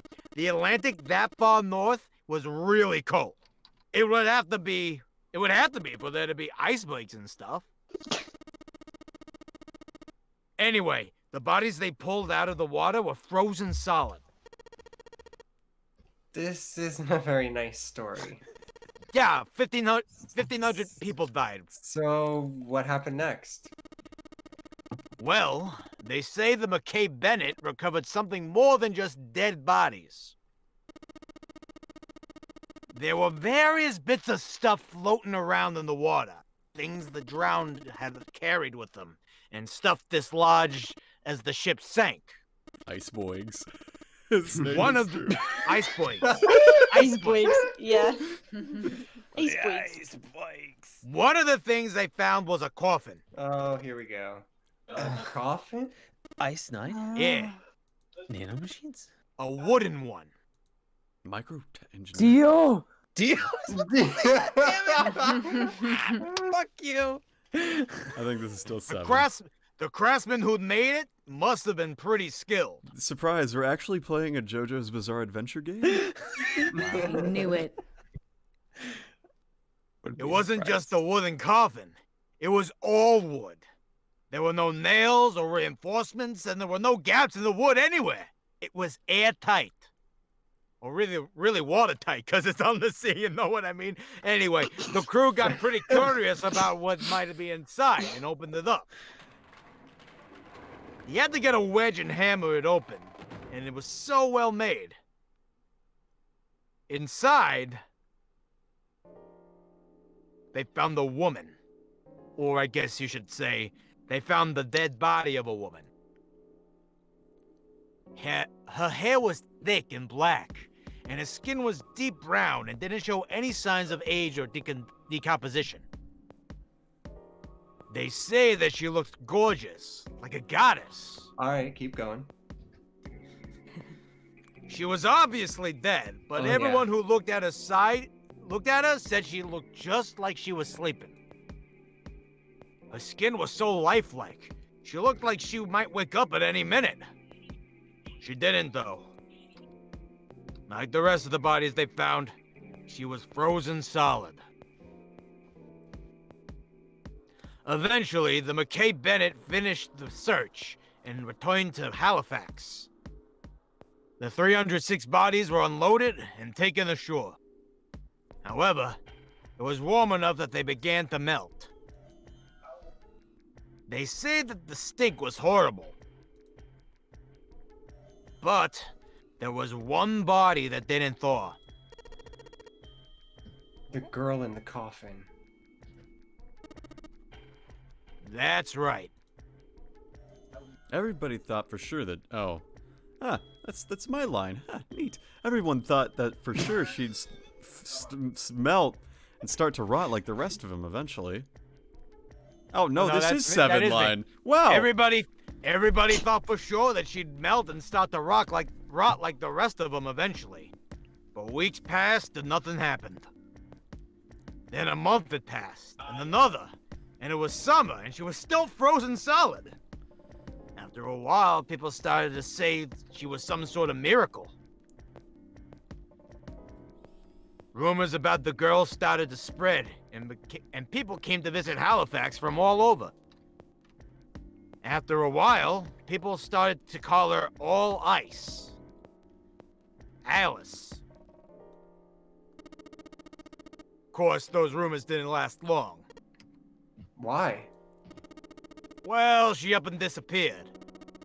One day Alice was there, the next she wasn't.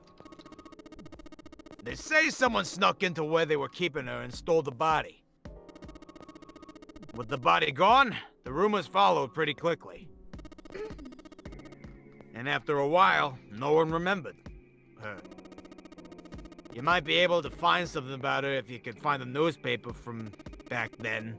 That's about it. Wait. You just said that she was on this boat. Yeah, I did. Alice has got to be here on this ship. Now, why the hell would you say something like that? Because I know. And just what is it that you know?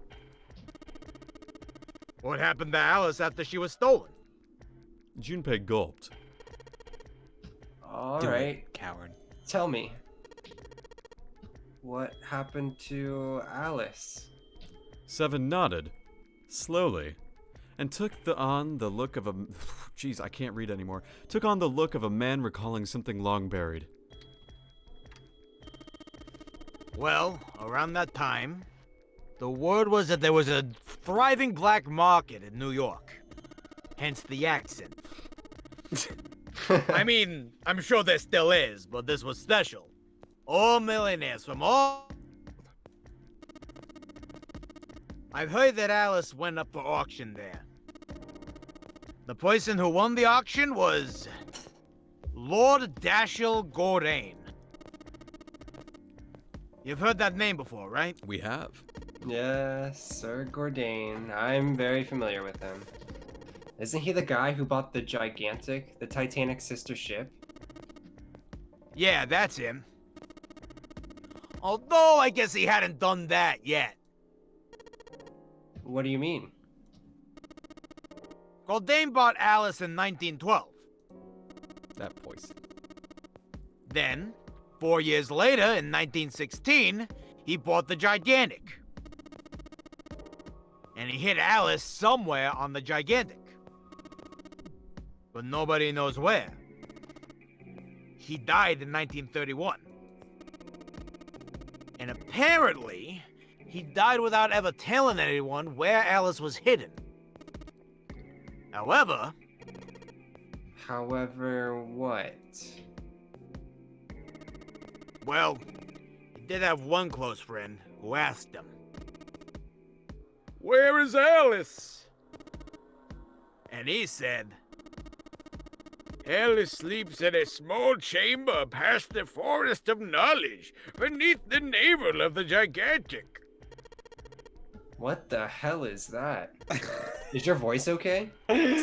Some kind of riddle? I'm an impressionist. Not a lot of people know that. I'm very multi-talented. Hence the accent. I got it. Hence the accent. Your Speaking of guess is accents, I gotta go to bed because I got work tomorrow. Good night, William. Good night. Rest well. Good night, guys Mr. later. William. Gute Nacht.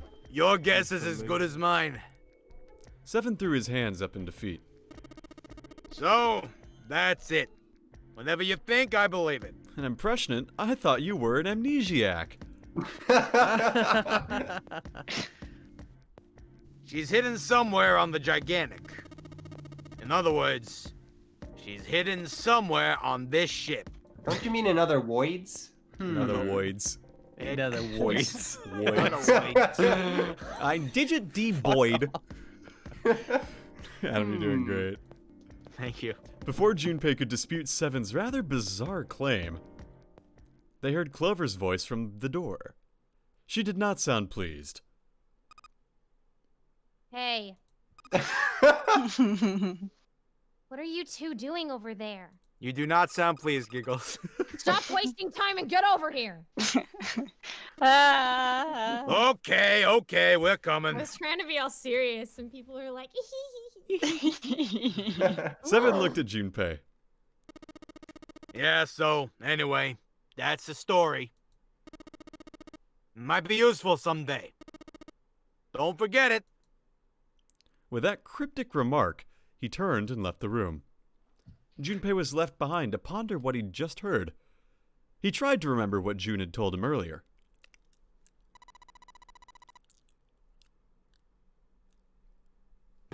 Oh, hey, You around? Muted. Yeah, I just DM'd her. Who is next on the understudy list? That's me, right? Yes, laziness. You could be laziness. Read the June line. Yeah, I signed up like 2 weeks ago. That mummy wasn't just a normal mummy. Hang on, I would like Lace to just do all of the characters. They say that she was just frozen. The story says that from time of its discovery all the way through to when it got put on the Titanic, and even though it was carried through the desert, her body never melted. Not bad. Was that Egyptian priestess Alice? Had the water in her body become Ice 9? Nanomachines? Man, June must have been sick when she told me that. No, that's nuts. She probably drank a lot of milk. There's no way somebody like that could exist. Junpei shook his head, trying desperately to clear it, and followed Seven to the operating room where Clover was waiting. Alright, now we go to the other door. Now we go in here and put the things in the water. I have some lines for Giggles to read. Yay! Really? For me? Yeah, hey, drink water, everybody, by the way. Alright. Does it have to be red, or blue, or purple? I don't have water. Oh my lord, that's a whole leg. It is a whole leg. It's Voltage's leg. Oh my god. His legs, finally. Hey, Seven. Oh, I didn't know I had. Yeah, no, you're good, you're good. I want Giggles to read The right this. foot of the medical man. I guess it's a woman's foot, but damn, doesn't look hot at all. Wow, he's got a thing for feet. Have you got a thing for feet, Seven? No, that's crazy. I'm sure acting kind of shady. Don't kick shame me, Clover, I swear to God. Yeah. Okay, everybody cover your feet. If we collect both of Voltage's legs, he has to show them on stream. Joke's on you. I posted a photo of the leg that we got from this in the subscriber-only leg chat. Which, if you will subscribe, you can see this. That's the real sub ending. Yeah. Pictures of Voltage's for real. legs.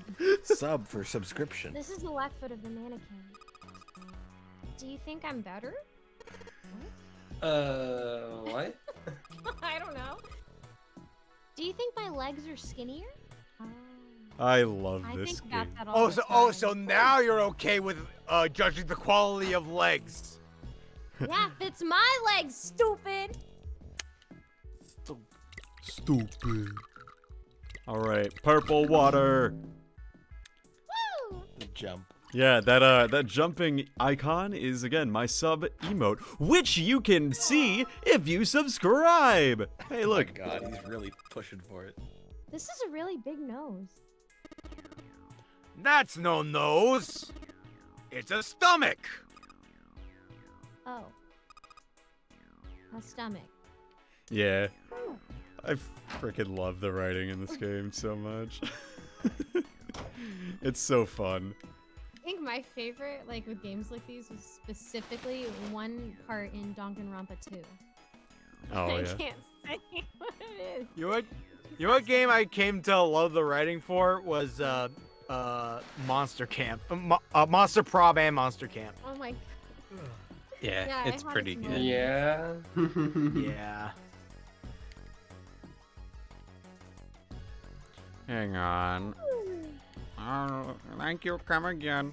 I went to 7-Eleven again, and there was another cashier who sounded like that. They were like, "Hello, welcome to 7-Eleven. Thank you, come again."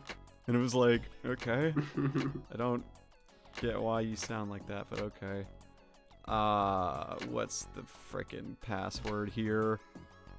No. Do I just swap the hearts? There we go. So they have the same hearts, but otherwise body's different. Alright. Cool. Alright. So now we leave again. Oh, now we need the key from the John box. That's right. Now we got the Juniper key. Juniper key. Alright. Junpayer. The Junpayer key. The taxpayer key. Because it's Junpei tax. I don't fucking know. That's good, Voltage. Oh yeah, we got dramatic sad Clover scene. Where she's oh, hang on. Junpei. What do you want to do? Told Clover they needed to leave or gave her the 4-leaf clover. Oh. Oh. Let's give her the 4-leaf clover. Oh, okay. Yeah. You're not gonna ask anyone? You're just gonna do it? No, lazy. It's fine. Okay. He didn't You're know not gonna why. leave everything up to chance. No, lazy. I did that. We managed to get the knife ending, the sub ending, and the axe ending. And then you're like, I'm taking control I'm now. taking control, god damn it. He didn't know why, but suddenly Junpei remembered something he'd been given earlier. He reached into his pocket and dug it out. A 4-leaf clover. Santa had given it to him in the second class room. He held it out to Clover. In the second class room. Did you know that each leaf on the 4-leaf clover means something? Hope, faith, love, and luck. Take it. Use it as a good luck charm. He pressed the 4-leaf clover into her hand. Listen to me, Clover. No matter what happens, you can never lose hope. You have to remember what's most important, and that's to have faith and to have love. If you can remember all of those, that'll bring you good luck. Snake, I mean, your brother, he's not dead. He's alive somewhere. I'm sure of it. You've just got to believe in that. Clover stared at the 4-leaf clover in her hand. He could see tears start to form at the corners of her eyes. Thank you. Her voice was tiny and broken. As she spoke, she started to cry. She tried to hide her tears by looking at the floor, but it did little good. She wiped away the tears with the baggy arms of her jacket, but more quickly took their place. No matter how she tried, she couldn't stop crying. Her tears made small wet circles on the floor. Thank you. She said it again. Then she looked up at Junpei and seemed to choke down the last of her grief. She did her best to smile. Junpei wiped an errant tear from her cheek with his thumb and gave her the best smile he could manage. Now come on. Seven's waiting for us at the exit. But still she didn't move. Wait. Before we go, there's one thing I want to ask you. Oh, what's that? What do you think when you hear the word experiment? For a moment, his mind froze. Then he came back to his senses and realized that the word meant nothing to him aside from the dictionary definition. What? Oh. Huh. I guess it was just a coincidence then. I mean, that you knew about the four-leaf clover. Look, I'm sorry. I don't want to be a jerk, but you're making less than no sense right now. Oh, no, it's nothing. Just forget about it. Don't give me that. You really think I could just drop this? What is this experiment you were talking about? Clover looked away. The four-leaf clover was still in her hand. She stared at it. Ooh, I got a shiver down my spine. For a long moment, and then finally spoke. You promise you won't tell anyone? Cross my heart. Really? Really. I can trust you, right? Of course you can. Clover slipped the four-leaf clover into her pocket. Her eyes, still red from crying, she looked up at Junpei. Okay, then I'll tell you. I'll tell you what happened on this ship 9 years ago. Wait. On this ship? Yeah, this ship. He was entirely lost. He had 1,000 questions, but it was probably best, he thought, to save them until Clover had finished. It was an experiment to test some sort of psychic thing. Something about communicating through these fields that you can't see. Fields that you can't see? He'd heard something like this before. Clover nodded. Like, think about this. She pointed at the operating table. On top of it, there was a somewhat mismatched medical mannequin whose parts had been swapped with another mannequin. This is John, right? But is he really John? All Junpei could think was, she has... Oh, you should read the line. She has finally completely lost it. Isn't this like Lock's socks? Or the ship of Theseus? Junpei grew even more confused. Oh, I know the ship of Theseus. He'd never heard of either of those things, although they sounded smart. You don't know? You haven't heard of those paradoxes? Junpei shook his head. Clover laughed. Okay, well, pay attention then. This is how Lock's socks work. let's say I've got a pair of socks, and they're my favorite socks. One of them gets a hole in it. What would you do if that was your sock, Junpei? Well, is it a thigh high? Yeah. Patch it up? Well, I guess I'd patch it up. Get some cloth and close up the hole. But what if another hole opens? I'd add another patch, I suppose. What if another hole opened after that? Another patch, I guess? Well, let's say you just keep adding new patches. Until eventually, the original cloth of the sock is totally gone.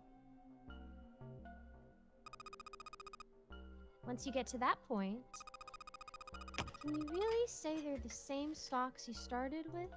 Doesn't matter, they're still thigh highs. Shut up. That's tough. Junpei crossed his arms. So, that's the lock socks thing? Sounds a little kinky. Yeah. The ship of Theseus is a lot like it. Kinky? Yeah. Is it still Clover? This is still you, yeah. Alright. It was like I didn't hear her little da-da-da-da. The ship of Theseus. If you keep fixing the damaged parts of a ship, eventually it ends up with none of the parts it started with. Can you really say that ship is the ship of Theseus that you started with? And what if you took all the old parts from the first ship and built another one somewhere else? Then which ship is the real ship of Theseus? The one you repaired or the one you built with all the original parts? It was an interesting question. Clover could see Junpei was intrigued. Hey. Do you think it's the same? What's the same? These guys. Is this John? Or is it Lucy now? Junpei looked at the operating table again. A mannequin full of body parts from a different body. Clover had been right. It was just like lock socks in the ship of Theseus. The part of the body that holds a person's identity is the head. Of course, for many hundreds of years, conventional wisdom had held that a man's identity resided in his heart, or any number of internal organs.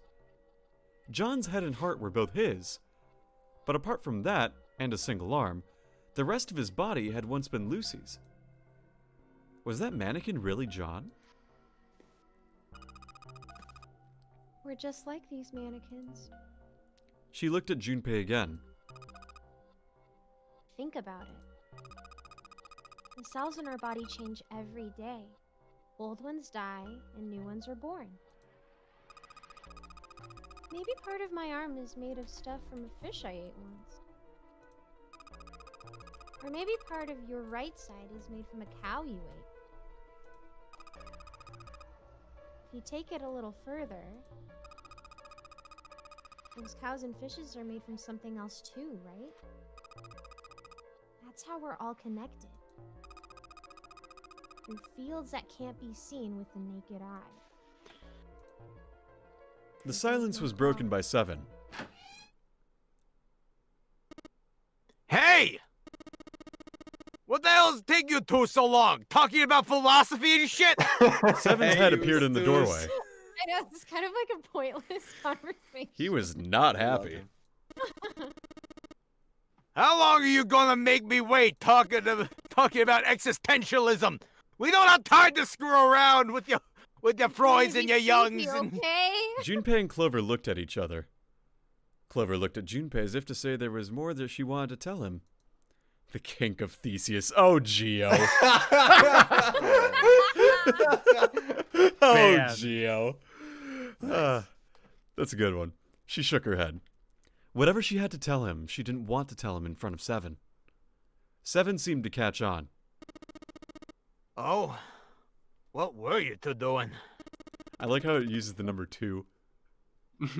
Yeah, it's always been. Was this some sort of secret meeting? No. It wasn't. We were just Just playing with the mannequins. Good lie, Clover. Nice. huh? Let's go, Junpei. Moving a little bit too fast to be entirely innocent, Clover headed toward the exit. Seven stared after her, then turned to Junpei with an amused expression. Playing with the mannequins, huh? Didn't know you were into that kind of thing, Junpei. How that turned. You're a dick. Junpei dashed past him and traced Clover's path out the door. I know I'm a dick. A private dick. With a short laugh, Seven followed. I don't know. The people were laughing. Yeah. They stood looking at the door. Junpei took out the Juniper key. Oops, Jupiter key. And then we got to the normal dialogue. We found I'm Patrick. playing her really creepy. Yeah, she's fun. Yeah. Oh, she was super creepy in the axe ending. She's No, fun. I think she was creepier talking about this crap. Like, what is she talking about? Are you crazy? Clover's interesting. Welcome to 999, baby. Everyone's got cryptic shit. shit coming out their ears. All right, there's new things. Okay, Seven, read these. Anyway, I say we get out of this creepy old place. We found the key we need. The key? Ain't that what I just said? I'm talking about the Jupiter key. You did it. You did it. You got me doing it. We found it in the operating room. Right, Junpei? Junpei nodded. Ah, the solar system keys. Actually, we found one in the laboratory too.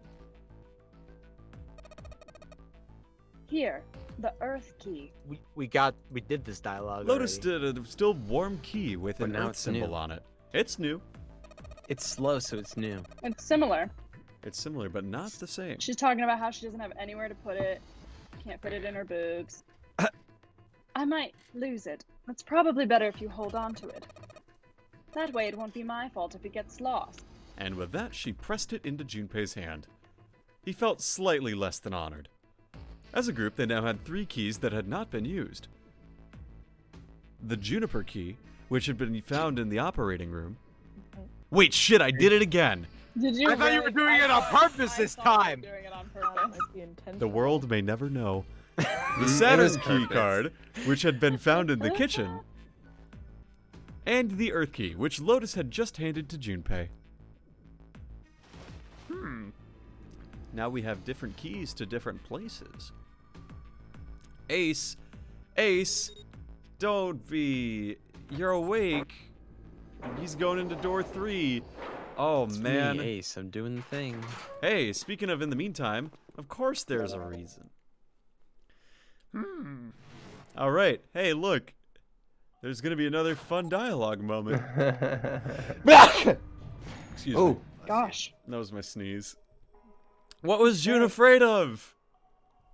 They can only go down. Being locked up with a boy. Again, It doesn't matter. This scene it's is called canon, getting changed my mind. we have to get the Getting best wet. ending, and this is one of the ways that makes wet it the ending, best for right? the player. Yeah, The this is wet the ending. go to heaven Water ending. ending. It's the orgasm ending. Oh. Moist. The happy ending. Right? Damn. The happy ending. This is a good game. I fucking love this game so much. It's such a fun little ditty. Uh-oh. Hey guys, look, Snake's dead. Look, there he is. Sanake. Oh, it's totally can't Snake. believe It's it. definitely Snake. We all Oh, know that it is actually no. Snake. It smells like snake. Recognize this? Wait. Wait, they don't say it either. So when they were first describing this in the spot that we played earlier tonight, they didn't discuss the elbow, which was really weird to me. Because in the other parts, when you get a bad ending, when you haven't met the the things, they do describe the elbow, but here they didn't.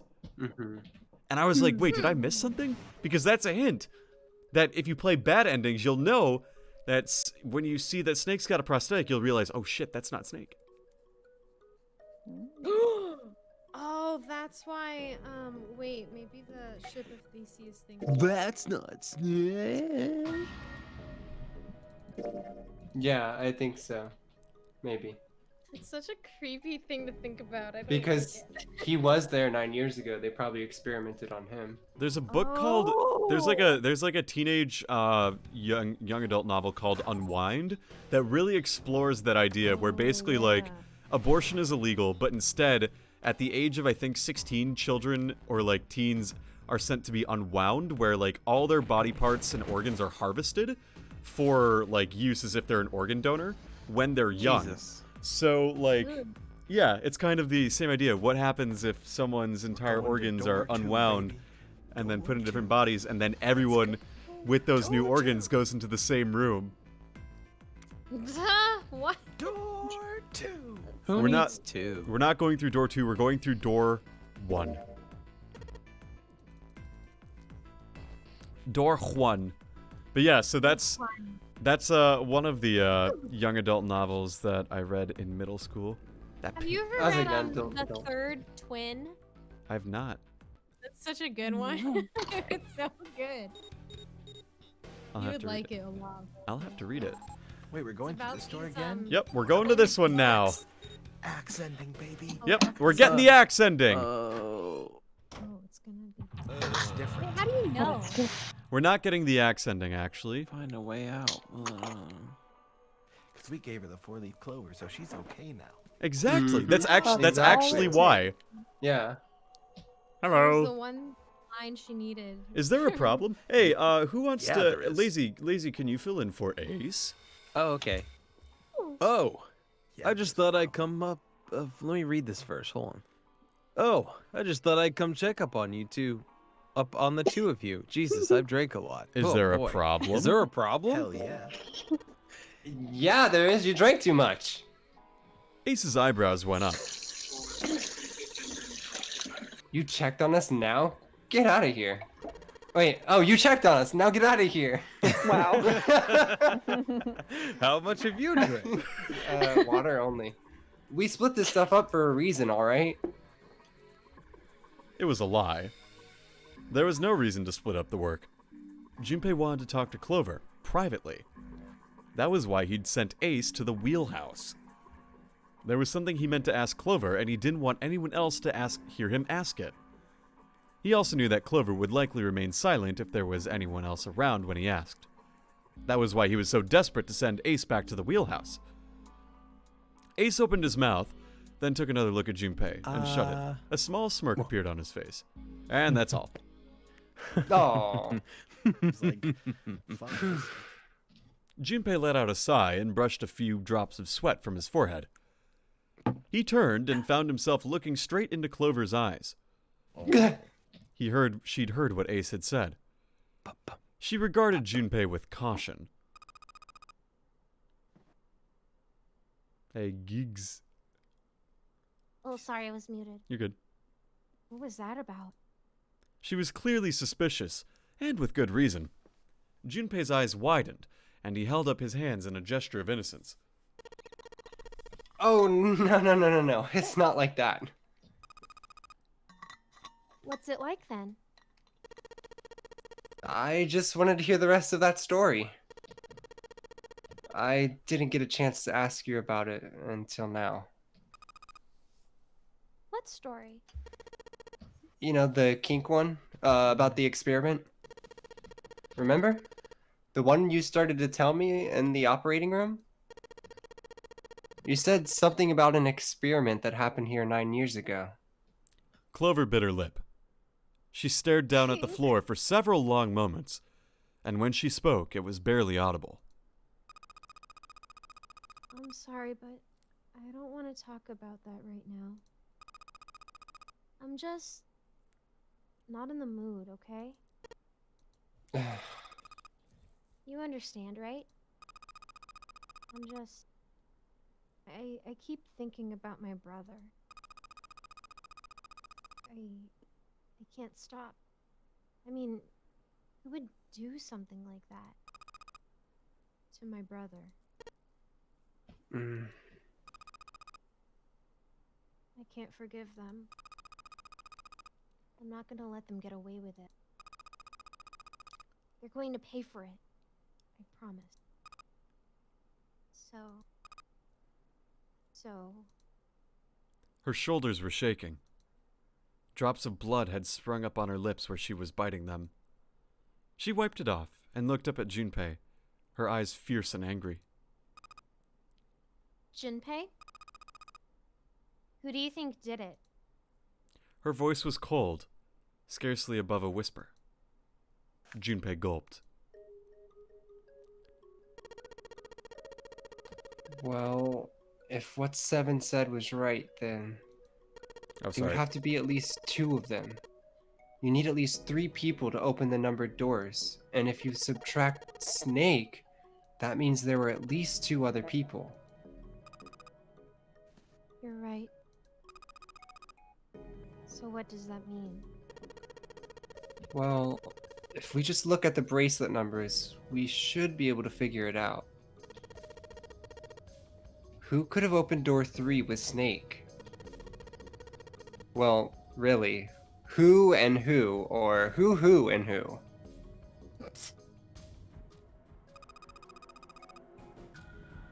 You mean it could have been 4 people? Well, technically it's possible. I don't know. That doesn't seem very likely. Why? I'll tell you later. Why don't we just assume it was only 2 other people for now? Okay. Got it. Well, let's do that then. Then who do you think it could be? Junpei crossed his arms and thought. Snake's bracelet number was 2. Which 2 bracelet numbers added to 2 would give a digital root of 3? Oh, look at all this big old list. Oh, God. Holy crap. It would be Santa and 7. It would. Yeah, no, wait. Would it be Santa and 7? 2 plus 3 plus 7 is 12. 1 plus 2 is 3. 3! Could it be? Were Santa and 7 the killers? Bars. What's wrong? Clover looked at Junpei, and he looked back to her. There was no point in hiding it. He told her his conclusions. That's what I thought. She looked less surprised than he'd expected. Santa and 7. It was 2 people, and that's the only combination that works. Hey, wait a minute there. Don't you think it's a little too early to be jumping to conclusions? Well, all I said is that those 2 would have been able to open door 3 with your brother. There might be other possibilities. Well? What other possibilities? He didn't have an answer. He was ready to admit defeat when Clover spoke. Are you saying that you think it was 3 or more or 4 people? I really don't think that's likely. Why? Can I borrow your pen and paper? Clover put her hand out expectantly. Junpei pulled out his pen and pad of paper and handed them to her. She opened the notebook and wrote down several simple addition problems. Eventually, she had 8, which provided a digital root of 3. 2 plus 1. Oh my god, I'm not reading all of these. Oi. I don't like math. It's just a bunch of symbology, but it all adds up to 21 or 12. What's this? These are the combinations for 3 or 4 people. These 8 combinations are the only possible ones. I see. Junpei? Yeah? I can trust you, right? Of course. Why would you need to ask that? Really? Yeah. So then I should get rid of B, D, G, and H, right? Of course. Just cross them out. And you should take off yours too. The ones with 4. So, what does that leave? A and E. 2 plus 1 plus 3 plus 6 is 12, and 2 plus 1 plus 3 plus 7 plus 8 is 21. Wait. It can't be A. Why not? Because June's in that one. There's no way in hell she'd do something like that. Are you sure? I'd bet my life on it. Okay then. And I can cross off A too, right? Yeah. Well, what have we got left? E.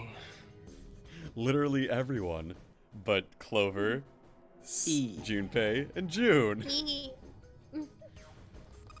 2.718284. Honestly. Do you know what this means? Everyone besides me, you, and June would be working together. Do you think that's likely? If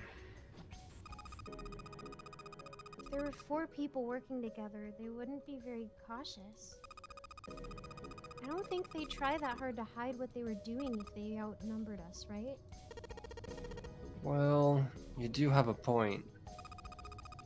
And besides, if Ace and Seven are working together, they could have easily gotten rid of me when I went to the shower room with them. But they didn't.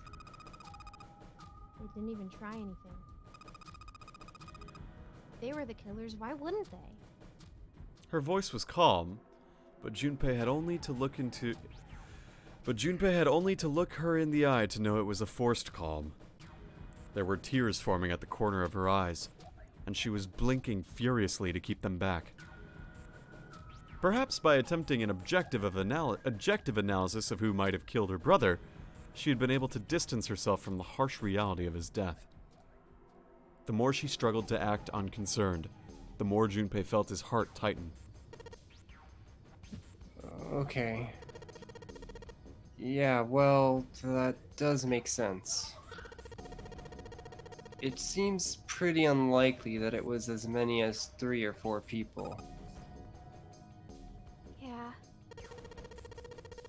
Then that means there's a good chance it was Santa and Seven.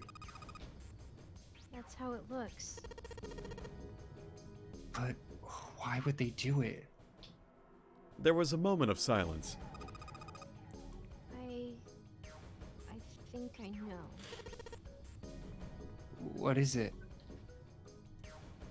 He laid his hand gently on her shoulder. He was close. So close to the answer. When Ace chose the worst possible moment to return. He raised a knowing eyebrow, then spoke. Hey, have I interrupted something? What do you want? There was something I wanted to speak with you about, Junpei. Could you come with me? For a moment. He turned on his heel and walked back toward the wheelhouse. Junpei looked over at Clover. He gave her a short nod, hoped that she would be willing to talk to him again later, and followed Ace. What did you want to talk about? Ace looked at Junpei and smiled. Perhaps more of a smirk than a smile. There was something I wanted to check. Yeah? What's that? If you'll excuse me. With no warning, Ace slipped his hand into the pocket of Junpei's vest. Yeah, hey! What the hell are you doing? He reached for Ace's arm, but it was already too late. In the older man's hands were the pieces of paper Junpei had balled up and hidden in his pocket. Just as I thought. You switched them, didn't you? When we voted? Ah, well, I can't say that I care. I managed to get through the numbered door I wanted, despite your mischief. It's my turn to make out with Junpei.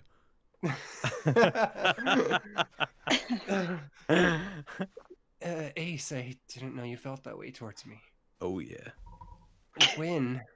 Why did you? Oh, simply curiosity. I hope you won't think ill of me for it.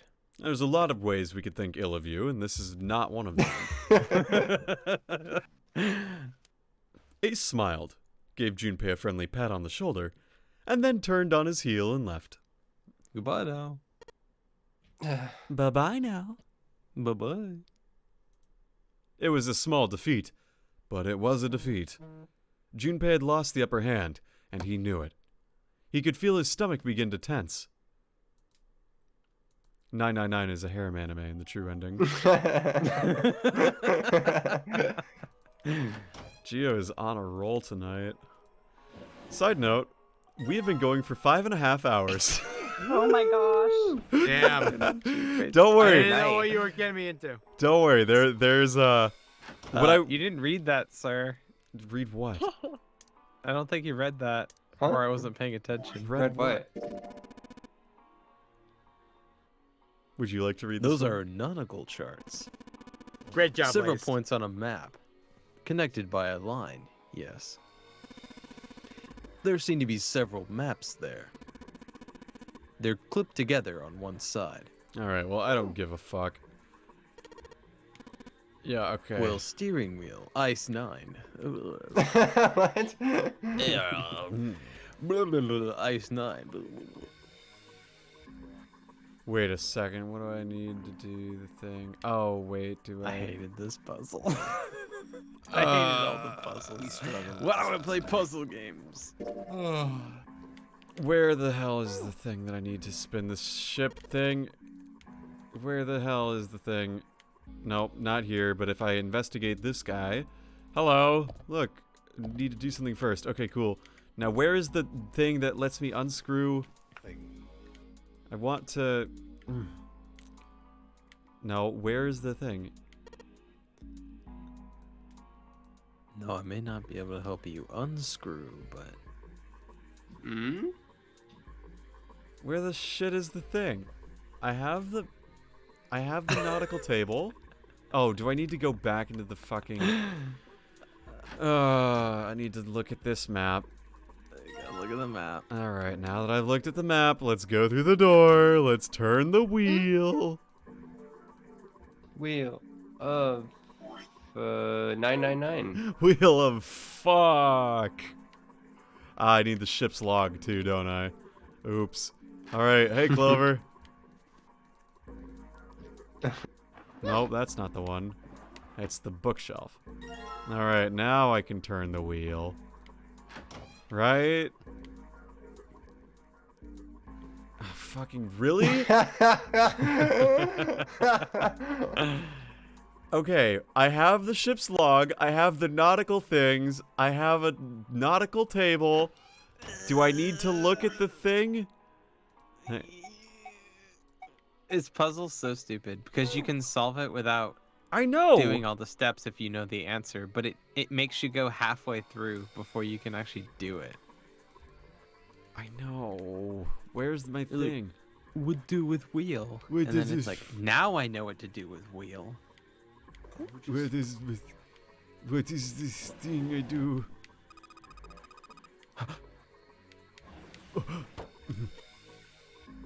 Come on, where? I'm not ready for this puzzle. Shut up, Snake.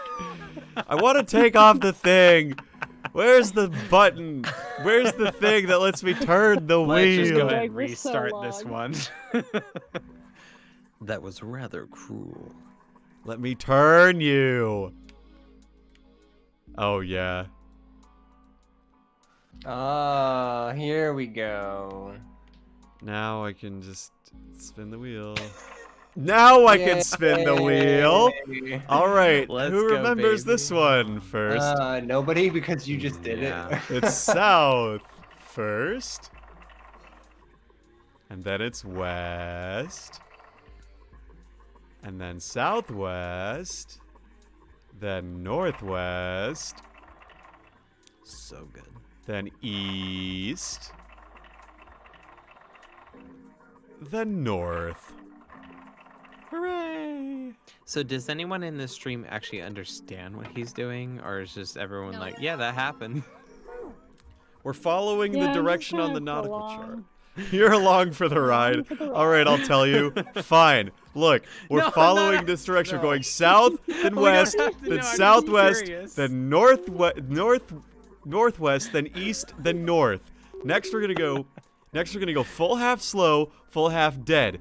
Stop. And that's how we're going to do that, because look, we're matching this. So we're gonna go Let's give it a shot. full. I'm sure you don't know how to do this. Half slow, full, half stop, and then dead. You're a captain now. I did it. I did it wrong. I had it. I had the two backwards. Oops. Huh. All right. Huh. Full. Nothing happened. Half Maybe you don't know what slow, you're doing. full, half dead slow, stop. See, I did it. I knew what I was doing. And then all I have to do is I examine the arrival board. And look, oh man. And then I use the pocket watch. Oh boy. And he's gonna fix it for me. And bada bing, bada boom. And then all I do is I take the pocket watch, put it in the door, and get the fuck out of here. So good. Alright, and a river dirty. Hey, look, we found it. And then we go into this room. And wouldn't you know, we're in the communications, and then we saw a dead captain. And oh, he's got an axe there, Hatchet. and a 0 that bracelet that actually acts like a 6. Yeah. All right. For some Oh wait, reason. yeah, you guys already know about that. Yeah. Mhm. Ah, 0. Yeah. 0. Look. Dialogue. Well, even if he wasn't one of us, there's no way that man could be 0.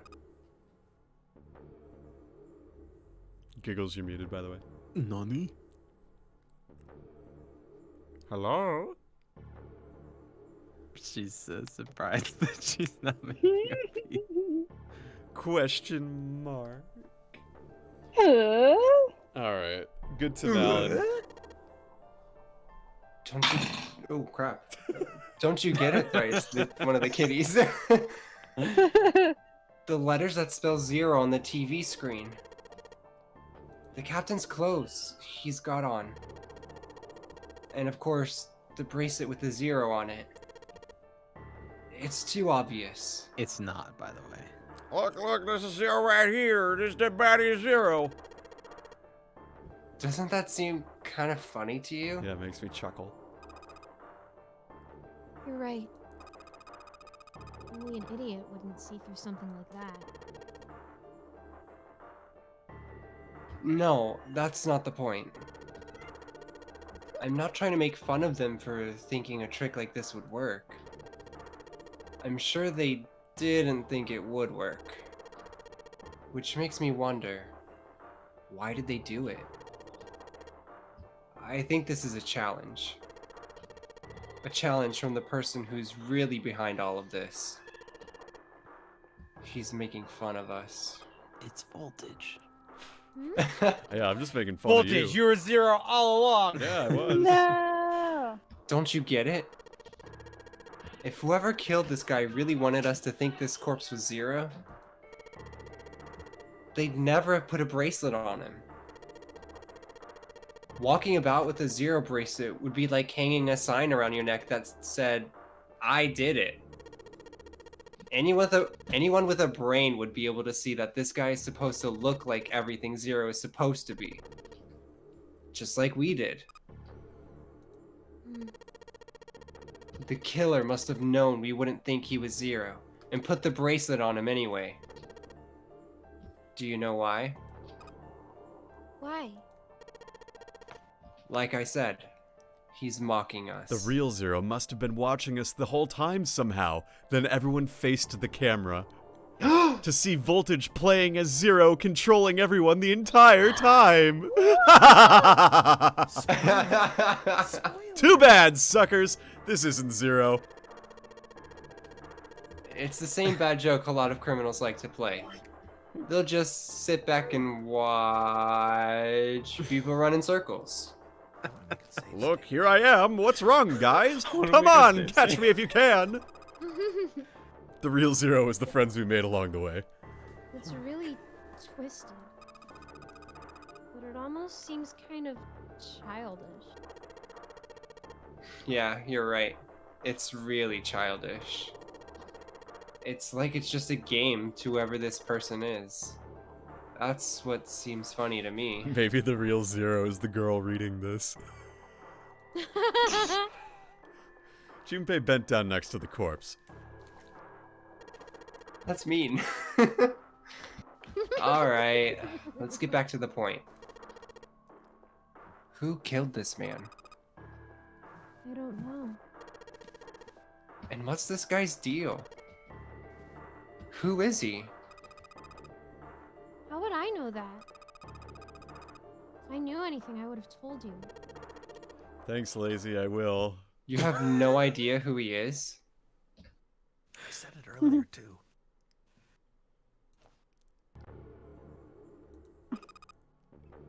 Who? Oh, why would I? Junpei sat back on his haunches and thought. We should check and see if he's got anything on him that might tell us who he is. Give me a hand here, Clover. What? We've got to flip him over. How else are we gonna search his pockets? Clover didn't move. Junpei had no choice but to move the body on his own. He grabbed hold of an area not completely covered in blood and shoved. Oh, Snake has contributed 10,000 to the Voltage Gives his GF a Smooch challenge, so now we are 50% of the way there. 35,000 points raised. 36,000 points raised to a 69,000 total. Nice. But just as it did, something fell from the man's left wrist. The bracelet with Zero on the face. Lastly, let us just get her remove the bracelets. Oh my god, oh my god, oh my god, oh my god, there are two ways to do so. forgot you still did that. 1, you escape from the ship. 2, your heart rate reaches 0. In other words, so once the bracelet is taken outside the confines of the ship or connects to our heartbeat is fall to 0, it will shut down automatically. Junpei stared at the bracelet. This man... He's dead, isn't he?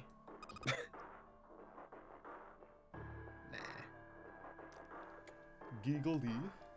Huh? No, it's just... I guess I didn't really think about it until right now. If his bracelet's off, that means he's dead. Well, it's pretty obvious that he's dead. You don't really need to look at his bracelet to figure out that he's dead. Yeah, I guess you're right. It is pretty obvious. He looks a lot better than the other bodies we've seen, though, you know. I mean, if there wasn't all this blood, he'd almost look like he was still alive. I mean, I know it's kind of messed up, a messed up thing to say, but he kind of has it better, you know? dying from a bomb going off inside you. I mean, that's just... Some of Snake's bones went right through his skin. Junpei, you insensitive prick. Yeah, right? I think the explosion must have thrown him against a wall or something. There was a broken bone just sticking out of his left arm. Suddenly, Junpei realized what he was saying. How could he have been so cruel? He clapped his hands over his mouth. But it was already too late. He turned to look at Clover. She was glaring at him furiously. What did you just say? Her words sounded cold. He knew an apology would hardly atone for what he'd done, but he tried anyway. Oh man, I'm so sorry. I shouldn't have said that. I really don't know what I was thinking. I mean... No. That's not what I'm talking about. What did you just say about his arm? Arm? Yes! His left arm!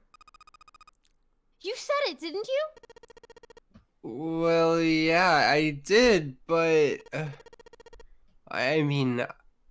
Didn't you see it too? Of course not.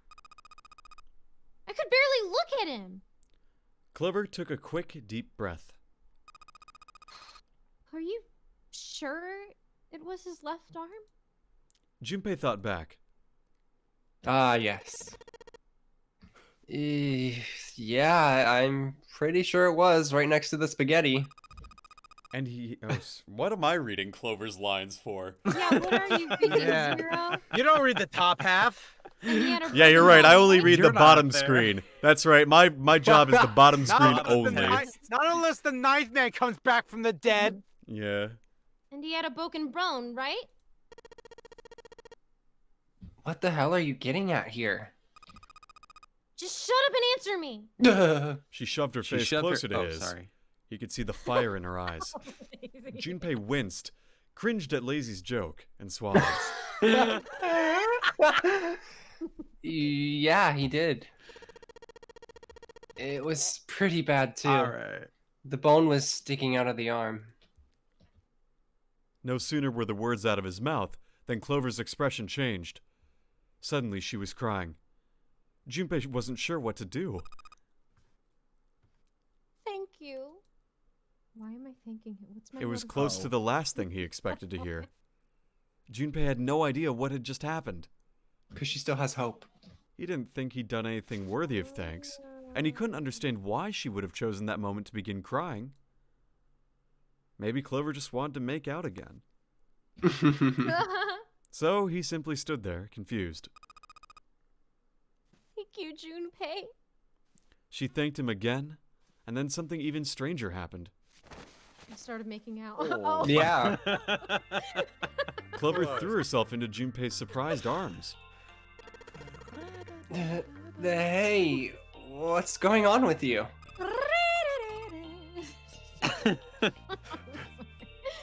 The Clover ending. I'm so happy. Nice. Why? The body in the shower room. It isn't his. It isn't my brother. Huh? It's not Snake. Why on earth would you think that? Because his left arm is... She stopped herself. I'm sorry. I really shouldn't be talking about this. Junpei decided it would be prudent to not press her for any more information. If she did not wish to tell him, she certainly had a reason for doing so. Perhaps more importantly, however, if Clover was so certain, then she was likely right. That meant the body in the shower room wasn't Snake. It wasn't much, but that knowledge lifted some weight from Junpei's heart. He's still alive. I'm so happy. Tears shone in her eyes. Those tears melted Junpei's heart. As she cried, she had pushed herself up against his chest like a child. Junpei put his arms around her and held her tight. Junpei, you were right. Uh, No matter what happens, you can never lose hope. You have to remember what's most important, and that's to have faith and to have love. If you can remember all of those, that'll bring you good luck. Clover reached into her pocket and pulled something out. It was a laminated bookmark with a 4-leaf clover. I only made it here because you gave me this. I was suspicious of everybody, and I was angry and miserable. But because I had this 4-leaf clover, because of what you said to me, Junpei hadn't thought his words would have had such an effect on her. Her words were making him feel a little awkward. Thank you so much, Junpei. She looked up at him. He scratched his nose and pretended to notice something interesting somewhere else in the room. I heard someone say my name. No, you're good. if you really want to thank somebody, you should be thanking Santa.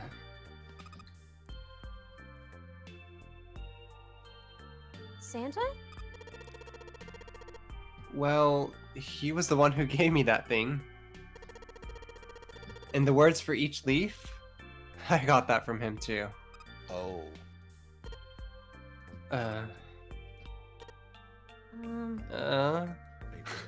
Then suddenly, Clover broke away from Junpei. Uh-oh. Darn it. Uh-huh. Darn. He looked confused.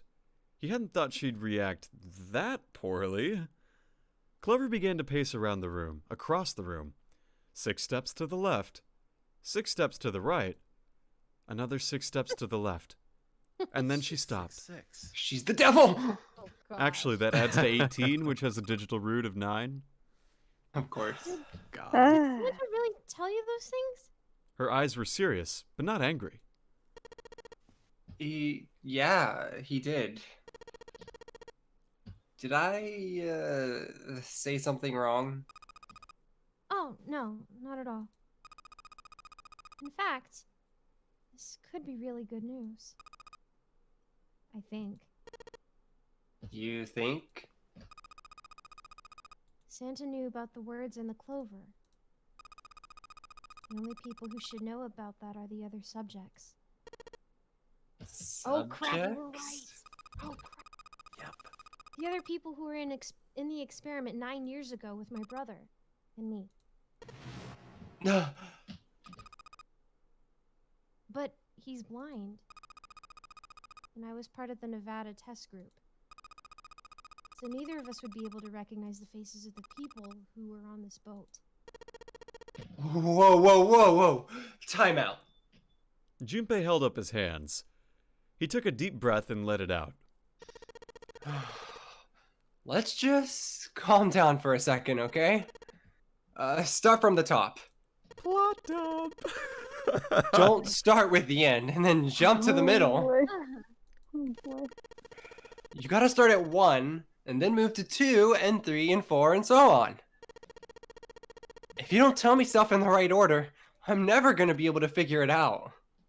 Clover nodded. Alright, let's just start with this experiment. This is gonna be a long plot dump. I realize you all are very tired people, so no. You want the plot dump? You think I'm tired? Keep going. But I also want to go to bed, but I wanna know what happened. Me too. I wanted to go to bed, but I'm too engrossed. Okay, so I just want to make sure that you all are also still want to keep going because we are I would like it if you ended the stream, but if you keep it going, I'm not gonna leave. What'd you say, Giggles? Can we take a break? Because I gotta take out the trash and stuff, and my mom just got home, so I gotta bring the computer and microphone back upstairs. Do we want to take a how long will that take, Giggles? Like 5-6 minutes. But, yeah, we've been going for 6 hours. I think it's a good time to cut it. Yeah, if that's the case, then we should just stop. Hold on, we gotta go for one more minute so we actually go for an hour. 6 hours.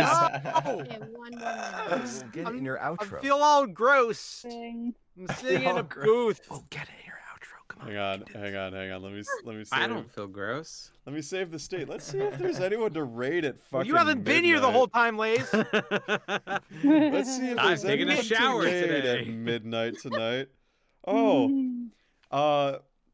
Okay, we can raid Travis. Travis All right. Dragon Drop All right, it. bye.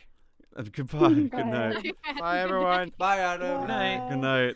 All right, we're gonna raid Travis Dragon Drop it, and we're going to send the message from the four-leaf clover: faith, hope, love, and luck. Oh, we can't do the kink of Theseus or whatever? Or that too. You guys should say that. The kink of Theseus. Okay, we're gonna do that. So now we have made it past the 6-hour mark on a stream. This is monumental record territory. This is the longest I've ever Yay. streamed. So Oh wow. Oh shoot. yeah, Glad so you It got was to be great. here. It was Building all up- a great 6 hours. building up the It was pretty stamina fun. so that eventually I Yeah. can go do I want to really do an eventual 24-hour stream, but that's going to take a lot of time and prep. Anyway. It takes so much out of you. I can imagine. It's 6 hours and I'm fucking blown out. So we got to figure out when we're doing the next one of these because I'm not able to do it next Thursday, and I do not want to hold off on this much longer. If people would be interested in doing this maybe this weekend to finish it up all together. I'm gonna be out of town. Okay, we'll figure it out. I'll do a when to meet thing and everything, and we'll be good there, and we'll figure out when we can wrap 999 for real. Anyway, Should we just do it on Tuesday? I'm not opposed to it, but I know people are busy on Tuesday. Anyway, the raid's about to start, so I'm going to go. Thank you so much for watching, and I'll talk to you later. See you next week. Bye. Bye. Bye. Oh my god, I'm so tired. Lightning round. How did we have... Alright. I'm so... Thank you for fucking sticking around. Man. Sure, I just popped in and out, really. I'm sorry. No, it's I have it's to all help good. with like trash and stuff, so if you guys are still hanging out after, I'll be on. Okay. All right. See you guys in a second. Bye. Bye-bye. Yeah. Hey, I'm gonna go to bed then. Good night. Have a good night, though. Good night. Good job. Great job. Great job. Wowza. Good night. Fucking wowza. Woo. That was a fun evening. You Yeah. did great. And Lazy, thanks for showing up. So, Yeah, sorry I wasn't there earlier. No, you're fine. You're fine. Seth actually was able to show up for a bit. Oh, there you go. Yeah, he was there for We covered each basically other. all of it. Yeah, Seth was there for the axe ending, or not axe ending, safe ending. So yeah, next time we play this game, we'll beat it. Yay. But yeah. Yay. Yeah, Voltage is like, we're gonna finish all of it 6 I hours later. forgot We're that not even safe- close. I forgot that the safe ending was like the end. Like, no, I thought the safe ending ended a lot faster than it did, but there's the whole like, yeah, I'm gonna explain literally every single motivation of Aces, and then I'm gonna say, oh, I have 4 reasons why I did what I did. And then it's like, well, Jesus, man. So,